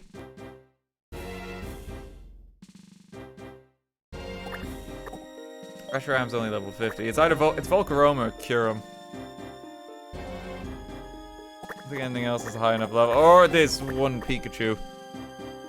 That one Pikachu is pretty fearsome. Weirdly.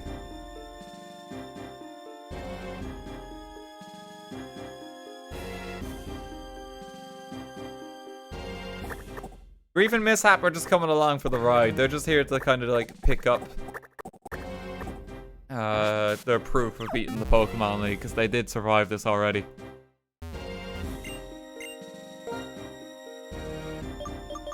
Make sure I have enough. Yeah. Should be fine.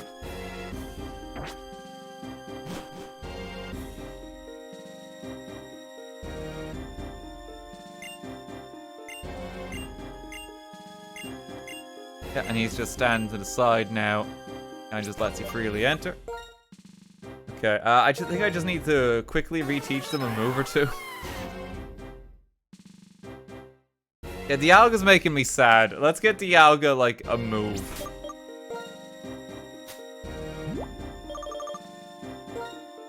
Teach Fly to Landorus just for a moment, just so I can get out of here.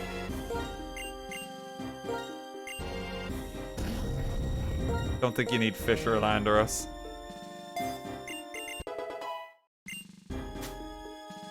Actually, I think I can teach Landorus acrobatics, can I? Oh, that would have annihilated them. Do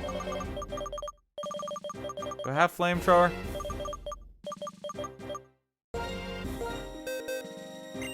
Sprucing them up a little.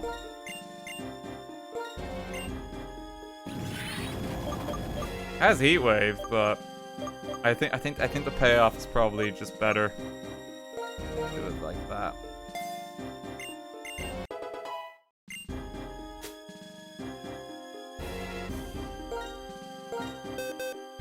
Teach Slanderosa Brick Break? Sure. Don't need Sandstorm.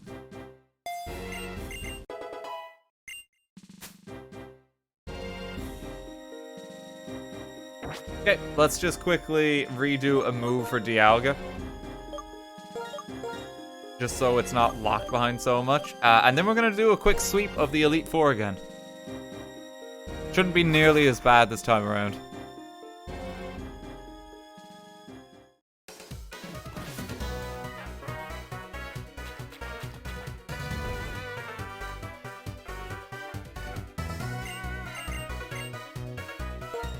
We'll start with Marshall just because we have Mewtwo. I want to see him squirm.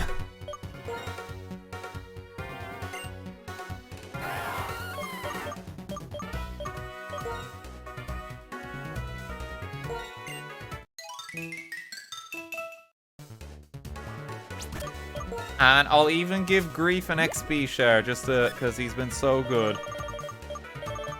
Just be along for the ride and get a bit of XP in.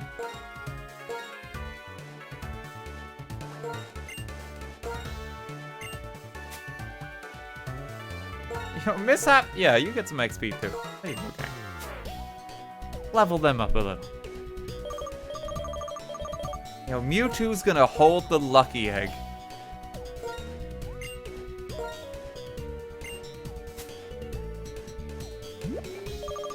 Yeah, I need something for Dialga. Probably just Flash Cannon, yeah. That just makes sense. And I can give Dialga the Adamant Orb too, because that's just gonna buff it to a stupid degree. It's completely illegal, but like, well, this is why the Nuzlocke part of the run is over anyway. It just would have taken so long to basically grind up for these final fights. Like, I really do hope people understand why we ended it where we did. I think it's for the best. We'll get to access all this with Black and White 2 eventually too.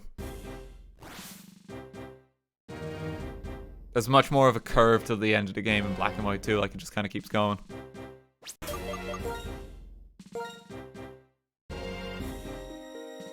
This is a bonus anyway, so who cares? I don't understand because I'm dumb.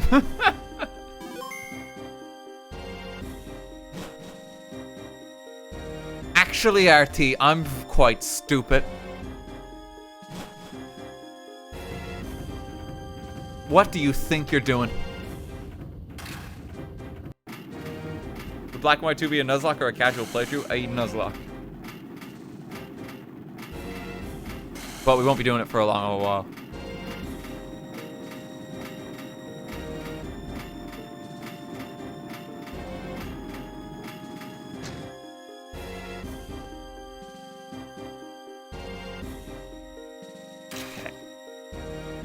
Right. Let's get some revenge on this man. Real quick from Mewtwo. I can give it some extra coverage, just of some kind, if I want. I think it had Ice Beam already. Do I just, like, chuck Flamethrower on it or something?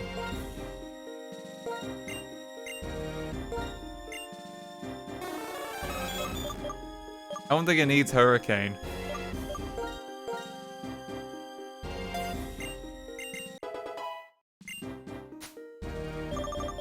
Give it Energy Ball too.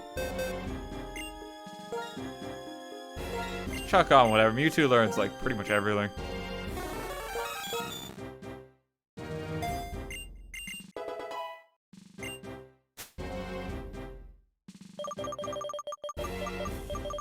And we get Psychic as well. We can just stick that on Volcarona or something, I guess.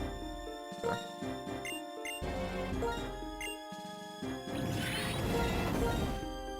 Rid of Silverwind. Okay. Let's destroy the Elite Four. Round 2.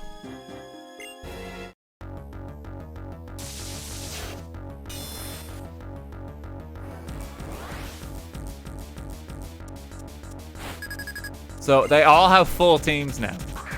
They also all have national dex Pokemon. And they're all up about 20 levels compared to when you fought them before. Probably should have healed Mewtwo, but that's fine.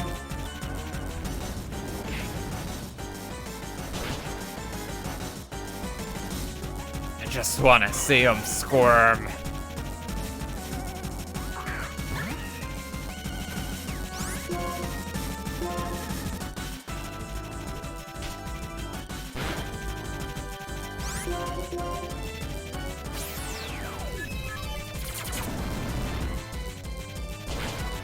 Why are we murdering someone? We're doing it for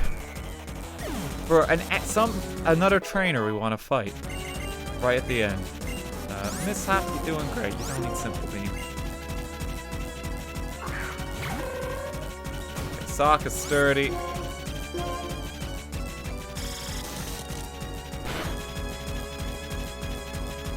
This is gonna come out as like a Let's Play All video, so I want to make sure I've done everything, you know? We want to make sure that we've done all like the main content.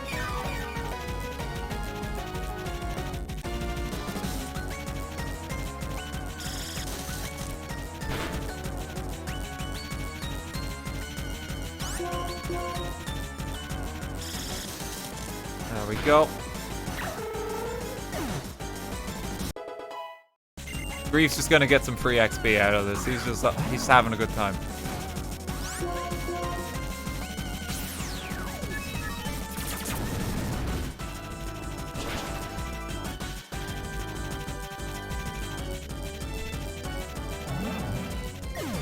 Not even challenging this time. It was just like pointing Mewtwo and kill.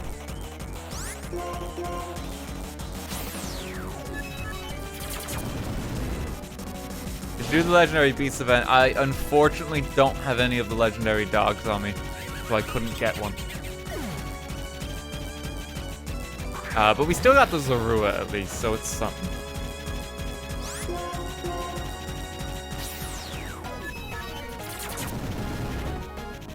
I tried to set it up with Heart Gold, but I couldn't get the distribution to work.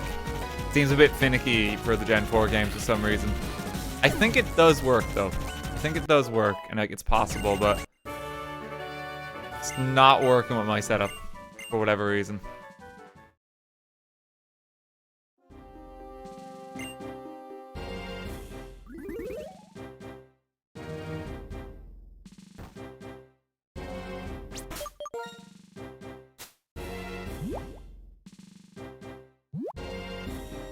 They're not dogs. Actually, they're legendary beasts. Legendary floofers. How's that?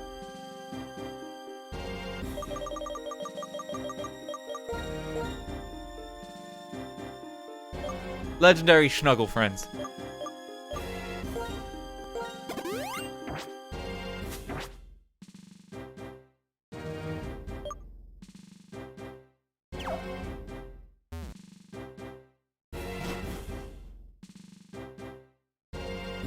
Legendary good boys.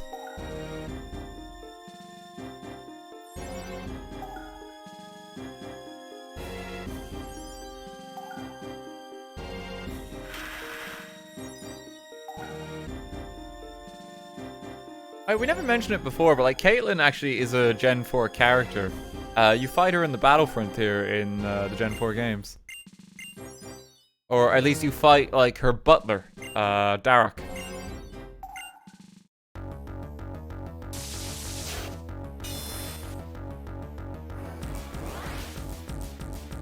And like most characters who came from the Generation 4 Pokemon games, she does not appear in the Diamond and Pearl remakes. It's so sad.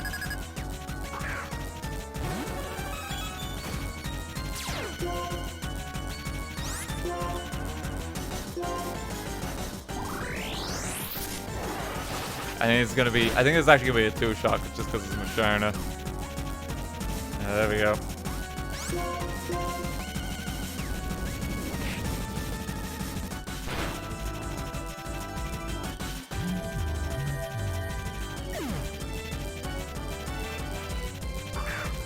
Early Gen 4 peak from Pokemon remakes? I think Omega Ruby and Alpha Sapphire were really damn good.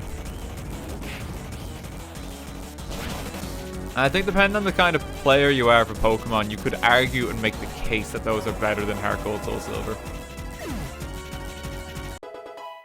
I personally prefer Heart Gold, Soul Silver a lot. I think there's more post-game in those games, comparatively. Heart Gold and Soul Silver has like an actual battle frontier and that, you know, there's just a bit more to do. But I think that's a personal preference one.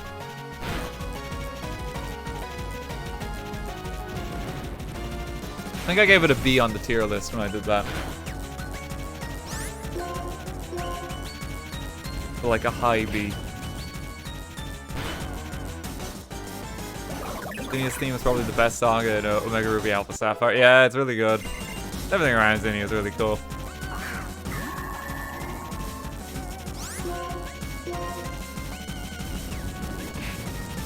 Yeah, because I remember, because like when I played Ruby and Sapphire, I hated them. I really didn't like them. Didn't really like Emerald either, but like Omega Ruby Alpha Sapphire, I had a very good time with. Just way more enjoyable for like because they just made some good changes.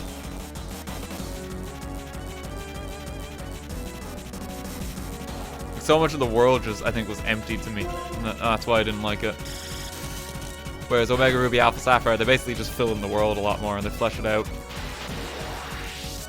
Too much water? Honestly, yes. It is a valid criticism of the game. But like the way it was phrased, as if the water itself was the problem. Like that's why the review score was lower. Like that's stupid. But like, yeah, there is a lot of water areas, but there's just not much to do.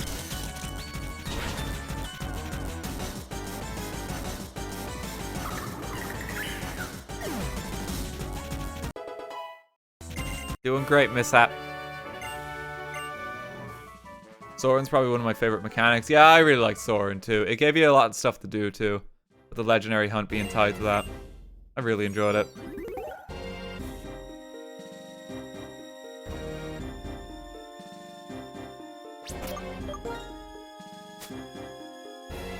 Wasn't I complain about too many water types in the game? No, it was just like the water areas. But it was just put so bluntly without much context, like too much water. That's why it's like memed to hell now. I think here I just switched to Dialga and use Aura Sphere and everything.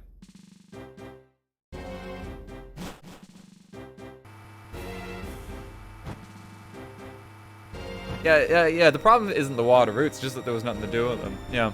Like, they could have just been grass roots and it would have been the same criticism. The Ultra Wormhole thing in Ultra Sun and Ultra Moon is also really cool since they also give increased shiny odds. Those are the only mainline Pokemon games I've not played. Like, those and XD. But XD's not really mainline, though. I feel like XD's more of like a side game. Or a spin-off.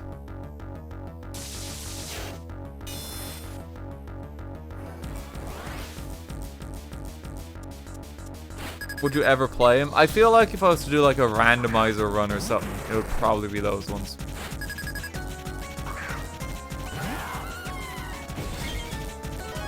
But it wouldn't be for a long while. There's a bunch of the other ones I'd probably play first. Namely Black and White 2, Scarlet Violet.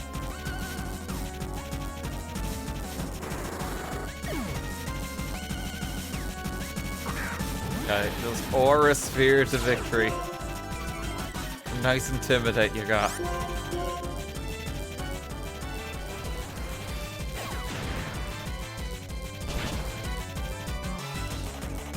I remember seeing a lot of the promo stuff for Ultra Sun and Ultra Moon because that's when I moved to Japan, when that is like soon after those games came out, and I remember going to the Pokemon centers and that, and like, I mean, it would just be everywhere. I remember seeing like Giovanni in the Pokemon centers doing rallies for Team Rainbow Rocket, and he was getting a load of kids saluting him. Indoctrinating them.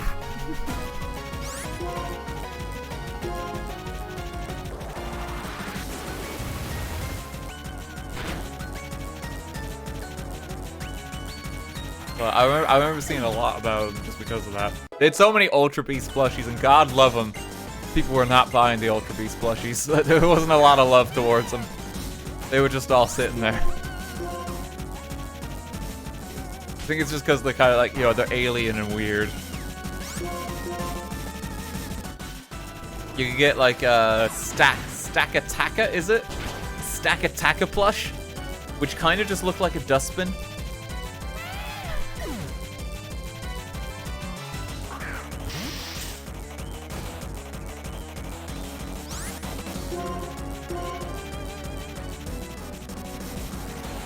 Didn't get much love.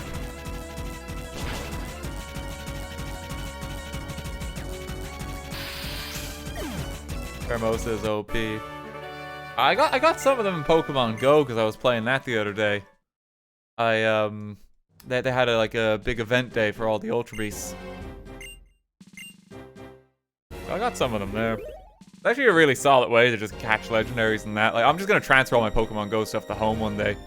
And it's like, hey, now I have a backed up copy of like every Pokemon. They say people didn't want a Guzzlord plush. Yeah, they had Guzzlord plushes. They're just really menacing looking. Guzzlord scares me. It's just the name as well, Guzzlord. Sounds menacing. I think I just stick with the Algan shot and kill everyone. No idea what day it is today, but I will never forget it for the rest of my life. It's part of a novel I wrote. It's like she's promoting her books every time you come around. Oh, sorry. You caught me in the second draft of my upcoming publication.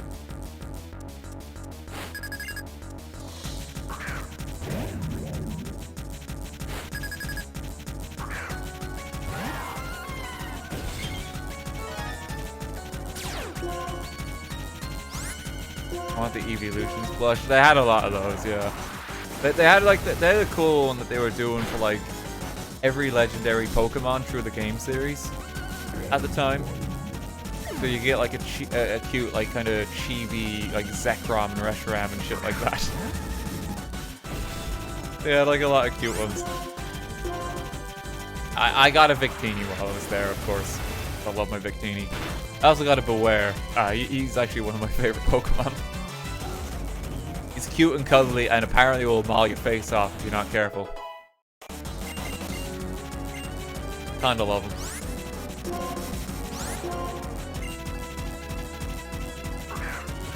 Crush your spine. Like, honestly, like, he's a menace. I also got a Ditto disguised as a Whimsicott because I couldn't find a Whimsicott plush. So my Whimsicott on my shelf just has like a dead smile and he just stares at you.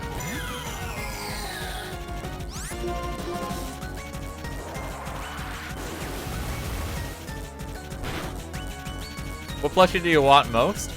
Honestly, if they just did a shiny Wooloo, I'd be happy. I'd love like a proper one. I do have like I have like a cupcake plushie that a good friend of mine got for me, which is really cute too, that I love. But it would be nice to have like kind of like, you know, the official round boy.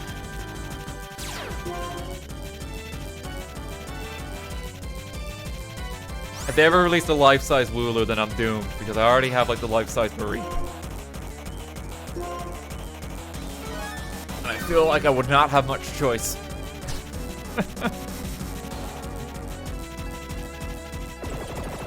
My parents actually came around today, and like even they were like, so that's the plush. It's like trying to explain it to my dad, like, so what is it? Like, well, it's an electric sheep Pokemon. Oh, okay. How much did that cost? I don't want to talk about that. I don't want to talk about it.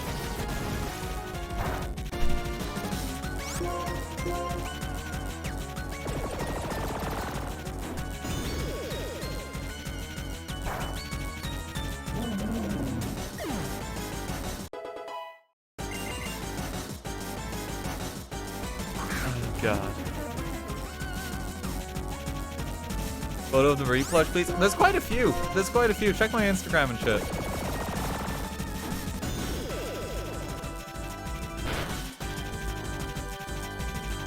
Like, I picked it up because I think I joked about it way back in the day, and I said I would do it if I had the chance.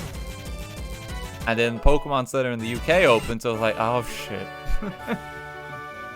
And then we had to work out like a nightmare of logistics to get it home from London.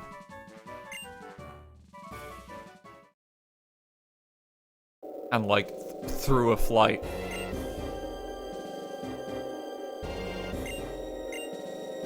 But I mean, just for the content and just for Crumpet's general presence, I think it's worth it. I think it's worth it. One day it'll ship to the EU. Yeah, I really hope so. It is kind of annoying that they just don't.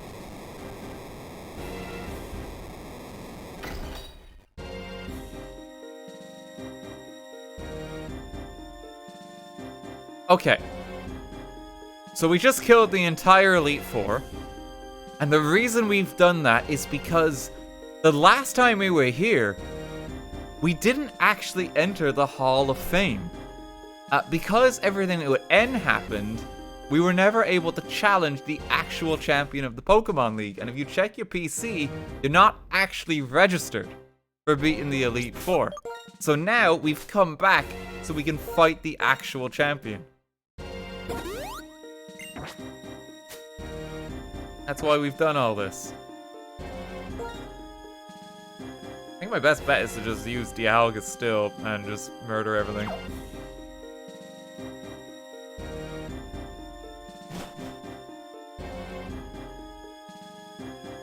They've also repaired the Pokemon League, as you might spot. I'm grateful for what you did about N. I don't know what he's thinking now, but I'm sure he realizes that different people in Pokemon have their own paths to follow. Say now, how about a match with the strongest trainer in the Unova region?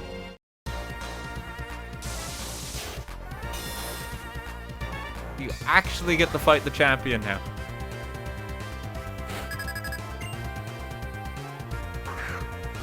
And he's a bug-type champion of all things. Like a wild guess what his signature Pokemon is based on his, like, shocking red hair.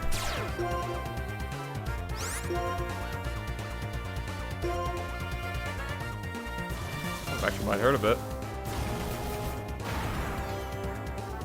Charizard. God damn it, guys.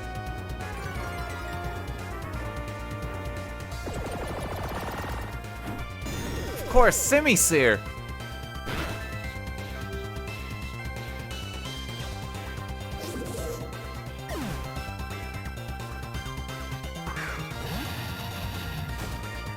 That's not a bug type.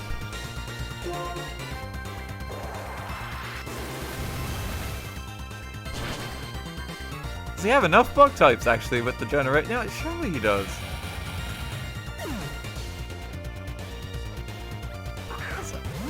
I thought he's supposed to be bug, isn't he? It's not a bug type either. Oh, he's only got 3. Oh, okay. He's struggling a bit, yeah. Half bug, okay. There it is. Level 77 Volcarona.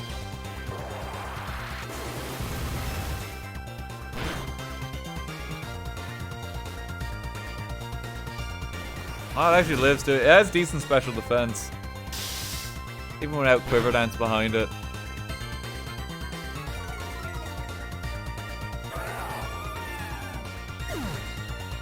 I mean, that should be fine. I think we can still take it. We got Landorus.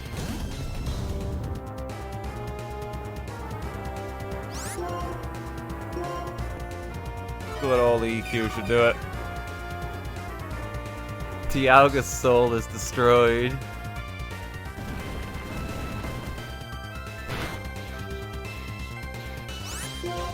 Jesus, that's... Oh, Rock Slide's times 4. I'm dumb. Does ground... Bug resist ground? Okay, it's dead now.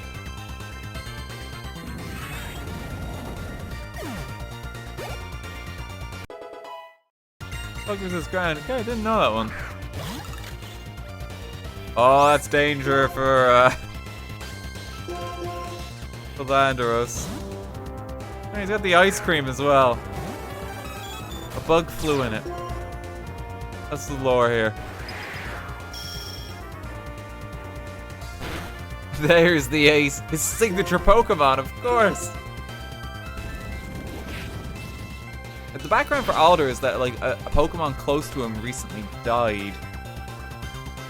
I think there's some speculation that the Pokemon is to be Genesect, or like whatever Genesect originally was. Because Genesect's a Pokemon that's been modified or something. I'm not sure what exactly it's supposed to be that actually died. Could just be another Volcarona. It would make most sense if it's just Volcarona.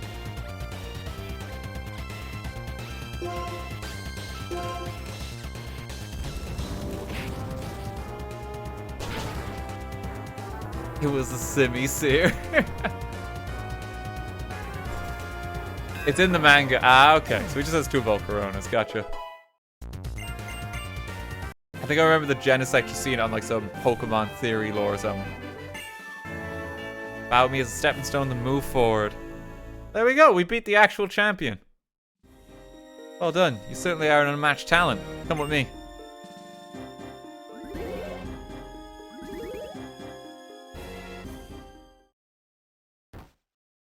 This room is the Hall of Fame. It exists to commemorate the trainers and Pokemon who have demonstrated their stellar strength and kindness of heart. Well now, failure. With your skill and persistence, you have earned your place in this Hall of Fame. Your name, the account of your journey, and the history of your battles will all be recorded there.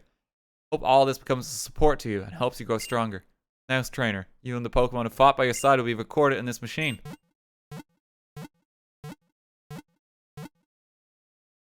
I'm just here for the ribbon for mishap and grief. They've earned it. They worked hard to get here. And Dialga, of course!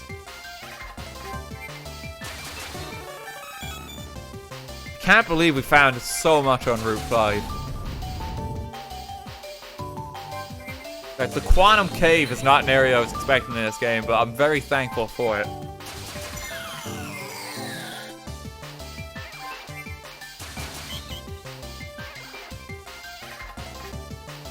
Oh, Gen 5 doesn't have the ribbons. Oh no. Well, that's okay. We're still League Champion. For completion's sake, we did it.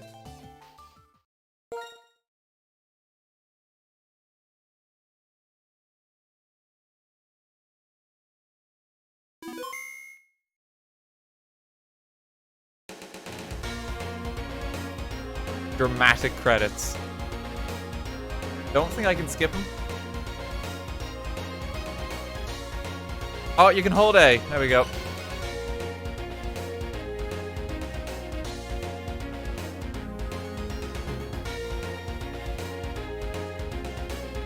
Just have them zoom real quick. It's good credits music. Really like it. But we got a bit more to go.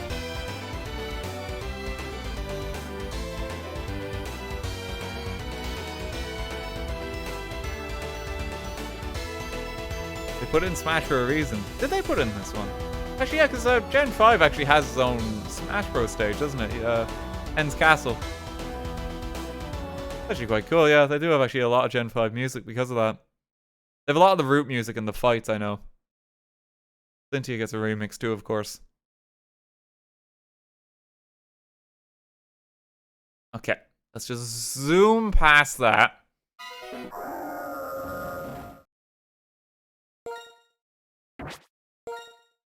Back in Unova Town.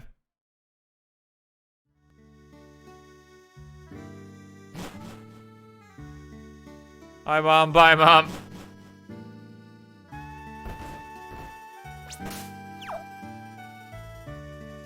So on weekends, I think Bianca is actually standing out here, and you can actually fight Bianca as well.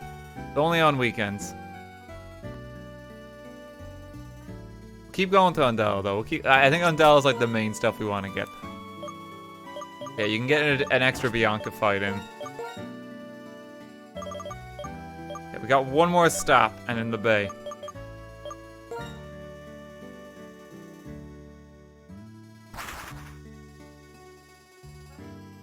Oh, she's inside? let me quickly check.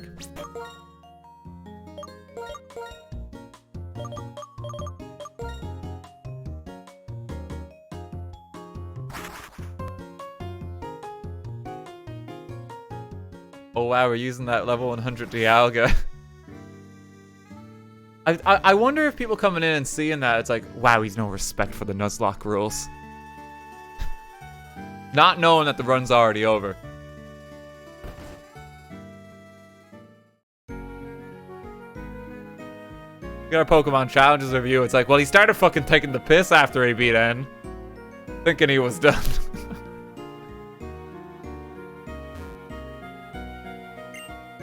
As a Juniper, it's letting me help out. I was looking at my Pokedex, I realized something. I met so many Pokemon during my journey. I just want to learn more and more about the little darlings.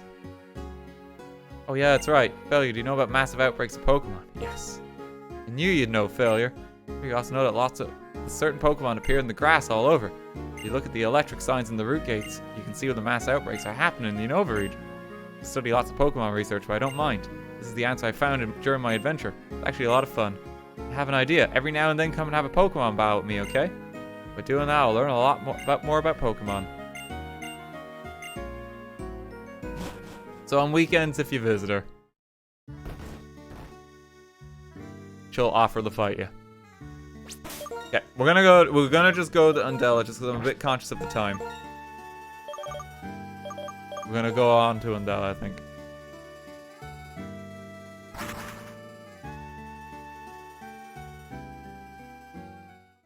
Are we gonna change the rules again for Black and White 2? I don't know. Well, I'll have a think about it. I mean, we pulled this one off without items. That was the big rule. That was the new one. That made it exceptionally harder. I know the main thing I want to do with Black and White 2 is I want to play it with challenge mode. Which does actually make it significantly harder even in-game.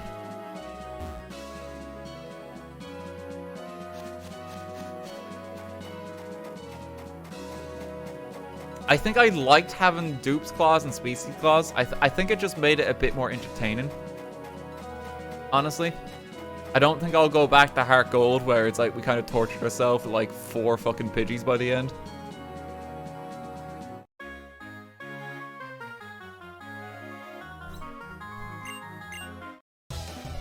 Level cap? I don't think we need that, honestly. Even in this run, like, it didn't really matter.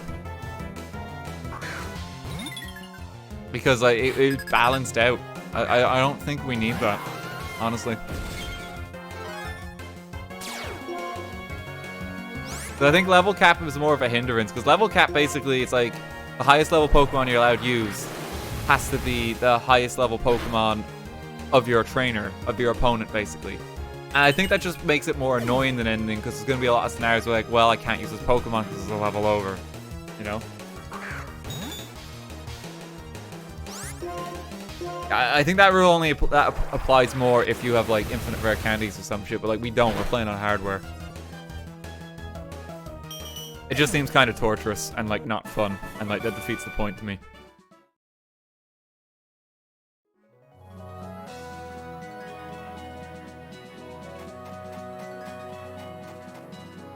Okay. We've made it to Undella.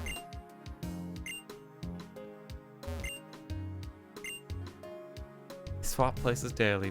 God love them.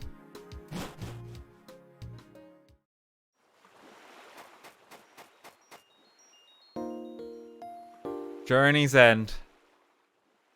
This is our last stop in the Unova region for now.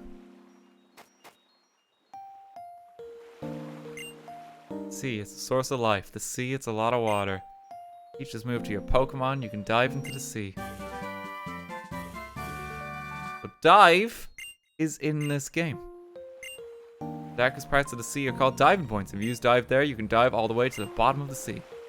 There's only one spot in this region that requires you to use dive.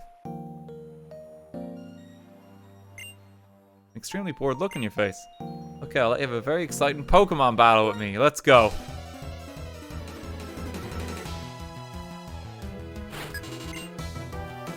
The richest Draco.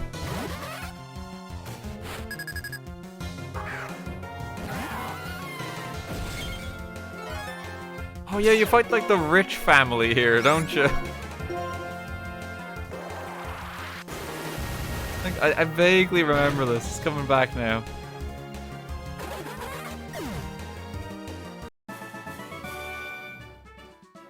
Look at you win against a busy person like me. This child just gives you 12 grand. I like you. I'll let you see a very special thing, so follow me.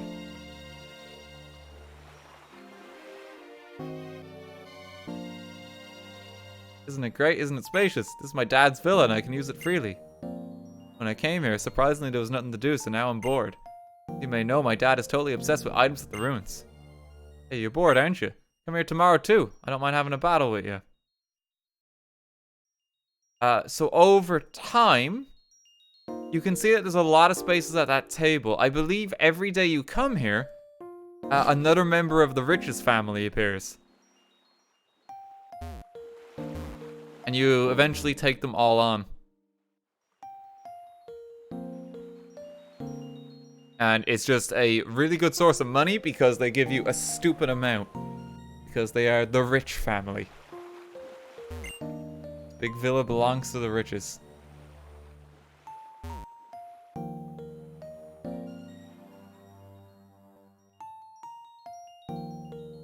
And we have down here. As you can see, I'm an ultra-rich billionaire. As you can see, it's my hobby to collect rare items. In fact, this outfit is ultra-expensive and rare. Can you see it? Can you? Something that this billionaire wants to get his hands on, even if it means spending a lot of money. You have such a rare item, do you? Don't have a rare item, do you? Okay, so welcome. This is gonna... Let me introduce you to this game's sources of finances. For buying, like, everything you could ever possibly want in this region. So, we're gonna teach dive to our Aloe Momola. We're gonna go on an adventure here. Phil Nundella, you are rich. As a token of our new acquaintance, please accept this. Let a prism scale. It'd be good to let a Pokemon hold it.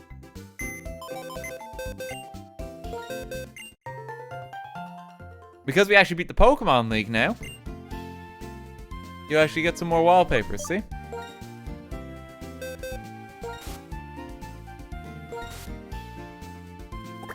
Okay, pop Volcarona back. Need Aloe Momola. Pop Landorus back too. Take our trusty hoverboard. Hoverboard we trust.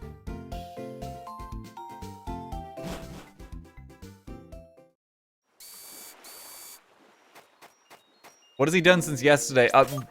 We've beaten everything in the game now. There's one fight left. And we're going to go exploring in the ruins.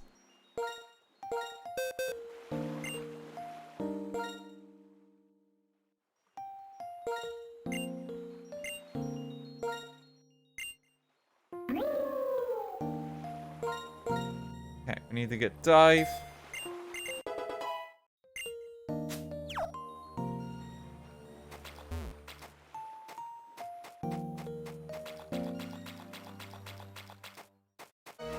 And then we got Undella Bay. A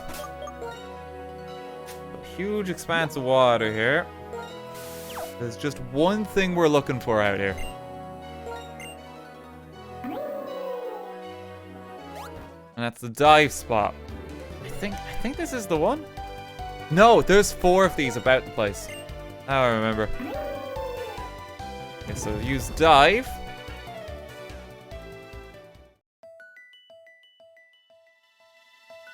The Abyssal Ruins.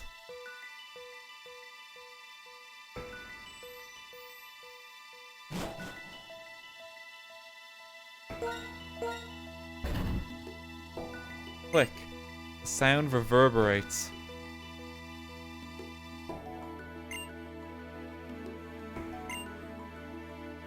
We cannot translate them currently. There is a way to translate them.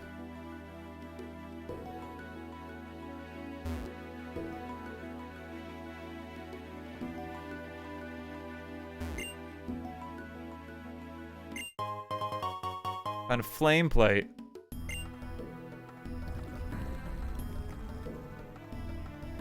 Dull sound came from far away.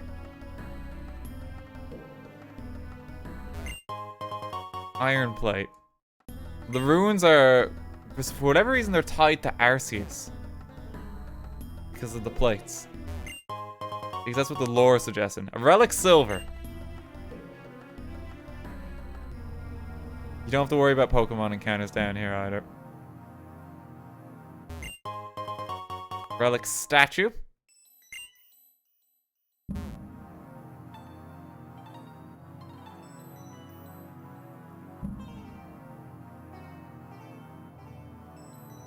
What the runes do as you navigate through them, it's tracking the amount of steps you're taking. Now, there's a lot of paths, there's a lot of items to find, and after you walk a certain amount, it's gonna kick you out of the ruins again. Your goal is to basically come down here, dive for treasure, and then you just go again. There's not much consequence if it actually boots you from here. You can find all of the plates, bar the 2 that guy in the house gave us. Dual sound is close.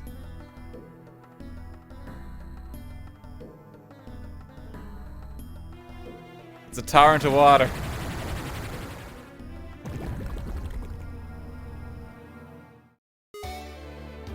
See? And it boots you back out, but you can just go back on in. And you can get more items. There's 4 entry points to the ruins. And I believe it determines like where in the labyrinth you start at. There's a particular item we want to get, and that's when we'll know that we've completed the ruins. We're going to be doing a few runs of this.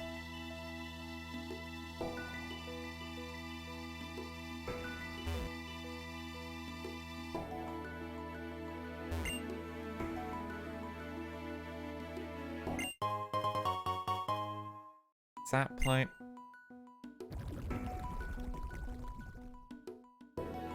Dual sound.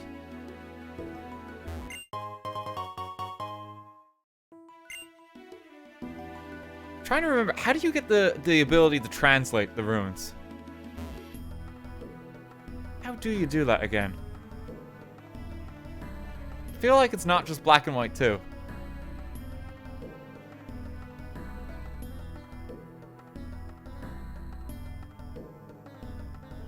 Google. Let me have a look. Undella Bay Ruins.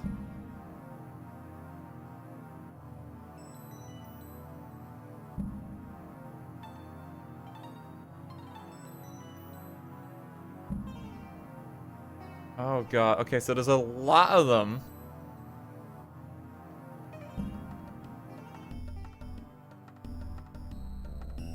Okay. You want me to give you a reading of what these runes say? Some of these are to do with specific directions, but here's like kind of a summary of some of them, okay? Listen to King's words. Primes lead to truth. King is brave. King never loses hope. King is kind.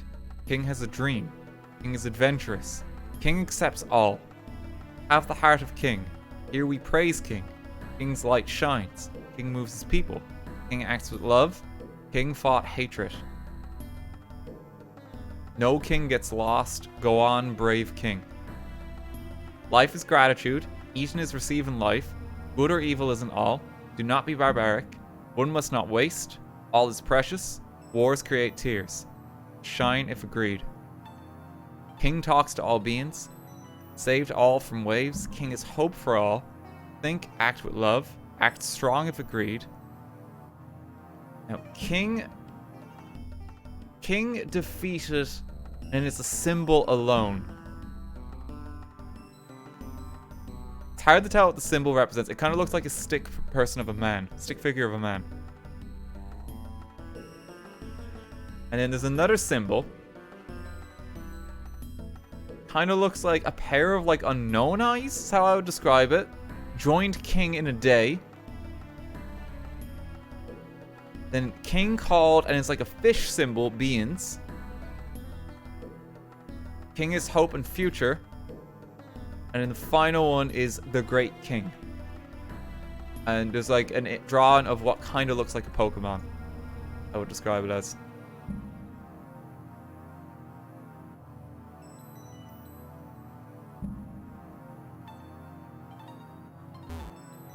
There's also some that simply translate on the first floor as King turns the 5th corner.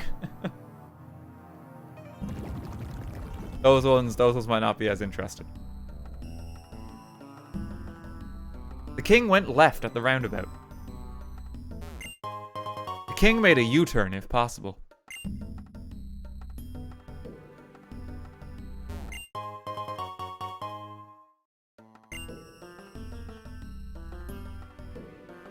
Those might not be as interesting.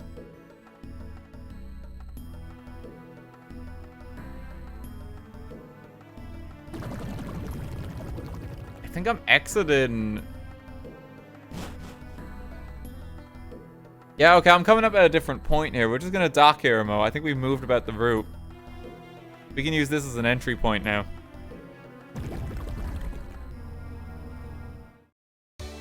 Yep. We've moved around the bay. There's 4 entry points. We need to try and get to like the depths of the place. I can't remember how to do that. This place actually has 4 floors, if you can believe it, to get through.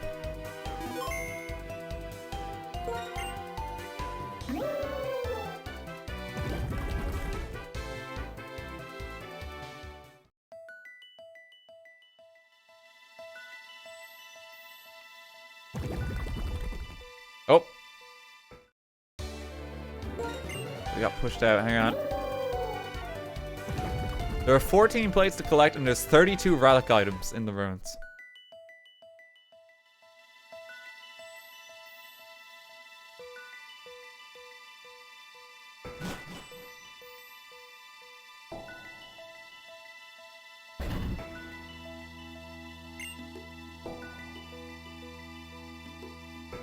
Trying to get to the deepest bit. We don't need to pick up all the relic items, but we do want to get to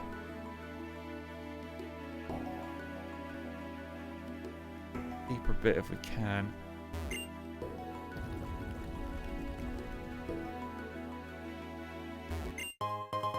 This all kind of gives credence to like the idea of a legend style game that would suit this region. Everything about the king. Like, the game is steeped in a lot of history that you don't really get to explore, but you feel kind of the legacy of as you go about, which I like.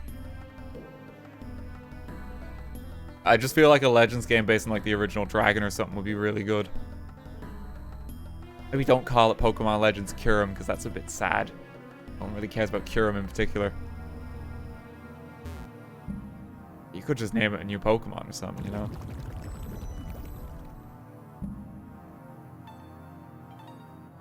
See an item there, but I don't know how to get around to it.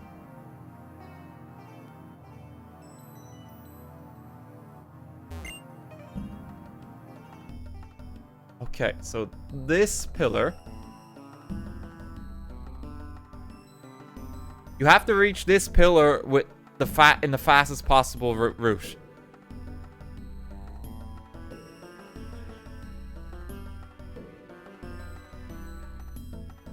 It needs to be reached in fewer than 190 steps, so it's not going to open on this run.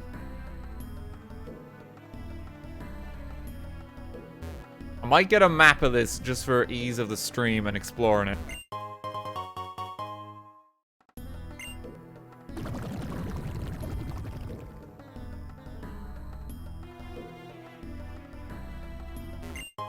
Just swipe everything we can in the meanwhile. It's honestly very understandable to use a guide for the ruins just because of, you know, it's the literal maze. So, Abyssal Ruins. Map. People have done out loads of these.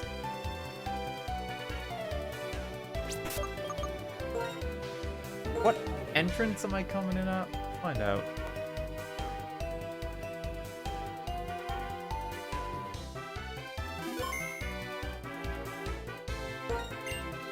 Think about the east entrance.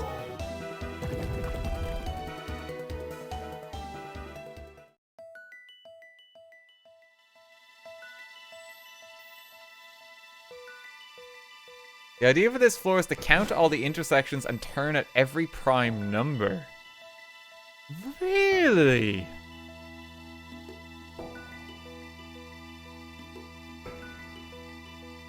Primes lead the truth.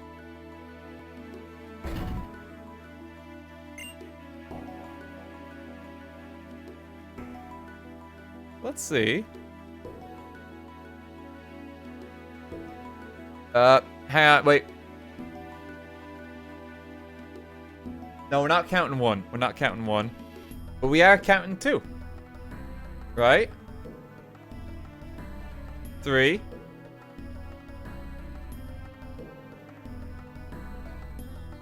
Here we don't turn because that's 4. 5.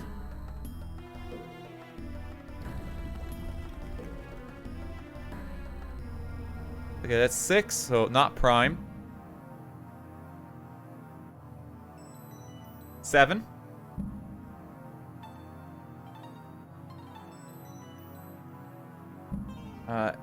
We counting that one as 8? Maybe?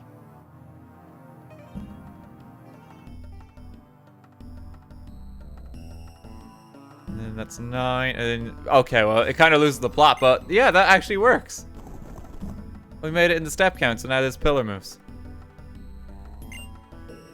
C to the upper floor. That's really cool. I never knew that.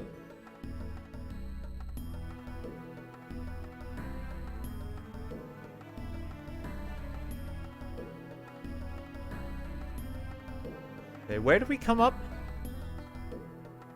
On the floor.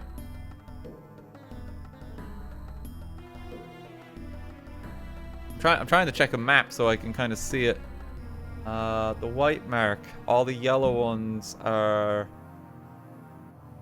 treasure. So it depends on how much we want to stop for treasure here. There's actually quite a bit of treasure.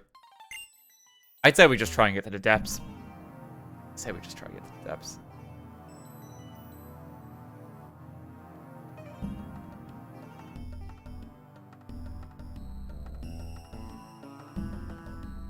Down here, not there.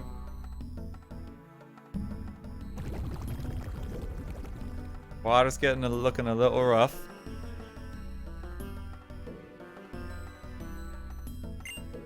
Okay. So this is the inscription. I believe it's supposed to say shine if agreed. So what you're supposed to do here is you're supposed to use flash.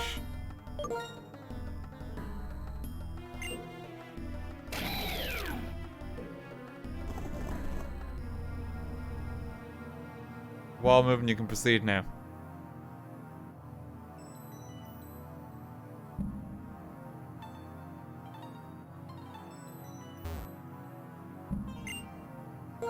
Now we can go up.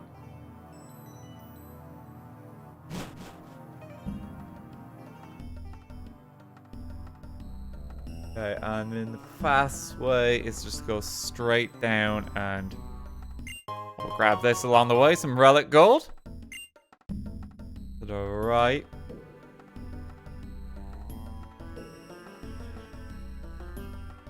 And it's up. And it's through here. Okay, so this one. Act strong if agreed. You get the means to translate these in-game.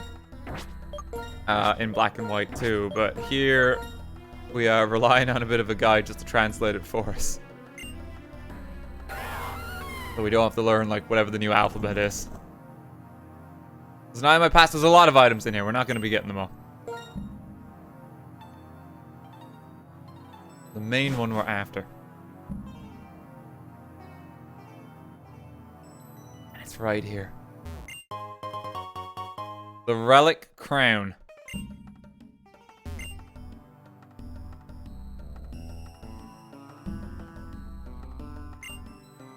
This is the Great King, I think.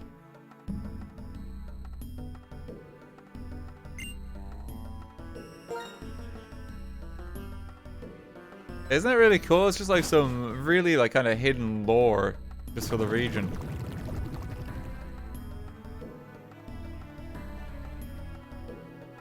Like, I miss stuff like this in the Pokemon games. You used to get it a lot more often, like they're like hunting the Regi trio and that back in the day. Just gonna swipe what we can on the way out.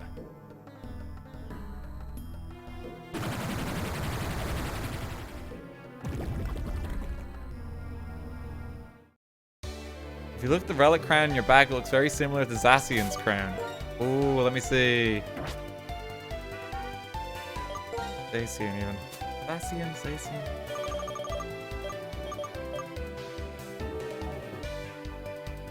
Crown made in a civilization about 3,000 years ago. A maniac will buy it for a high price. I wonder if that is the civilization with, like, you know, the meme guy from X and Y. It's been 3,000 years. Maybe. Maybe that is the connection.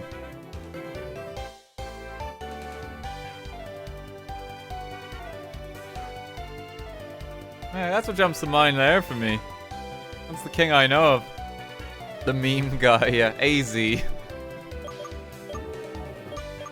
I never thought about that. Oh, excuse me.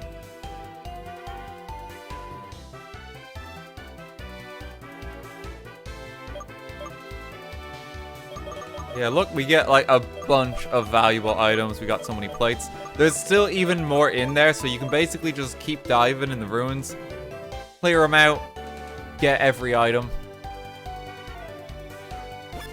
You get a lot of money from it. It's cool. It's something more to explore. There's a really tangible reward for it in the form of just a lot of money.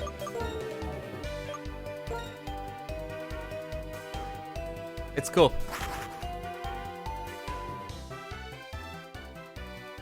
Like, I love when Pokemon does stuff like that and creates a lot of mystery and like reason to speculate about like the world you're in. We hop back to the rich mansion.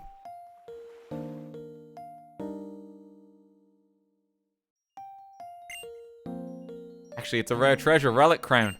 I was told it was at the innermost part of the Abyssal Ruins. I think it's understandable that you want to treasure it, but will you sell it to me for 300 grand?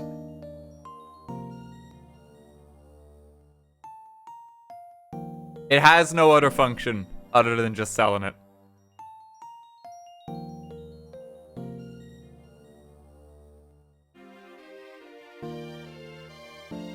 But it's a collector's item.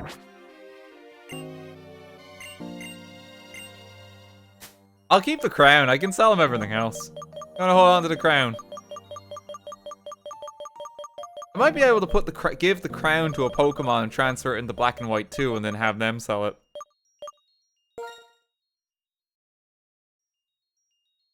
Yeah, I'll take 100 grand.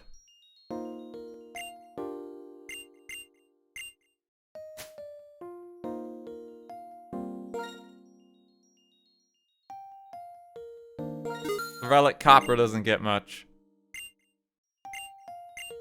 It belongs in a museum. I don't think you can donate it to the museum. I think its only purpose is to sell it to this guy.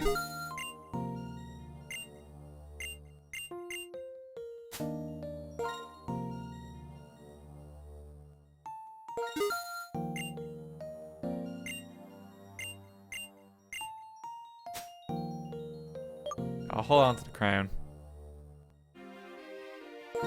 It sells for a lot.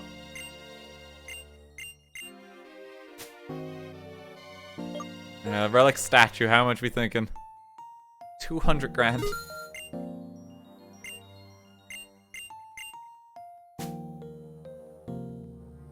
A vase. 50 grand.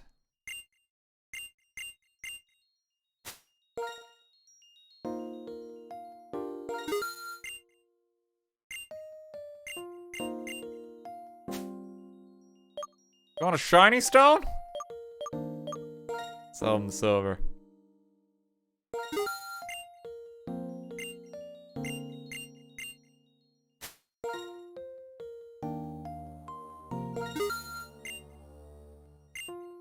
The music here is so chill, it's making me emotional. This is my favorite music in the entire soundtrack.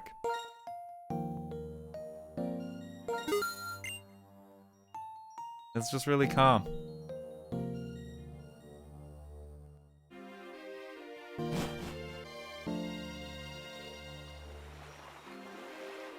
you only get to this place once you've reached like the very end of the game. It's like one of your final stops on the adventure. This is nice. You can just stand by the beach a while, let it all soak in, you know? The summer version is lovely too. It's way more upbeat. But I like the calm. Depends on the season you visit Undella in.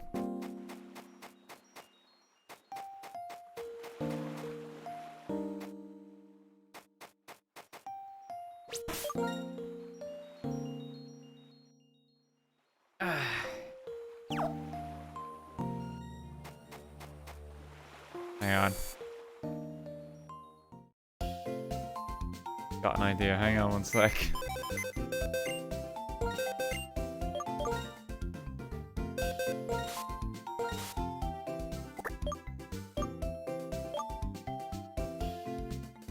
Up. Dialga away. Mewtwo away. I'm gonna pop Mishap away, Mo. Hoverboard away.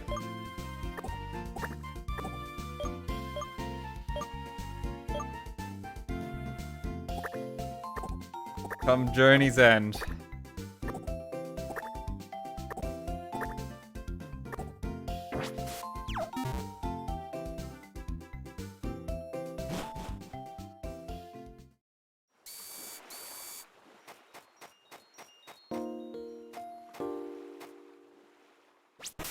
We might have lost some of the gang along the way, but they're still with us in spirit. They're not alone, Grief.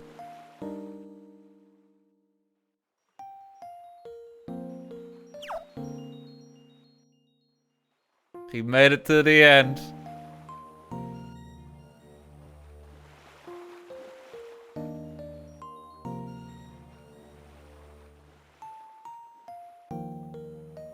Grief summoned them, yeah.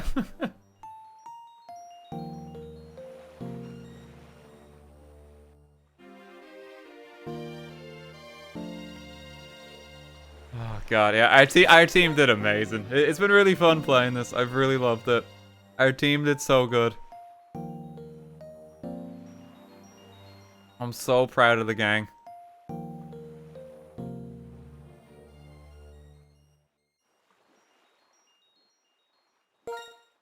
Let's see. What have they got? Magnet. Take that rocky helmet off you. Yeah.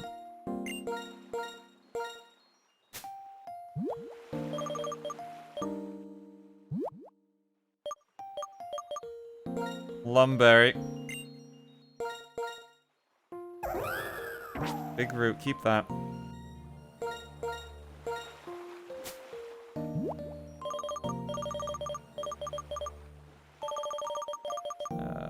Where is it? Don't have any more water gems, do I? Okay, I got a splash plate.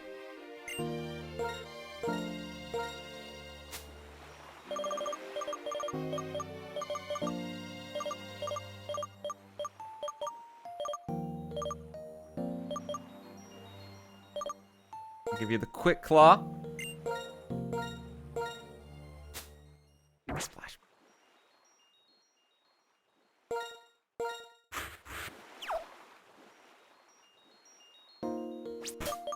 Let's save it here with the gang.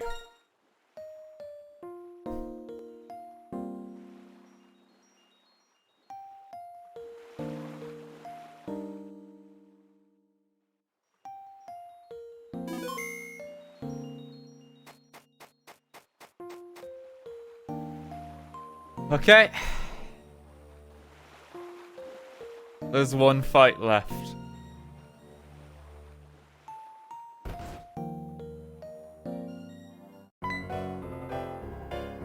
What's this? What an uncanny resemblance. Surprising to beat another trainer whose intense eyes like that Pokemon trainer. What's your name? Okay, I'll remember that. Failure, nice to meet you. I'm Cynthia. I'm a Pokemon trainer too, like you. I have an insatiable curiosity for researching Pokemon myths. I'm sure you know about Undella Town's Abyssal Ruins, right? I'm staying here at my friend's villa so I can investigate them. order to get to know each other better as Pokemon trainers, I would like our Pokemon to have a match. Would you care to be my opponent? Before I send out my Pokemon, my heart always begins to race. Interesting. My Pokemon, their Pokeballs are radiating a happy feeling. Are you the reason? What are you?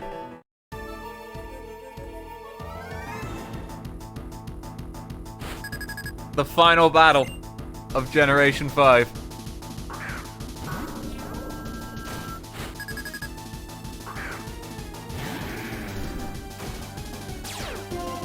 Here we go.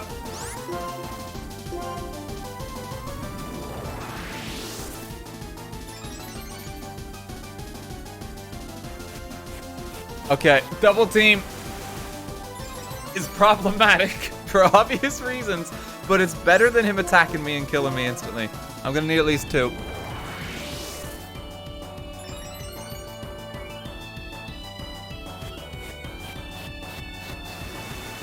Okay, we can't chance him double teaming anymore from there. Dragon Claw.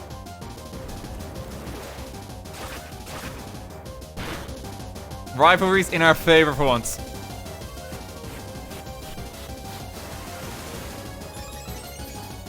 Cynthia has full restores. Do the Dragon Dance.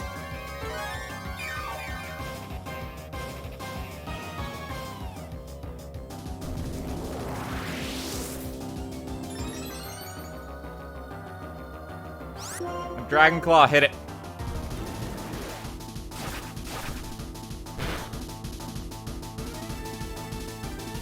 Oh!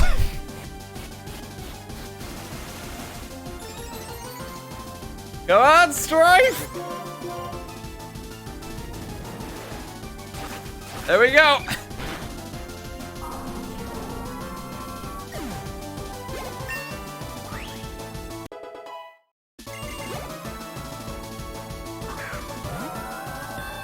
Okay, Melodic has ice type attacks, but we just need some damage on it.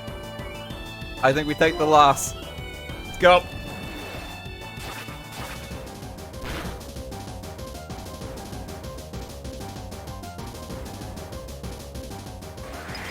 That's fine.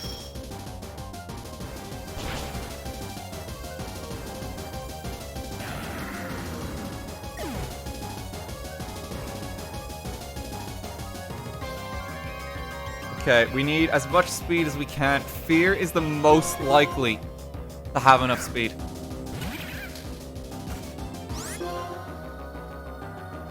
Thunder it. Oh, no.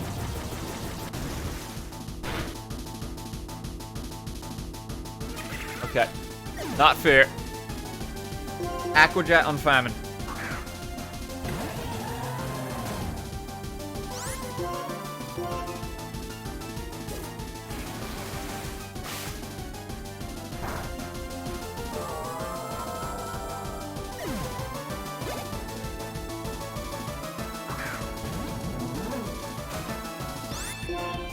Okay, what's best for Electros? Probably still Calamity.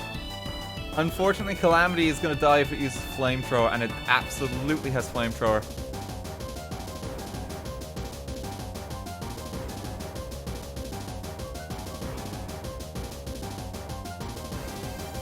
But we don't really have a choice. I think we have to try it.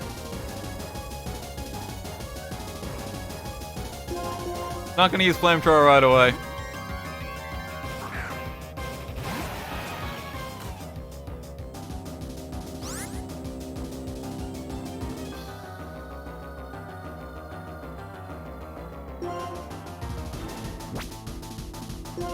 Went for Wild Charge.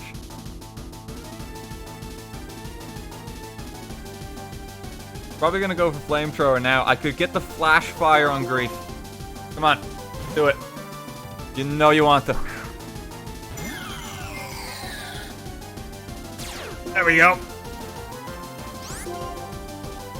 And now we hit him hard.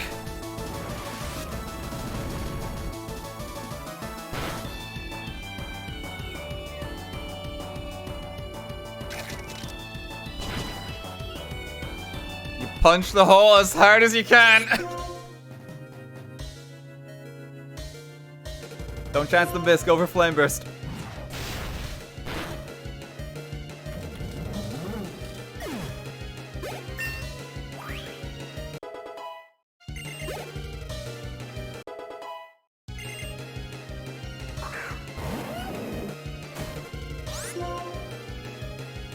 Try get the Willow.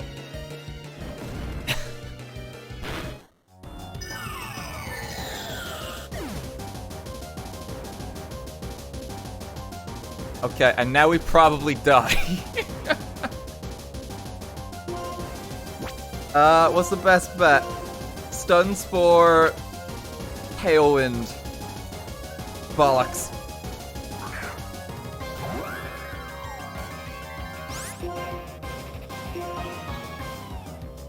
Oh, it dodged it. Oh, that's no, it's not gonna work then. Unfortunate.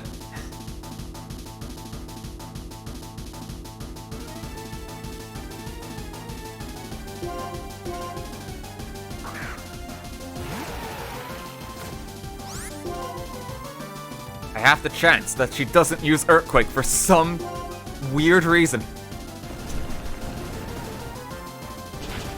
It's okay, I think I can live it.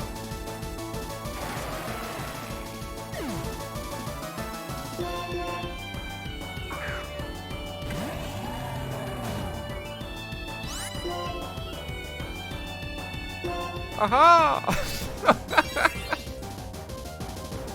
What will you do now?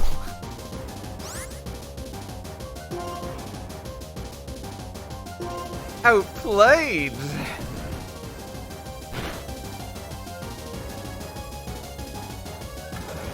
You did your best mistake.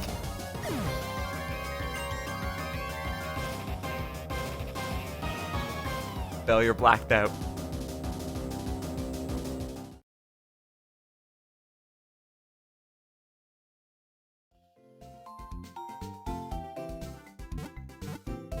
Considering we got half her team, I'm quite happy with that.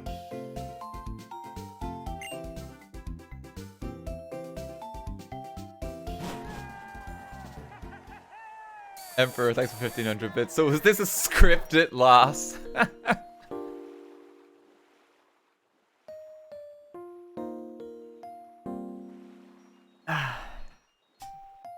Yeah, we will revisit Cynthia on Nuzlocke terms. Come Black and White too.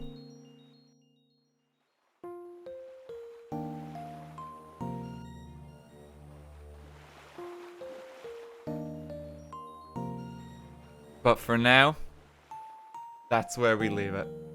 Thank you so much for coming by the stream, everyone. I hope you all enjoyed it tonight. Hope you all enjoyed me playing Pokemon Black and White. It's been fun.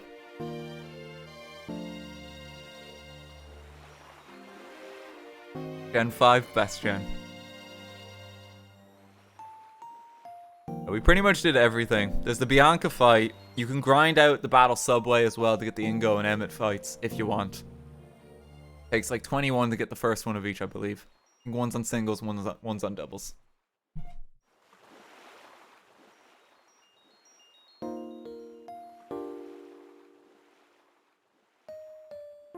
But we pretty much did everything. This will be the lesser post game compared to like Black and White 2. Black and White 2 is where like everything's pretty much at. You'll see when we get there. Basically, those like that will just keep going a while.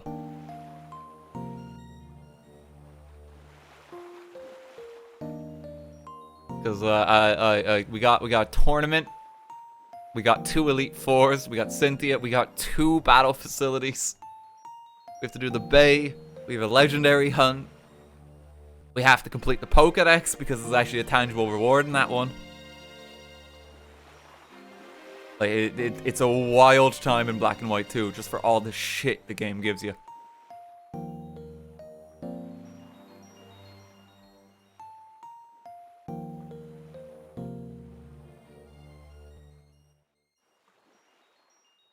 Yeah, we'll do that down the line. Next stream will be Saturday. On Saturday's stream, we will be checking out Cult of the Lamb. I know a lot of people have been asking for that one. So we're going to give it a go.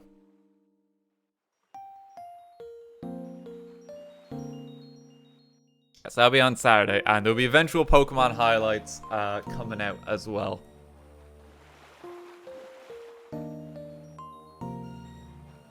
They are currently in the works. I'm hoping to have them up sometime this weekend. It'll be a lengthy video too. It'll be a movie. Well, it should be a good time. Are you going to react to Pokemon challenges? I mean, it's up to him. You know, I don't want to pester the man, right? Like, it's up to him. If he wants to do a review of the Nuzlocke, by all means. Honestly. I mean, I think it'll be a fun one for him to review. And if he does do that, yeah, I'm kind of happy to watch it on stream myself, just in, like, following on from the last time.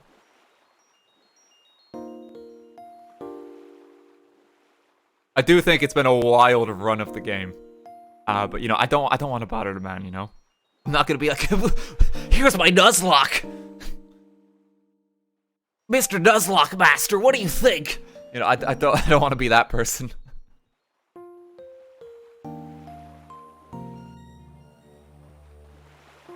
But if he does decide to review it, then yeah, of course, we'll give that a watch. But that's completely on him, you know. That goes for you guys too. Don't bother the man or anything like that, okay? I don't want anyone doing that. I'd appreciate it. Thank you.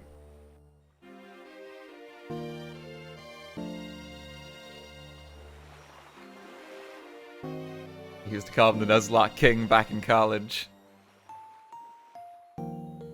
Ah, Jesus. Okay. Let me see you streaming real quick. I'll leave you in someone's care. Who's all going? There's quite a few people going. There's a lot of people streaming tonight. Jesus. Oh, Crow's playing Elden Ring for the first time. That sounds very fun. God love him. I don't even know if he's played many Souls games. God, he might be in for a fucking hard time. Wish him luck. Wish him luck. I don't know if Crow's actually played Souls games at all. It's his first Souls, like, oh, God love him. He's really gonna suffer. Yeah, okay, yeah, really wish him well. Send him encouragement. Send him encouragement, because yeah, my first time playing Dark Souls, I was stuck on the Taurus Demon for 8 hours. Until I learned the game. It's a rough learning experience the first time you play it. But then once you got the framework in your head, it gets a lot easier for future games. Thanks for coming tonight, folks. I'll see you all on Saturday. Have a good night.